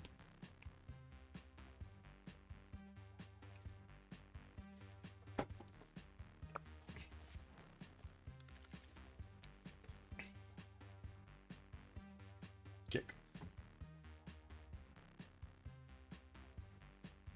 Bloop, bloop, bloop. Okay, Korea is finding out about the Spanish units towards his north, and he does have fighters over there protecting the settler of England that is trying to get out of that. Also Germany. We do have the tanks of Macedon managing to get their upgrades, and I do see, of course, the artilleries that are going to start shooting down the German cities soon. There's a supply convoy with them, and we do have a decent amount of units deployed here. It does look like people is on 2,500 military going towards the capital city of Germany and starting to take the shots on it. That's 150 defense, but it's still not going to hold to the tanks, and I'm pretty sure the artilleries are just going to smash it like Swiss cheese.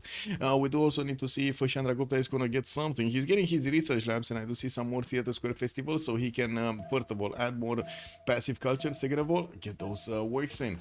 We do have him trying to get more writers, more artists, and as you can see, Korea is making quite a few points of his own. We will see quite a bit of a race between them, with also Spring managing to get that 673 passive tourism. This is quite a bit of a danger here for Chandragupta, or I should say for the entire team of the Sharks. We got Sprig 50 out of 110 tourists. He's about to get to halfway there.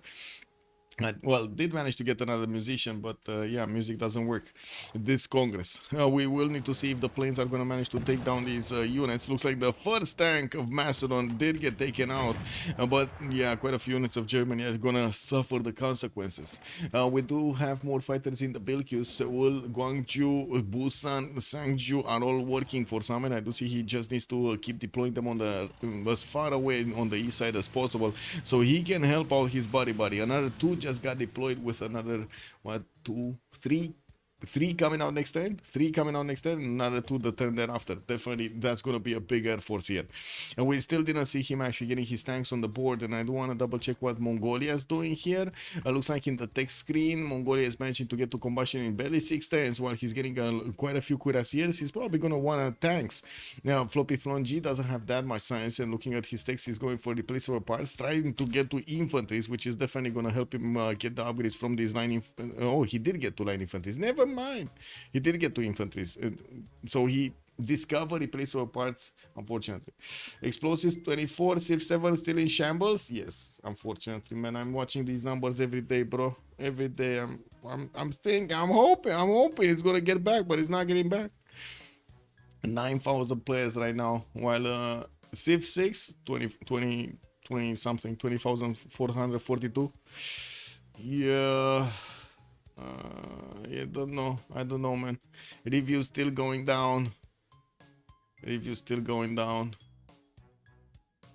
Man, this is just sad, bro. This is so sad.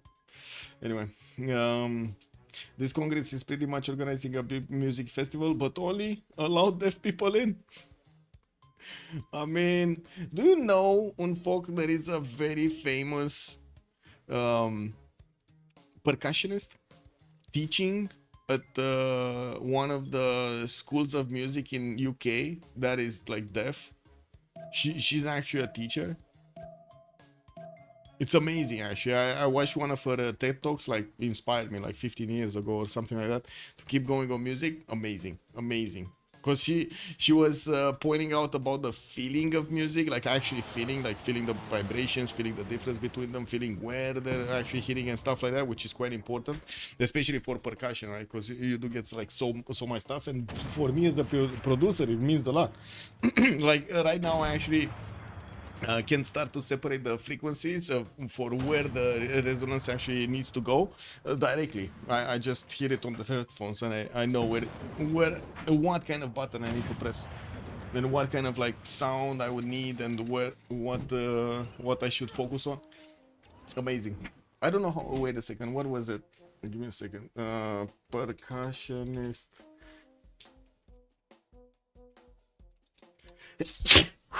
Excuse me. Teacher.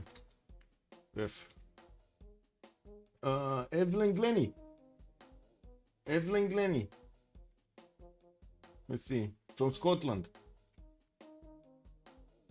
Amazing, by the way. Let's see if I can get you the name. Evelyn Glennie. Let me get you the link.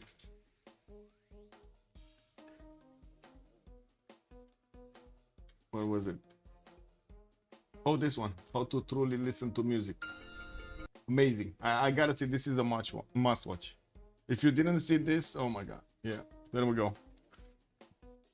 Yeah, Beethoven was didn't block him from writing music. Yeah.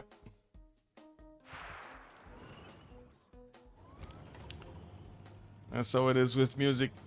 This is what it is. You keep pushing the limits, man.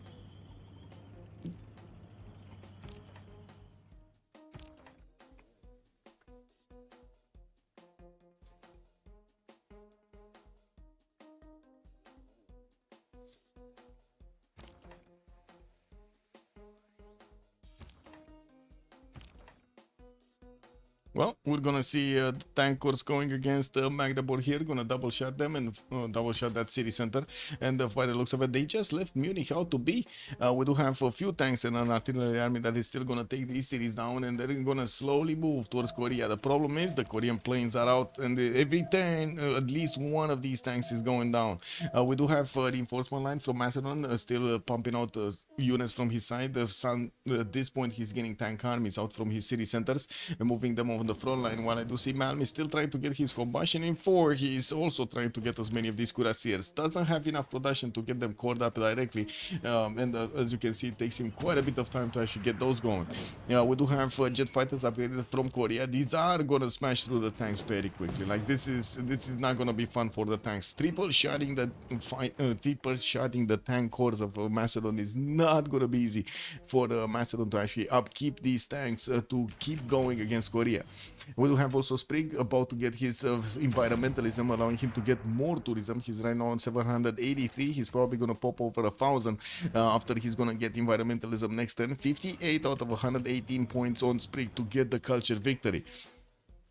We do have also Mongolia getting some of these settlers towards the western side. The broadcast centers coming up in Busan, and some of these fighters are still deployed towards the north. Doesn't seem like there's any unit there that is, well, you know, slowing these settlers down from actually getting their spots. And I do notice that Germany did manage to get a safety settle over here. It's just about England actually managing to get another safety settle. Come on, settle the sugar, man. Settle the sugar. Well, I guess this is too late anyway. He's not gonna get any more gold from actually trading with Germany, because Germany's dying. He's gonna lose his cities.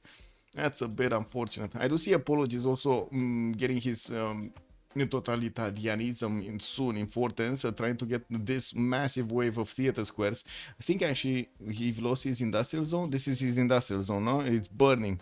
Yeah, everything is burning, and none of these cities are actually getting production right now. So he did manage to jump up to 679. He does have 546 science, 280 culture only, while these theater squares are not going to be that big. He does have like +1s over here. This is going to be a +3, +5 actually in the city of Calcutta. I didn't see the entertainment complex. And while he's gonna get another wave of research labs from his other cities, we're gonna need to see if he's gonna manage to actually get to pad those numbers enough so he can defend the culture victory. I do have to say he's gonna need like 700 culture if he actually wants to successfully defend the Sprig, and these numbers are not there yet. 278 is not there yet. I don't see Sprig managing to get that much faith. He does have only 235 in the bank, and even if he does have enough for rock bands, he doesn't really have where to play them. We do have like Terracotta Army maybe somewhere, no? Oh no, Terracotta Army actually got built in Macedon's territory. It didn't get built here in Mongolia. Mongolia has a total of 0 wonders. Maybe some campuses, sure, but 0 wonders.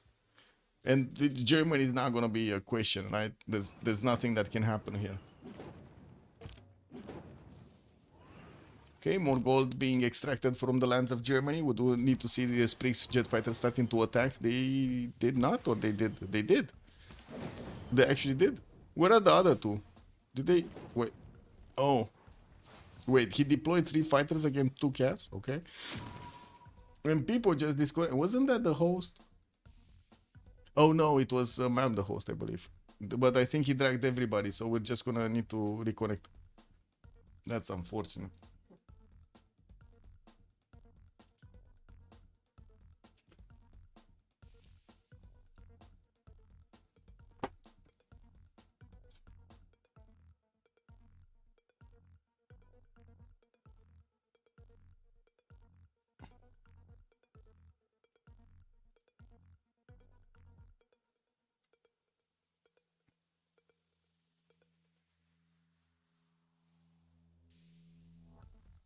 Okay, my game just froze. I don't know if I guess I'm gonna click on wait for a second. At least the first time, maybe it comes back. I don't think it's gonna come back. Let me see what's happening on Malm stream. What's going on here? Okay, there we go. He put up a new lobby. Let's close this.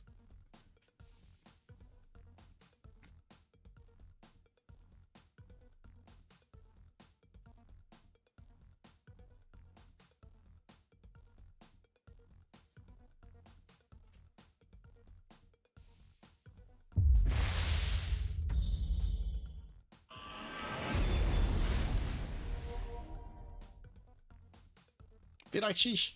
Piraxish.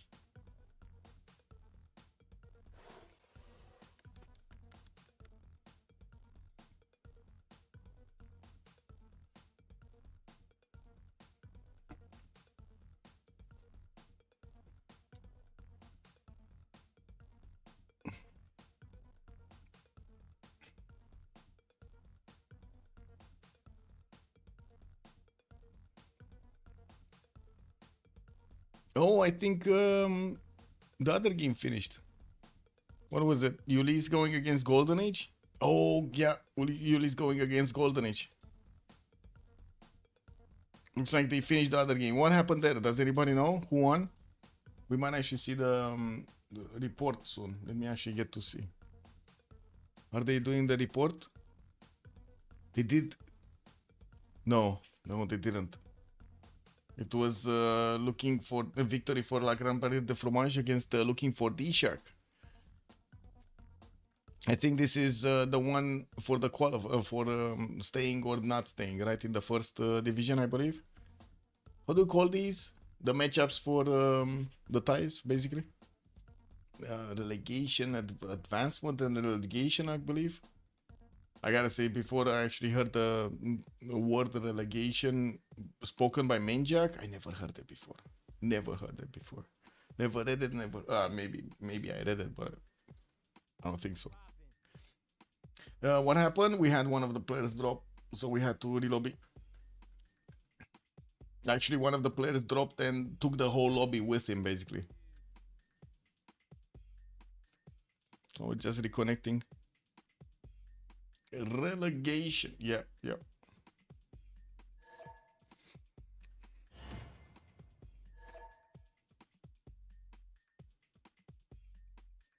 People is asking if could there be new moves because he's not remembering all of them.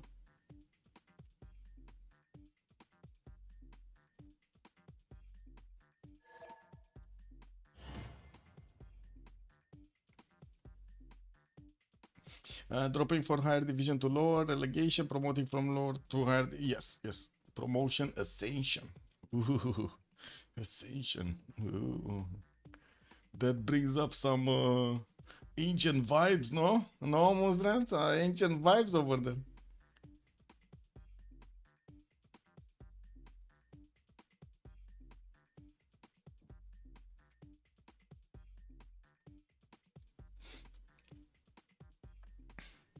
What's happening? Did we have a bit more chatter here? No. Man, where are the memes, man?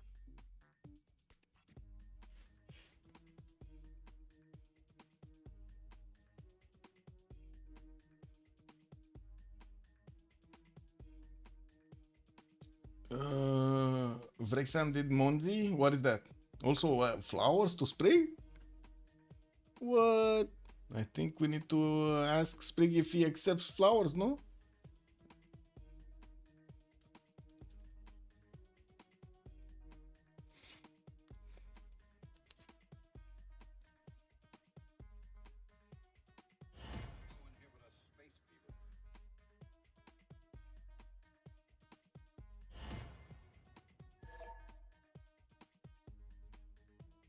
Okay, ma'am said Tidits did say oui. Okay, so yes. Wait, Tidits is in? Okay, no.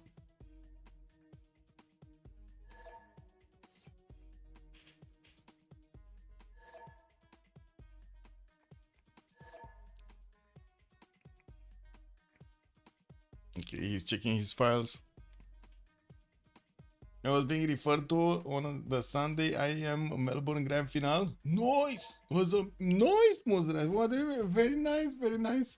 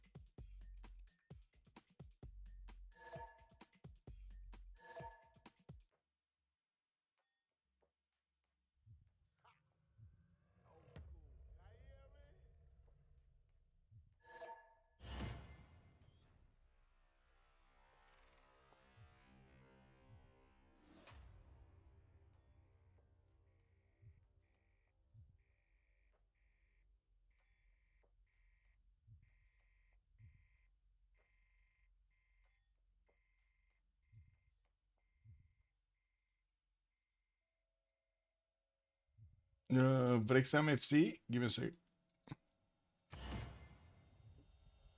Oh. Oh. Oh. What is this? This one AFC? What, the 3-0 they did against Charleston? Charlton?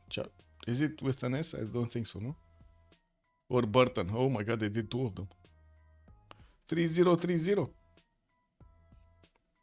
Now, what did they do? What is this? Ryan Reynolds immediately won by 400 million superstar after Rexham promotion? What? What? What? Confident we will be pro. Oh, sure. Okay. What do I need to do? Like, take a look at this. On the old Google. Okay. But.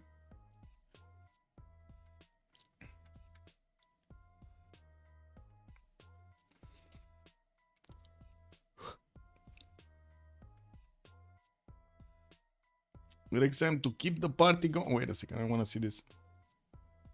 Keep the party going. Yeah, I don't want to see your ads. I'm sorry. I'm not going to see it. Decline everything. No, no. Just get your own. Oh my god. These sites are just in your face.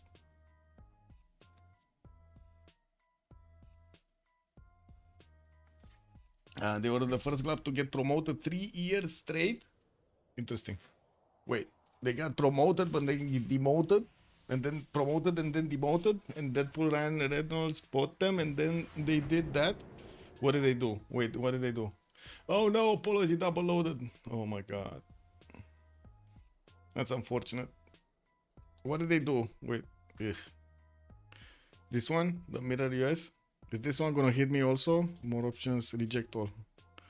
Let's see. No thanks. There's been issued a cheeky expletive filed warning about by none other than music megastar Ed Sheeran. Who cares about that guy? Following the rest of triumphant promotion to the championship, which netted whatever. The pop sensation. Made up pop sensation. Who has another and already locked the horns with the NFL agent, blah blah blah. This one glitching the. Wait, Ryan, I think Rex and I are going to get promoted and we're going to see each other next season. Will you up? We will, I'm telling you. Okay. We got another relobby. Yeah, the double low bonanza, man, it's starting. They keep clicking buttons.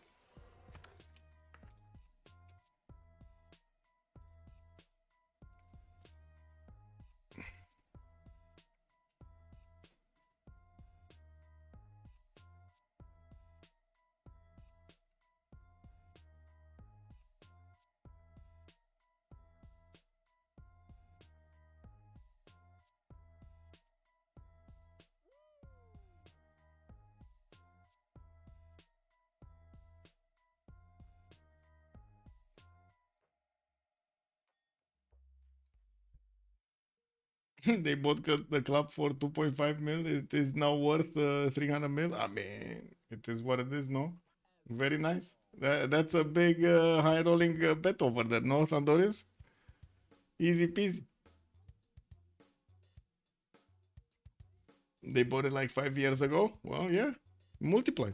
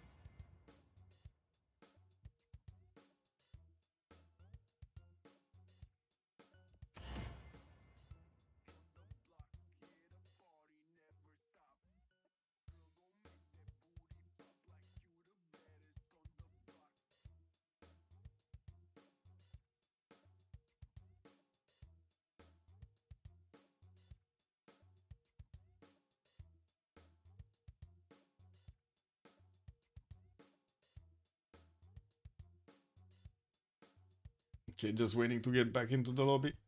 I mean, get back into the game.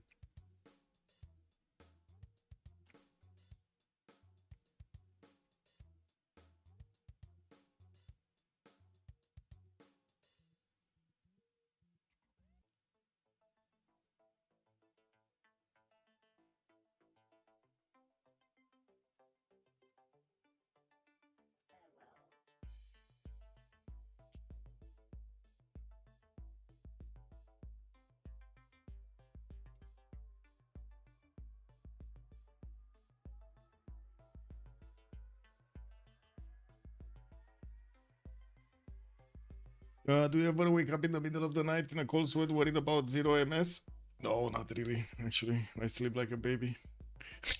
But yeah, I have other reasons to wake up at night and be worried about. There's not the zero MS. Definitely not the zero MS.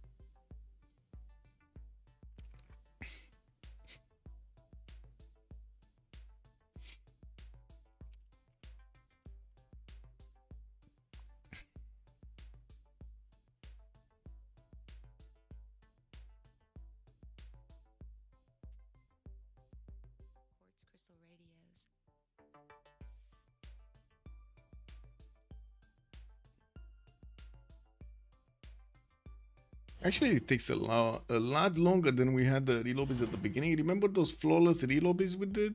Those were beautiful. I don't know what happened with this lobby. I don't think anybody has 0 MS. I guess we're just going to wait. Let it flow, as I like to say. Let it flow.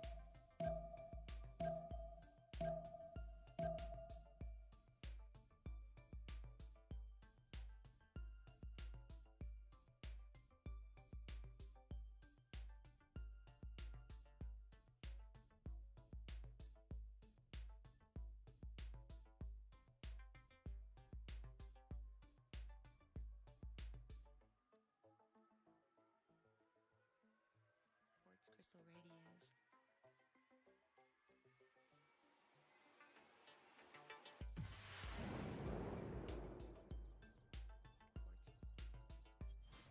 Yes! This time around, we got it.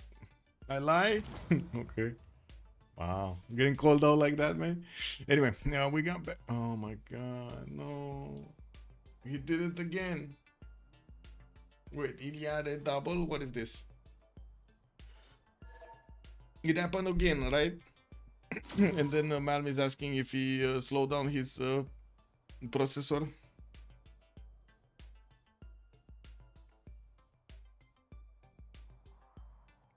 That is such a funny word, but ralentir. Ralentir actually is very close to a Romanian word called ralenti. Ralentiu. Yeah, la ralenti.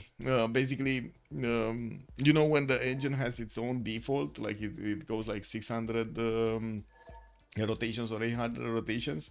That's basically la ralenti. Like the default. Penalty. Yeah, I mean, you didn't want the streamers in going in, huh? I don't know. I cannot penalize myself. Maybe I can get one of those how to say, not the whips. How do you call those? You know, those that you splash the insects with, like mosquitoes and stuff. Maybe I need to get one of those and, you know, every time I make mistakes, why cannot they just stay away from keyboard and mouse? I know, like, I don't know, man. It's like a few seconds, that's it. A few seconds to save hours. It is what it is. There is an ongoing talk about this. Like, some players say that this doesn't happen. We still see it happening. They don't want to not click buttons, basically. It is what it is. It wouldn't be the first time that this kind of, like, you know, it took a while for the things to actually be proven. It is what it is.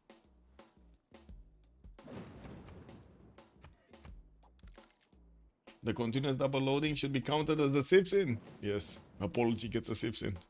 We do have a safety setter from Spain next to Chandragupta, and I do see also Japan is getting one towards the north.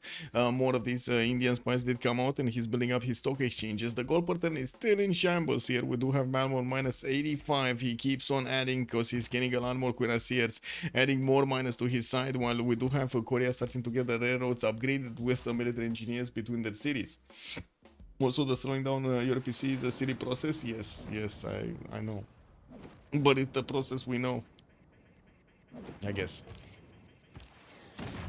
We do have Macedon managing to take out 2 cities away from Germany, and I do see he's trying to get to Cardiff. He does have some of these Mongolian tankers to go and chew through. We do have Germany starting to put the city of Augsburg, and of course he does have Aachen in the north. We do have quite a few Korean fighters that will need to show their teeth over here, show their firepower to take out the Macedonian units. There are a bit too many for them to actually take out in good enough time, and we will need to see. Oh my god, Hurricane slaps. Hurricane slaps the Macedonian units, attacking into the borders of Munich and Cologne. Man, these units didn't have anybody to trade punches with. Well, I guess, you know, they can trade punches with the wind right now. They have a hurricane on top of them. Anyway, we do have these jet fighters that did manage to get their attacks going, and yeah, we do have some more of these fighters, but they all shot. They don't have more of these to actually shoot. more of these shots to shoot. We do have more of these jet fighters also needing to get out so he can add more firepower. It is quite a bit of a problem if England does die over here, if he loses the city of Cardiff. There is another city that actually could take its place, could actually be settled next turn. We'll see if he actually settles it next turn. Another spy is coming out from Chanchon. I do want to actually take a look if we do have Korea managing to get a spy. Yes, we do have a spy actually in Alexandria Torres, still waiting assignment, so he needs to get those extra points of intel going. I do want to see if Macedon did manage to get a plug-in a level 2 spy, only a level 1 with a listening post in the city of Akkad. And we do have also Korea getting a few more of these hangars to get that aluminium going. He needs these airports as well, and from what I do notice, he's gonna remain on these like 246 fighters deployed. So he's barely taking out like maybe 2 tanks a turn over here, depending on their position. If they're like in forest, rainforest, flat tires, flat plains, depending on their position, he's gonna do more or less damage. Also, damn, Freritos on negative gold right now. Yeah, the heavy negative gold. It's not only negative, it's heavy negative gold. Minus 83 over there on Malm. Sprig is barely making 13. I don't think he actually has the card for gold. Oh, he's using gunboat diplomacy. Yeah, he doesn't have the cards for gold. That's a bit of an issue. It is what it is. No, he couldn't get it. Oh well, free market, for example. Economic Union, no, doesn't have these.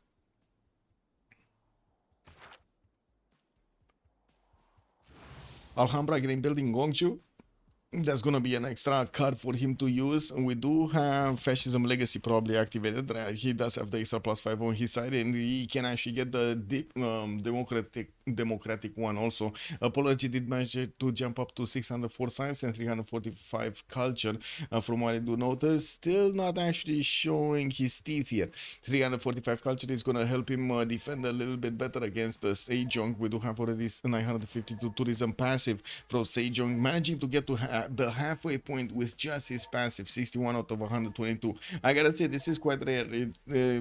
We haven't seen this in quite some time to actually get to the passive tourism so high that he will manage to get to the halfway point. Usually when you do pass the halfway point, things start to be a lot faster. We're gonna need to see if Apology is gonna manage to counteract that, and I do have to say they kind of saved themselves not allowing the music works to actually get the tourism.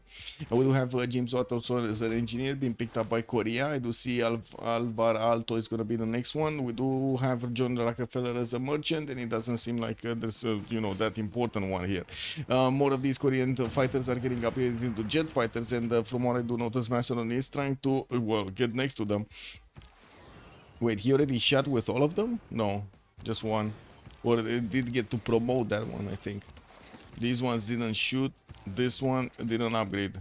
So he can definitely take out a tank. I think he's more thinking about which tank he's gonna take out. I think he can take out 2 tanks though. Like attack with a fighter on each one here, and then attack with a jet fighter on this one, couple with the other fighter and take it down. Then attack with this. More smelly coming in. More perfume coming in. Oh no. Oh my god. What is this next wave of perfume coming? Man, there's somebody somewhere downstairs over there just messing with me. That's in my house. Someone is just like from half an hour on every hour. He or she is just. Oh yeah, let's distract Michael while he's streaming and commenting strategy games, because that's what we need to do. Yes, make him think of perfumes. Kick W. Oh. 610 extras is gonna get his combustion, also 1 turn away from nationalism. He doesn't have that many units, nor do I think he's actually gonna start upgrading these. We do have him trying to get a bit more science to get faster there, but yeah, problem. Campus research projects also coming in from Apology. Gonna get a few more theater square festivals for the writers and artists, and from what I do notice, well, he's gonna get there. He's gonna get there. He has 150 out of 210 points for Jane Austen. El Greco as the artist does look like he's also halfway around there. 117 points out of 210. Japan did not get photos settled by Korea. Korea sent to one of his cities at some point south, right? Oh, this one actually got settled. Oh my god, I didn't think he's actually gonna settle this one here. Okay, interesting. Honestly, I was thinking he's gonna settle it here so he can nuke his opponent. Can you imagine if he would have had nukes? But no, never mind. He's GDRs. He's getting GDRs. 4 turns GDRs coming up from Seoul. 4 turns GDRs, 5 turns GDRs, 3 turns GDRs, 4 turns GDRs, 6 turns GDRs, 7 turns. Oh my god, I remember that whole talk over there actually made me remember another song. The P lovers. 2000 on Sejong, so as long as they don't buy, they're fine. Oh my god, does anybody remember the P lovers song? Let's see who's gonna figure that one out. Ooh, Korea did actually get a GDR already in Gwangju. How did this happen? And we do have one of the German cities getting taken out here. One of the last remaining 3 of them. We're going to need to see. There we go. The tank we're getting taken out by the GDR, taking its place on that aerodrome. And Korea getting that culture. 74 out of 126. There we go. He just got like 13. Wait. Oh yeah, Cardiff is gonna be taken out, but Birmingham did manage to be placed down, so that's fine. That is totally fine. It's fine. GDR time finally, yeah. I mean, to be honest, right now with the GDRs, all of these tanks of Macedon are basically just, you know, pillaging some stuff here. He's gonna take out Cardiff. That's not gonna be an issue. We do have another settler moving towards the westerns. Oh no, Macedon Night Corps. Macedon Night Corps, Helicopter Corps trying to get through. Yeah, I mean, the Korean jet fighter is not going to do enough damage to one-shot it. And from what I do notice, Ritoxa just said, okay, it's finally time to put down the city of Bristol. And he's going to get it down. Apologies, also finishing his fascism. Went into it. Combined arms coming up next turn. We do have Japan managing to settle a city in between them, and they might actually get some trade routes in between there. Tokugawa definitely not a fan of actually getting the externals going, but what can he do? No, they need the gold. We do have the moment actually is still quite a bit of a mess in gold per turn on the side of FDLV, with man still losing a lot per turn. Ooh. Man is in trouble. He's getting combustion next turn, but look at the Japanese infantry. Man, these guys are out for fighting. There aren't that many cuirassiers that man can actually upgrade from, and from what I do notice, he has a lot of these Japanese infantry corps coming towards him. A lot of them. Level 2 spy also over there. While Korea is busy somewhere else, we might actually need to see Mongolia getting a safety settle of his own towards the north. Or maybe the game is just going to end by then, since we do have such a great tourism coming out from Sejong. 1,012 points by the looks of it, while he's definitely defending himself against Macedon's tanks, especially with his GDRs that are coming around. We're going to need to see if England is going to be totally overwhelmed here. I still think he's going to keep the city of Birmingham alive over there. There are quite a few fighters here deployed by Korea in the north, and it doesn't seem like there are that many units that are coming through. Oh, Mongolia does have a safety settle. Look at the safety settle. He's ready. He knew this is gonna happen. He was ready for it.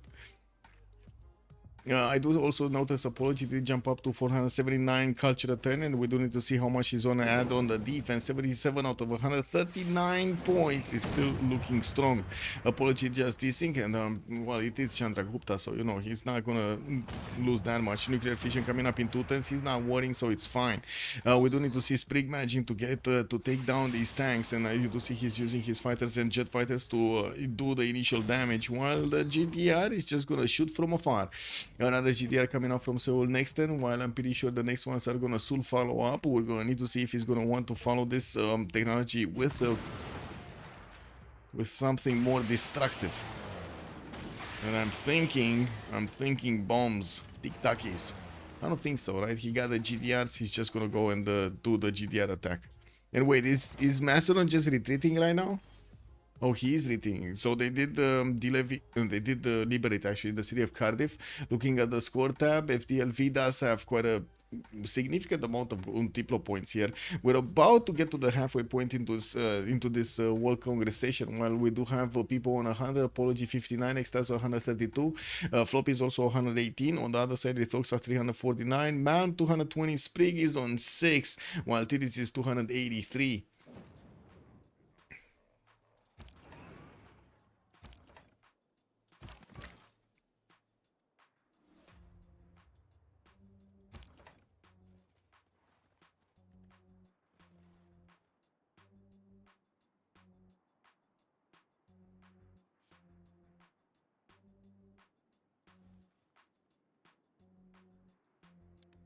Okay, quite a few helicopter armies also coming out from Macedon to pick up the tab over there and try to do the next wave of attacks.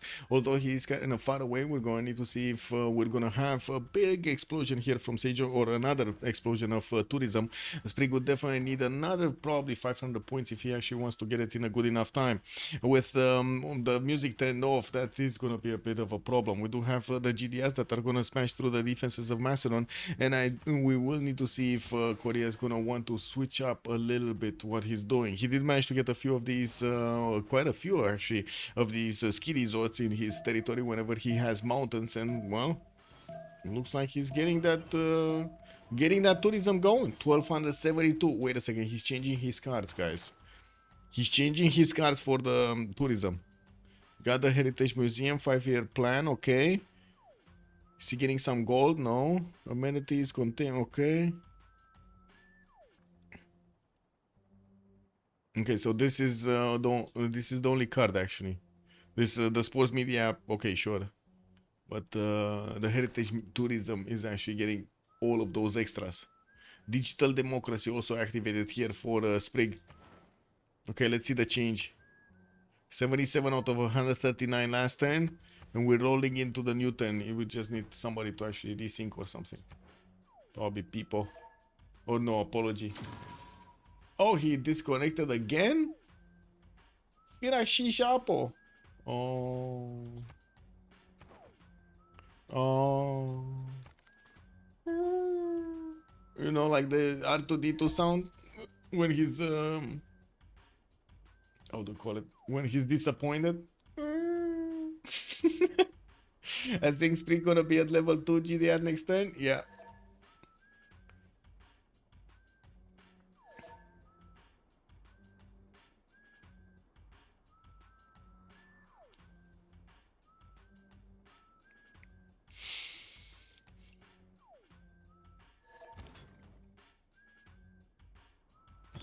Ooh, Macedon actually got one of his tanks in, but I believe this is... Ooh, he's gonna pillage the planes. He's gonna pillage the planes. He got in with the tankers at the last second. Change host? Yeah, they're talking about giving the host to Sprig. Yeah.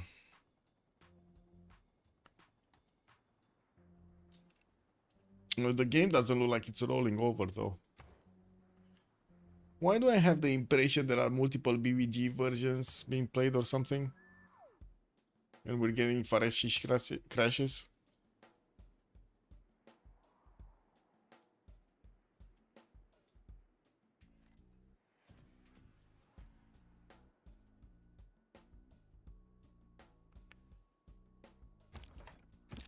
Okay, Mongolia did manage to upgrade his tanks. His infantry corps do look deadly, and I'm pretty sure he's gonna start losing cities. He does have a few tankers that will need to show up on the front line, definitely stronger to withstand the infantry attacks, but not enough of them, and not strong enough.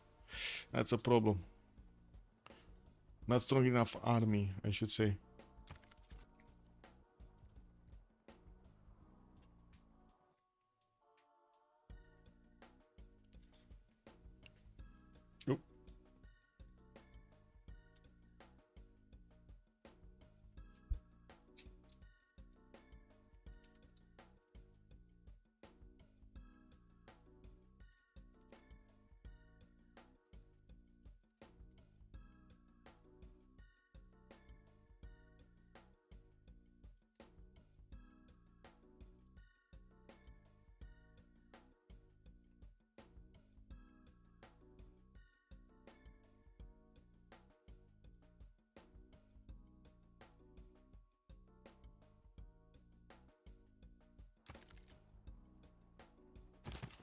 Wait, is Mongolia? Oh, the turn ended, right? So he cannot actually counterattack into the tanks.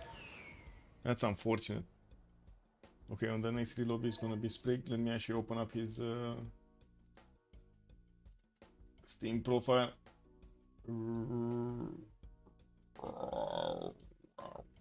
Okay, there we go. Still getting attacked by Smell.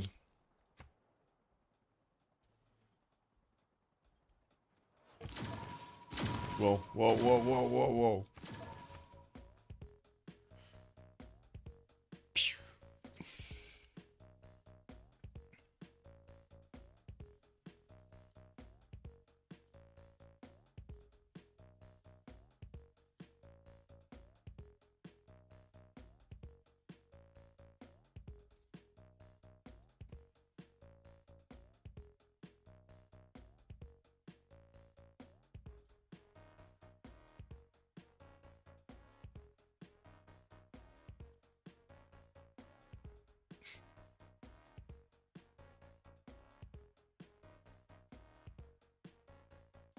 I don't see him putting up the lobby though. What's going on? Okay, there we go. Have a good evening, Thunderous. Well, thank you so much for joining us. It's time for the Huggy playoffs. Oh, have a good one. The Mighty Ducks are playing? Kick. Sorry.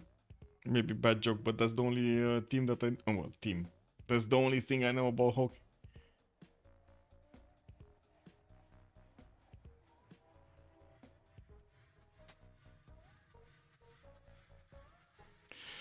Okay. Let me go to the bathroom.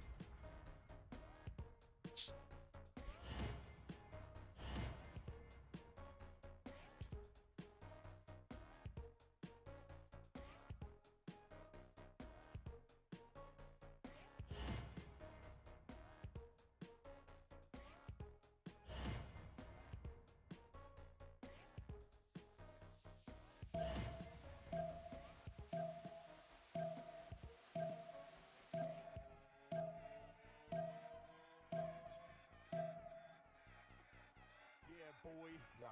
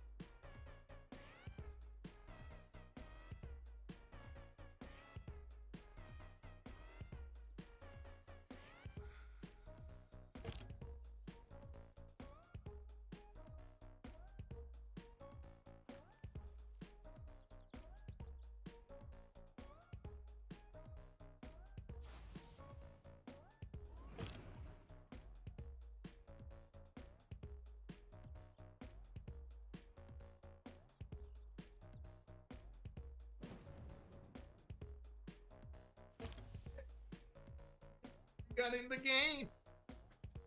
Beautiful. We actually got in the game. Cupcake, good evening, sir, and welcome. Is any wink on happening? Culture. Culture is happening. Or domination, one of the two. We do have GDRs out when nobody else actually has GDRs. Sprig is getting smart materials, and we did have him on more than 1,000. He was like, oh, okay, 1,275 tourism a turn, while the defender apology is on 502. So yeah, we did have. Wait, what? Where did the tanks disappear? Oh, okay, I see. Airport did get damaged over there. A few fighters did get destroyed. We do have more GDRs coming in. Already level 1s. And from what I do see, Macedon is trying to get in with quite a few things. This is going to go for a while. Well, let's see it. Because right now in the culture victory screen with 85 out of 144. Let's see if Apology can actually slow down significantly the culture victory. And even if he slows down the culture victory, Korea is just going to get GDRs everywhere, no? Yeah, why is Korea not rushing science victory with all of that science and production? It's too late. Too late. Oh, Cupcake, did you see this, by the way? Cupcake, did you see this? Look at this beauty. Look at this beauty. No tourism for great works of music, and then double points towards great musicians.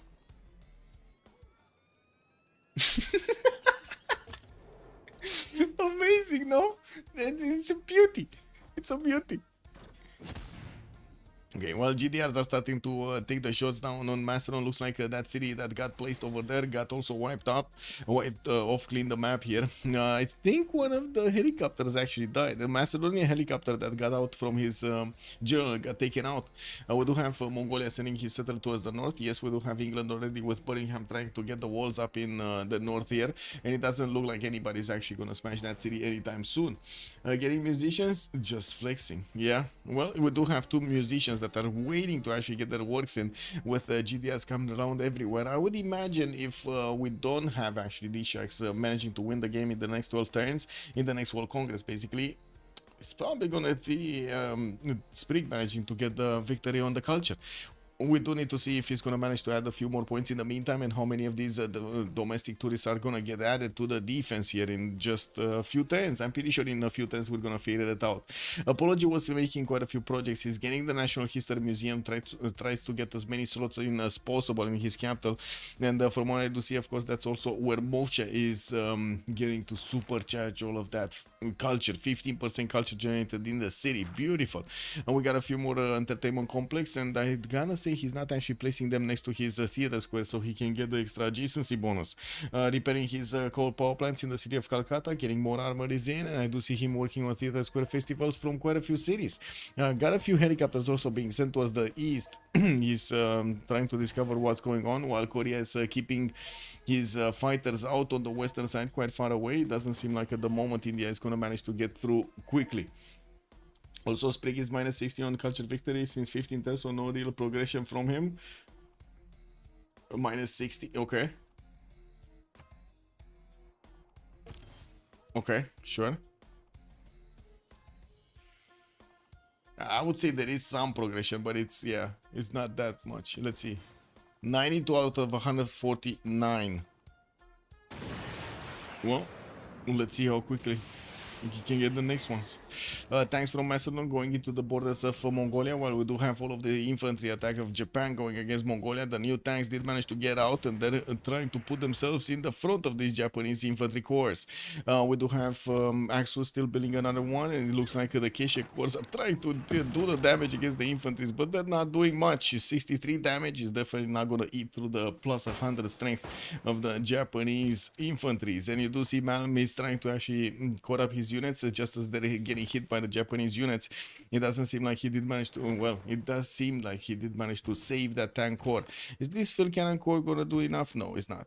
We do have the new tanks that are gonna need to get through, and Korea is sending at least one GDR towards the southwest to save out his body there. With another 1, 2, 3, 4, 5, 6, 7, 8 GDRs in the build queues. I'm pretty sure Sprig is gonna have quite a good time. He did drop it a bit in tourism, 1140. Maybe he did lose a card or something, or switched about, because yeah, that's a bit less tourism. A bit less tourism.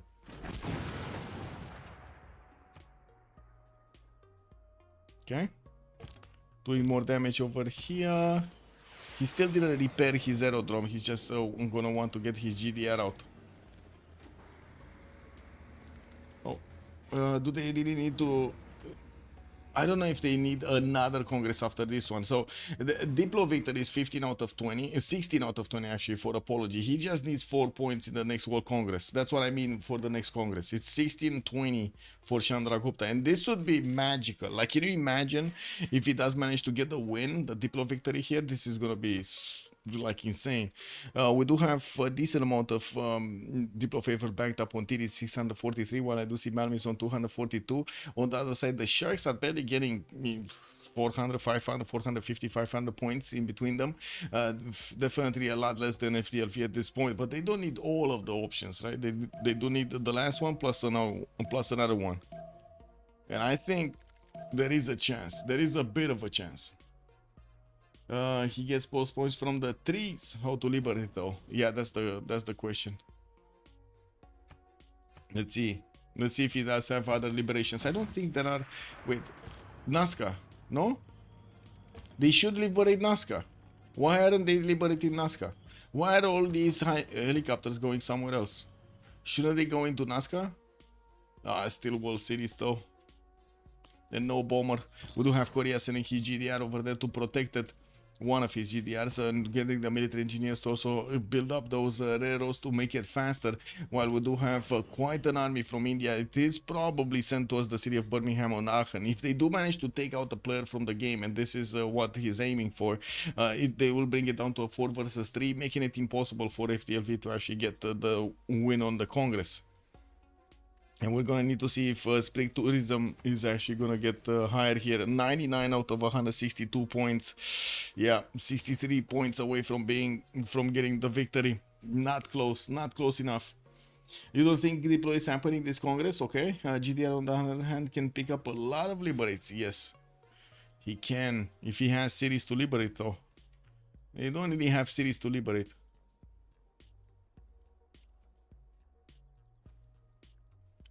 Okay, Munich. Well, this is the city to liberate. If Macedon is gonna take this city, this is the city to liberate. The other cities have been razed to the ground, so he cannot do anything about it. Macedon kept a few. Oh, these. Right, Manchester, London, Sheffield. Yeah, he did. He did. No GDR is deployed there, though. There is a pathway, I gotta say, there are Macedonian military engineers that are building up pathways directly to those cities. No, they're gonna get him here. Mohenio Daro also. Mohenio Daro is also liberatable. We'll see the next GDRs where they are going. 3 of them are coming out next. 4 of them are actually coming out next time.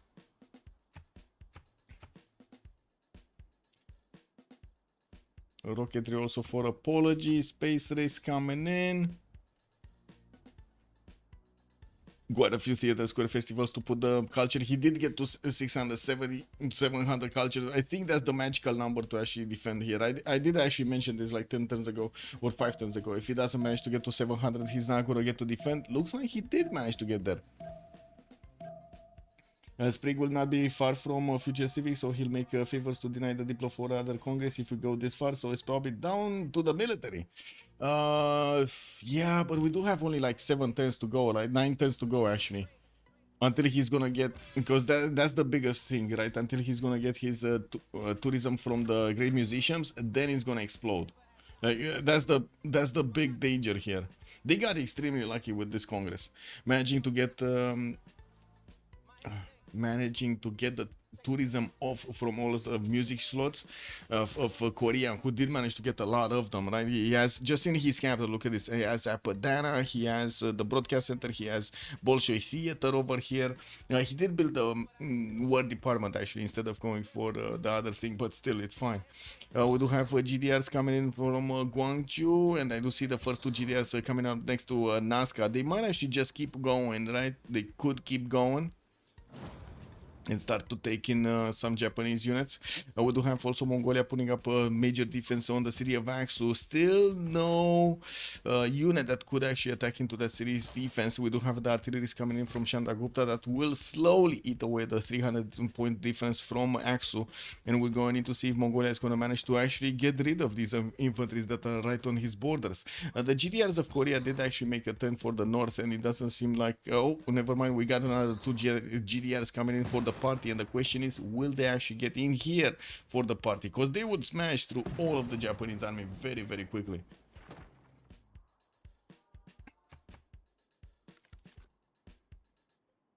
The smell stopped. Okay, now is my time. I'm sorry. Chat said no. I'm gonna do it. I'm gonna do it. I'm gonna do it. Smell attack.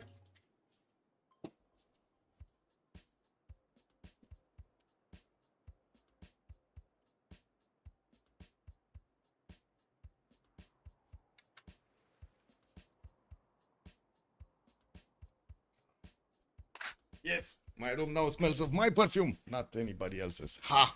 Okay. Perfect.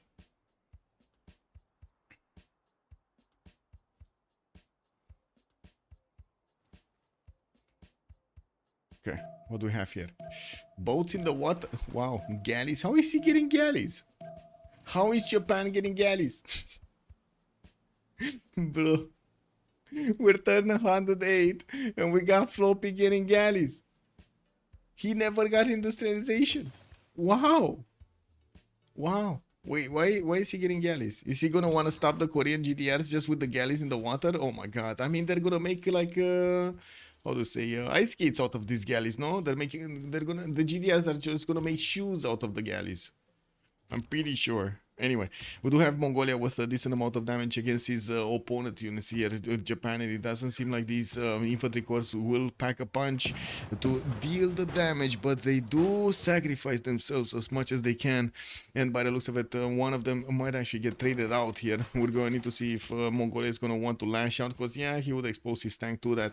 We do have new Mongolian tanks that are also going to slowly get out of his cities, and attacks have started on the city center of Aksu. The field cannons only shots is not going to be that strong. The field cannons are not going to be that strong. The new GDRs of Korea are moving towards the southwest, using the road pathways to get closer here. They can actually get onto the front line very quickly in just a single turn.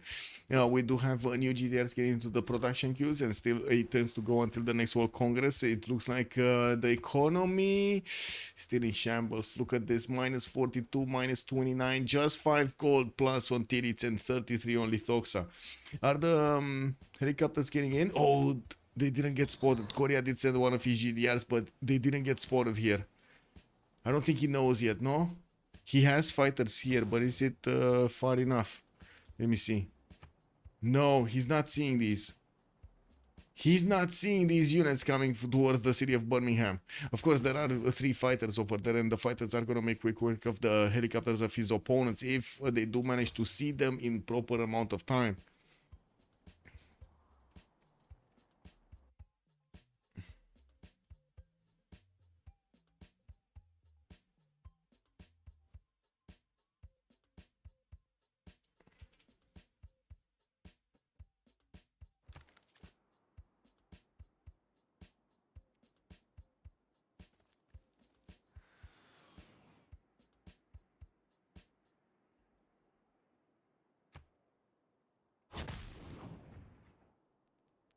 I have a wonderful electronic invention I want you to see.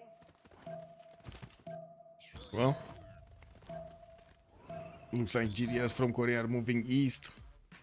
Trying to get down on that aerodrome. We didn't actually see what Macedon has been building in his territory. It looks like a lot of helicopter armies are coming in from his encampments, coming out of his cities, and will start moving towards the western side. Still has a decently sized army in the city of Barcelona, and we do see he's gonna get attacked by these by this GDR. He can just walk over on that airstrip and keep it for himself. By the looks of it, we do need to also take a look if the GDRs have arrived here. No, they did not. Where are the GDRs? Taking Fukuoka. Oh my god. Okay, he's going through Korea's territory.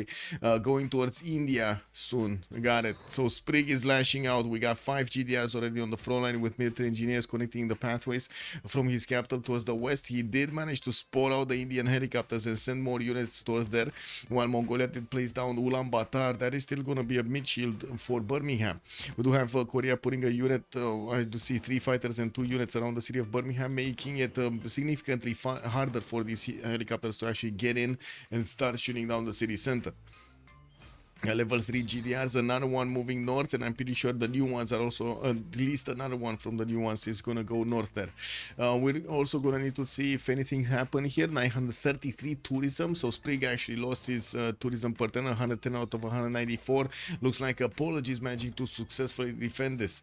We also do have quite a few more musicians, writers, and points of tourism coming around from India's territory. He's on 424 right now, getting satellites in cultural heritage, while he's managing to get quite a few missionaries running around his cities here. He did buy a few of these rock bands also, starting to get helicopters, but not full how to say, not armed up ones. Calcutta is going to try to get a spaceport out, and from what I do notice, he's 135 production points. He's definitely not gonna get the space victory anytime soon, and I think what Korea is gonna want to do here is just domination. I think he's gonna want to dominate, right? He's gonna want to take Tokyo as the capital city. He's gonna want to take Calcutta, and there isn't much that at the moment India can actually do. India does have 300 faith in the bank, but he spent quite a bit of it on units, and from what I do see, he doesn't even have that many. Yeah, he doesn't have units. There's just no units here, and there is also a railroad that is gonna connect these cities like Tokyo and Calcutta. Wait, wasn't it Patna? Sorry, Patna. Patna was the capital city. Pana is 111 points of production. Do we have cities moving here? Looks like a GDR is moving to take down the Macedonian units next to the city of Munich, which hasn't been actually picked up by his opponent, by Macedon, because it could be liberated and it's very close to the front line. We do also need to see if the city of Madrid is going to be taken out by those GDRs. At the moment, I do see a few of these helicopters from helicopter armies coming out from people are going towards the cities of Germany, the safety settles over here. It does seem like the Korean GDRs are just gonna have a ball of a time over here taking out the helicopters. 2 helicopters just died from apology.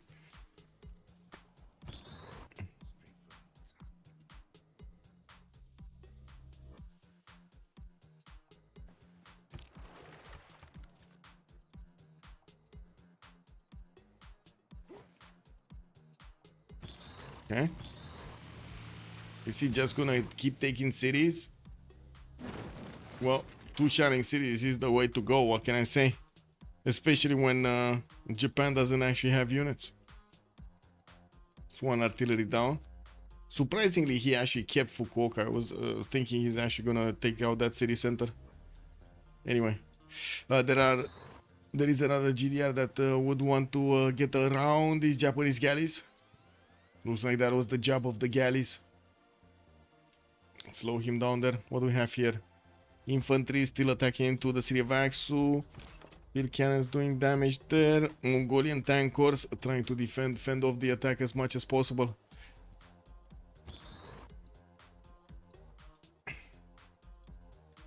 Spring probably chose to switch around his cards, right? Yeah, took off the extra tourism cards and put on as much economy as possible. He's on minus 83. They have some gold in the bank, but it's not like they have a lot of gold in the bank. More settlers produced by Birmingham. We do have India sending one of his spies over there to see what's going on in the last remaining English city. I do have to say right now in the era score, score tab, right? Let's take a look at the Diplo favor. 386 extras, floppy is 202. Okay, so they have like 600 between them. On the other side, 1,000 on Malm. So significantly more on FDLV side. Now the big question is, will Korea go directly to start taking down Indian cities, or is he gonna muddy his hands over here with taking down Tokyo? Because, you know, like there's really nothing that would actually stop him from going India right now. I don't think he has enough time to take the capitals though, like before the World Congress. I think the World Congress is still gonna happen. Okay, looks like the city of Mumbai is gonna be the first one that's gonna be taken down. There was an Indian bomber showing up there, and by the looks of it, the Korean GDR just keep on going, taking out the Japanese units in the meantime and doing the damage to the city centers on their way towards the Indian capital. Can he get in there? He doesn't have movement, no? Yeah, he doesn't have movement. Kick. This is so weird that it doesn't show me that it can move or not. Like it can move. No, it can only move 1 tile. Got it. Weird. Weird. Carbon capture project coming up from Korea to try to get as much Diplo favor as possible. I do see Sprig is starting to acquire a few more of these GDRs and managing to take down the majority of the Indian troops from the northwest. He has these Macedonian helicopter armies actually coming in, and they're gonna be deadly to even the city of Aachen if they do manage to get close to them and start attacking, wrap around it basically. We do have Korea with a few of these jet fighters that will manage to do the damage, and of course he's deploying GDRs right in the face of them. Level 4 GDRs are gonna one-shot these helicopter armies like they're nothing. 4 more are coming in. Presla has been taken over also by Korea, and it looks like his I would say his opponent here, Macedon, is moving in, trying to move in as quick as possible to actually take that one city out. Okay, more cities from Japan being settled here. These are safety settles, but I'm pretty sure Korea is just gonna keep on going to try to take out India's cities, try to take out that capital as quickly as possible. I did see, okay, he did step here.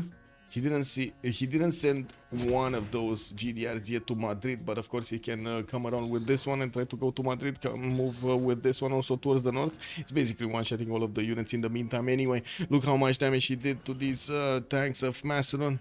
Yeah, we also did have another GDR sent next to Munich. Where did this guy disappear? I'm pretty sure there was a GDR there. Where did this guy disappear? Shmogu? Where did this guy disappear? Pikachu face. Anyway. It is what it is. Wasn't Apology trying to get the space victory? Oh, he's still 2 turns out from the first spaceport in Calcutta. Okay. Not that fast.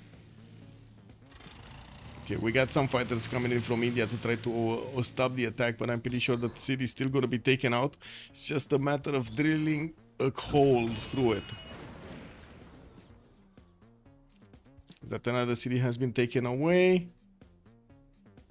Do we have anything here? No. Germany did manage to get one of his cuirassier armies in that city center. The helicopters will need to double up through the north, double around through the north. And from what I do notice, we do have Korea managing to save the day here. Let's actually take a look here. Okay, first city from India got taken out. There is quite a fighter screen that is being deployed by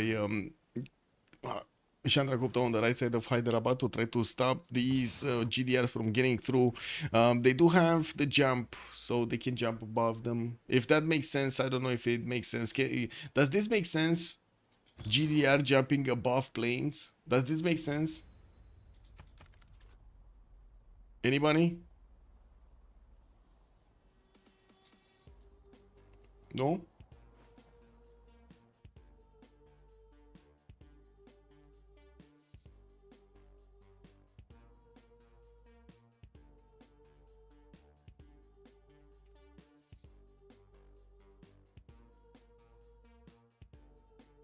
I guess it does not. No, I'm just saying. Does not make sense. A second. Checking settings. Double checking health of stuff.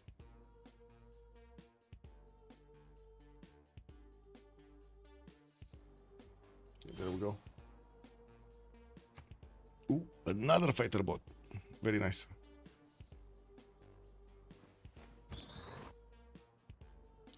They float on the ocean. Anything is possible. Not wrong. Not wrong. Yeah, anything is possible, man. In this game, anything is possible. I totally agree. Apology getting his telecommunication in Tutan globalization, but I didn't see any nuclear submarines getting out anywhere, nor the tic-tac-is. We do have more of these Korean GDRs on the way towards the Chandraguptan borders. While I do notice on the right side, he didn't send more. He just has the one actually in the side of Barcelona. I think he just wants to totally overwhelm his opponent over here. Apology, knowing that this is their win condition basically. We do have another 3 turns for the World Congress to happen, and I do see another city from Tokugawa has been taken down. Another city from India has been taken down, and then we still have 4 of these GDRs available with movement points. Are they gonna start jumping though? Are they gonna start jumping? No, they don't care. They're just going for the city of Agra, taking it down. Boom! Another city goes down. How much did Apology lose? Like 100 cultural turn or something? 100 something cultural turn? Oh my god. Actually, no. Tourism, he didn't lose that much. 467 actually. 467. 3 cities down. His spaceport is finishing next and trying to get helicopters, but not that much production. 600 points of production here. Trying to even plug in victory in Hyderabad, but to be honest, that series 2 shots in any case. Now the question, will FDLV all shift enter the Congress? Oh my god. Oh, if that happens, man. Let's go! 200 minus 204 GPT. Yeah! I mean, basically it's like 3 turns worth of gold in their coffers right now. They need to give everything to Sprig. They do need to get some pillages going. Well, I guess they don't have time for pillages. Do they have time for? I don't think they have time for pillages. And there are these Macedonian helicopter corps that are trying to get in, and it looks like the Korean GDRs are keeping them out there. They are getting one shot from afar, and from what I do notice, Macedon still didn't want to take the city of Munich. Now we do have Axu still alive. The tanks of Mongolia did manage to push out the Japanese units. Doesn't seem like he actually had help over here. All of these Japanese infantry corps actually died to Mongolia's units. Well, he has garrison commander, military alliance, combat general, the flanking, everything on his side. More GDS moving, and look how far they can actually go. Look at this, man. He can actually go here somewhere. He can actually get here. This is incredible. How far these GDRs are going. Yeah, this is amazing. Time to put the gold farming guard. Yes. Farm the gold. Oh, McDonald had a farm. Yeah. Yeah, and on that farm he had a sprig. Yeah. Oh my god, no. I'm getting tired. Not good, guys. Not good.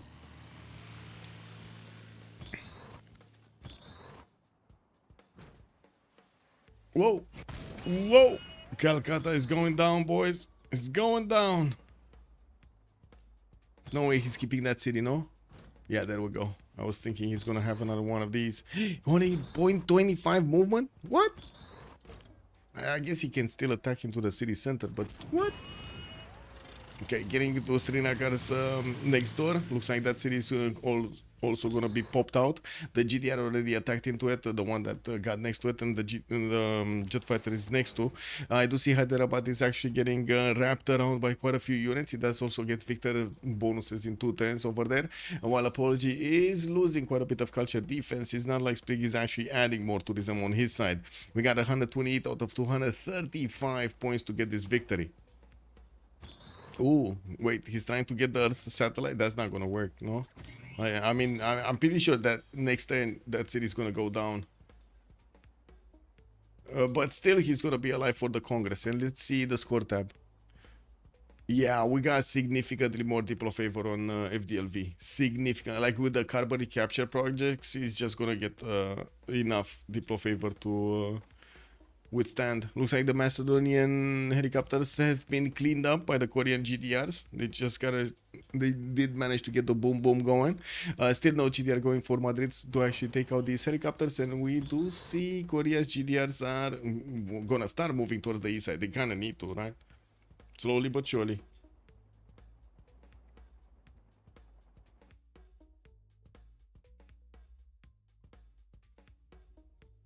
There we go. Gonna need to click off some things that I have here. There we go. Nice.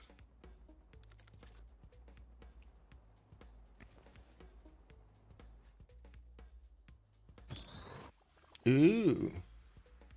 Korea finally moved this GDR towards the borders of Macedon. Uh-huh.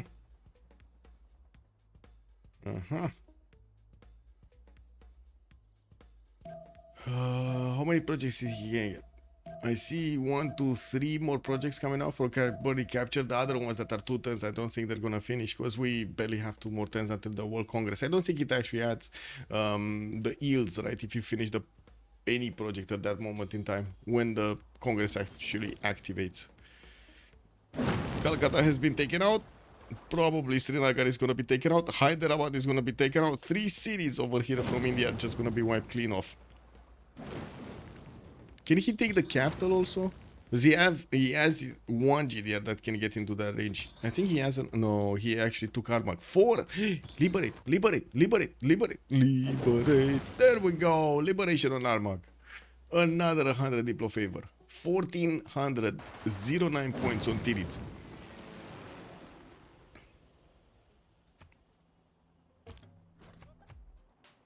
And Panna, the capital city of India, is being taken out.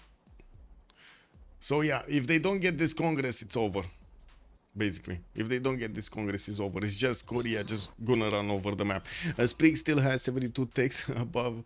Apologies 64. Well, I guess he got closer with 2 techs. He was 13 techs. Oh, more.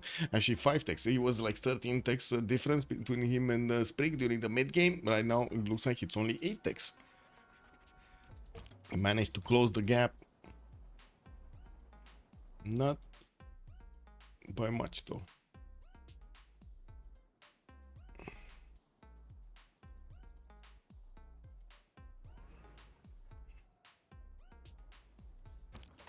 And look where they're getting the gold, man. The Mongolian tanks are getting into the Japanese borders and just pillaging these tiles so he can give Sprig the gold he needs to upkeep his army. Oh, he's back to minus 93, not minus 200. Okay, that. I would say that is an improvement. Okay, they're starting to split. Yeah, they're starting to split. 370, 420, 364, 420, 479. On the other side, we barely have like 200 between them. Oh, on each of them, I mean, like 184, 220, 224, and 224. This is what it is. They have so many favors. Even if one shift enters the Congress, it should be enough.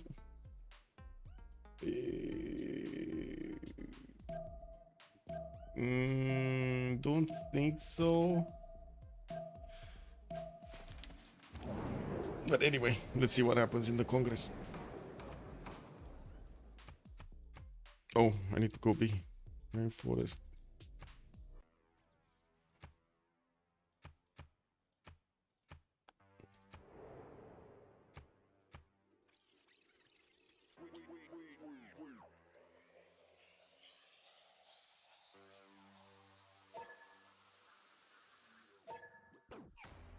India really forgot to research GDR quickly.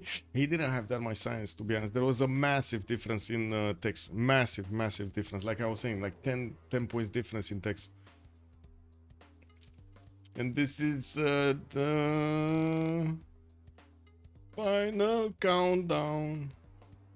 Da-da-da-da.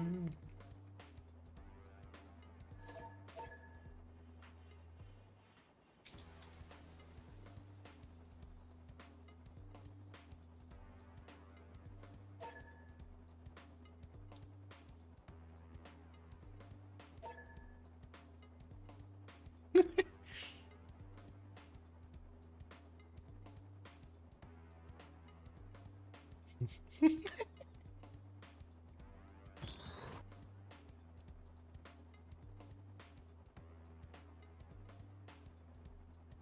man is not content unless he's pressing himself to the limits of his knowledge or beyond.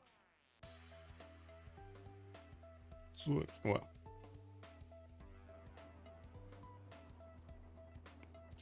Okay, did it get through? It did not. It actually lost points. 14 out of 20, and that's it.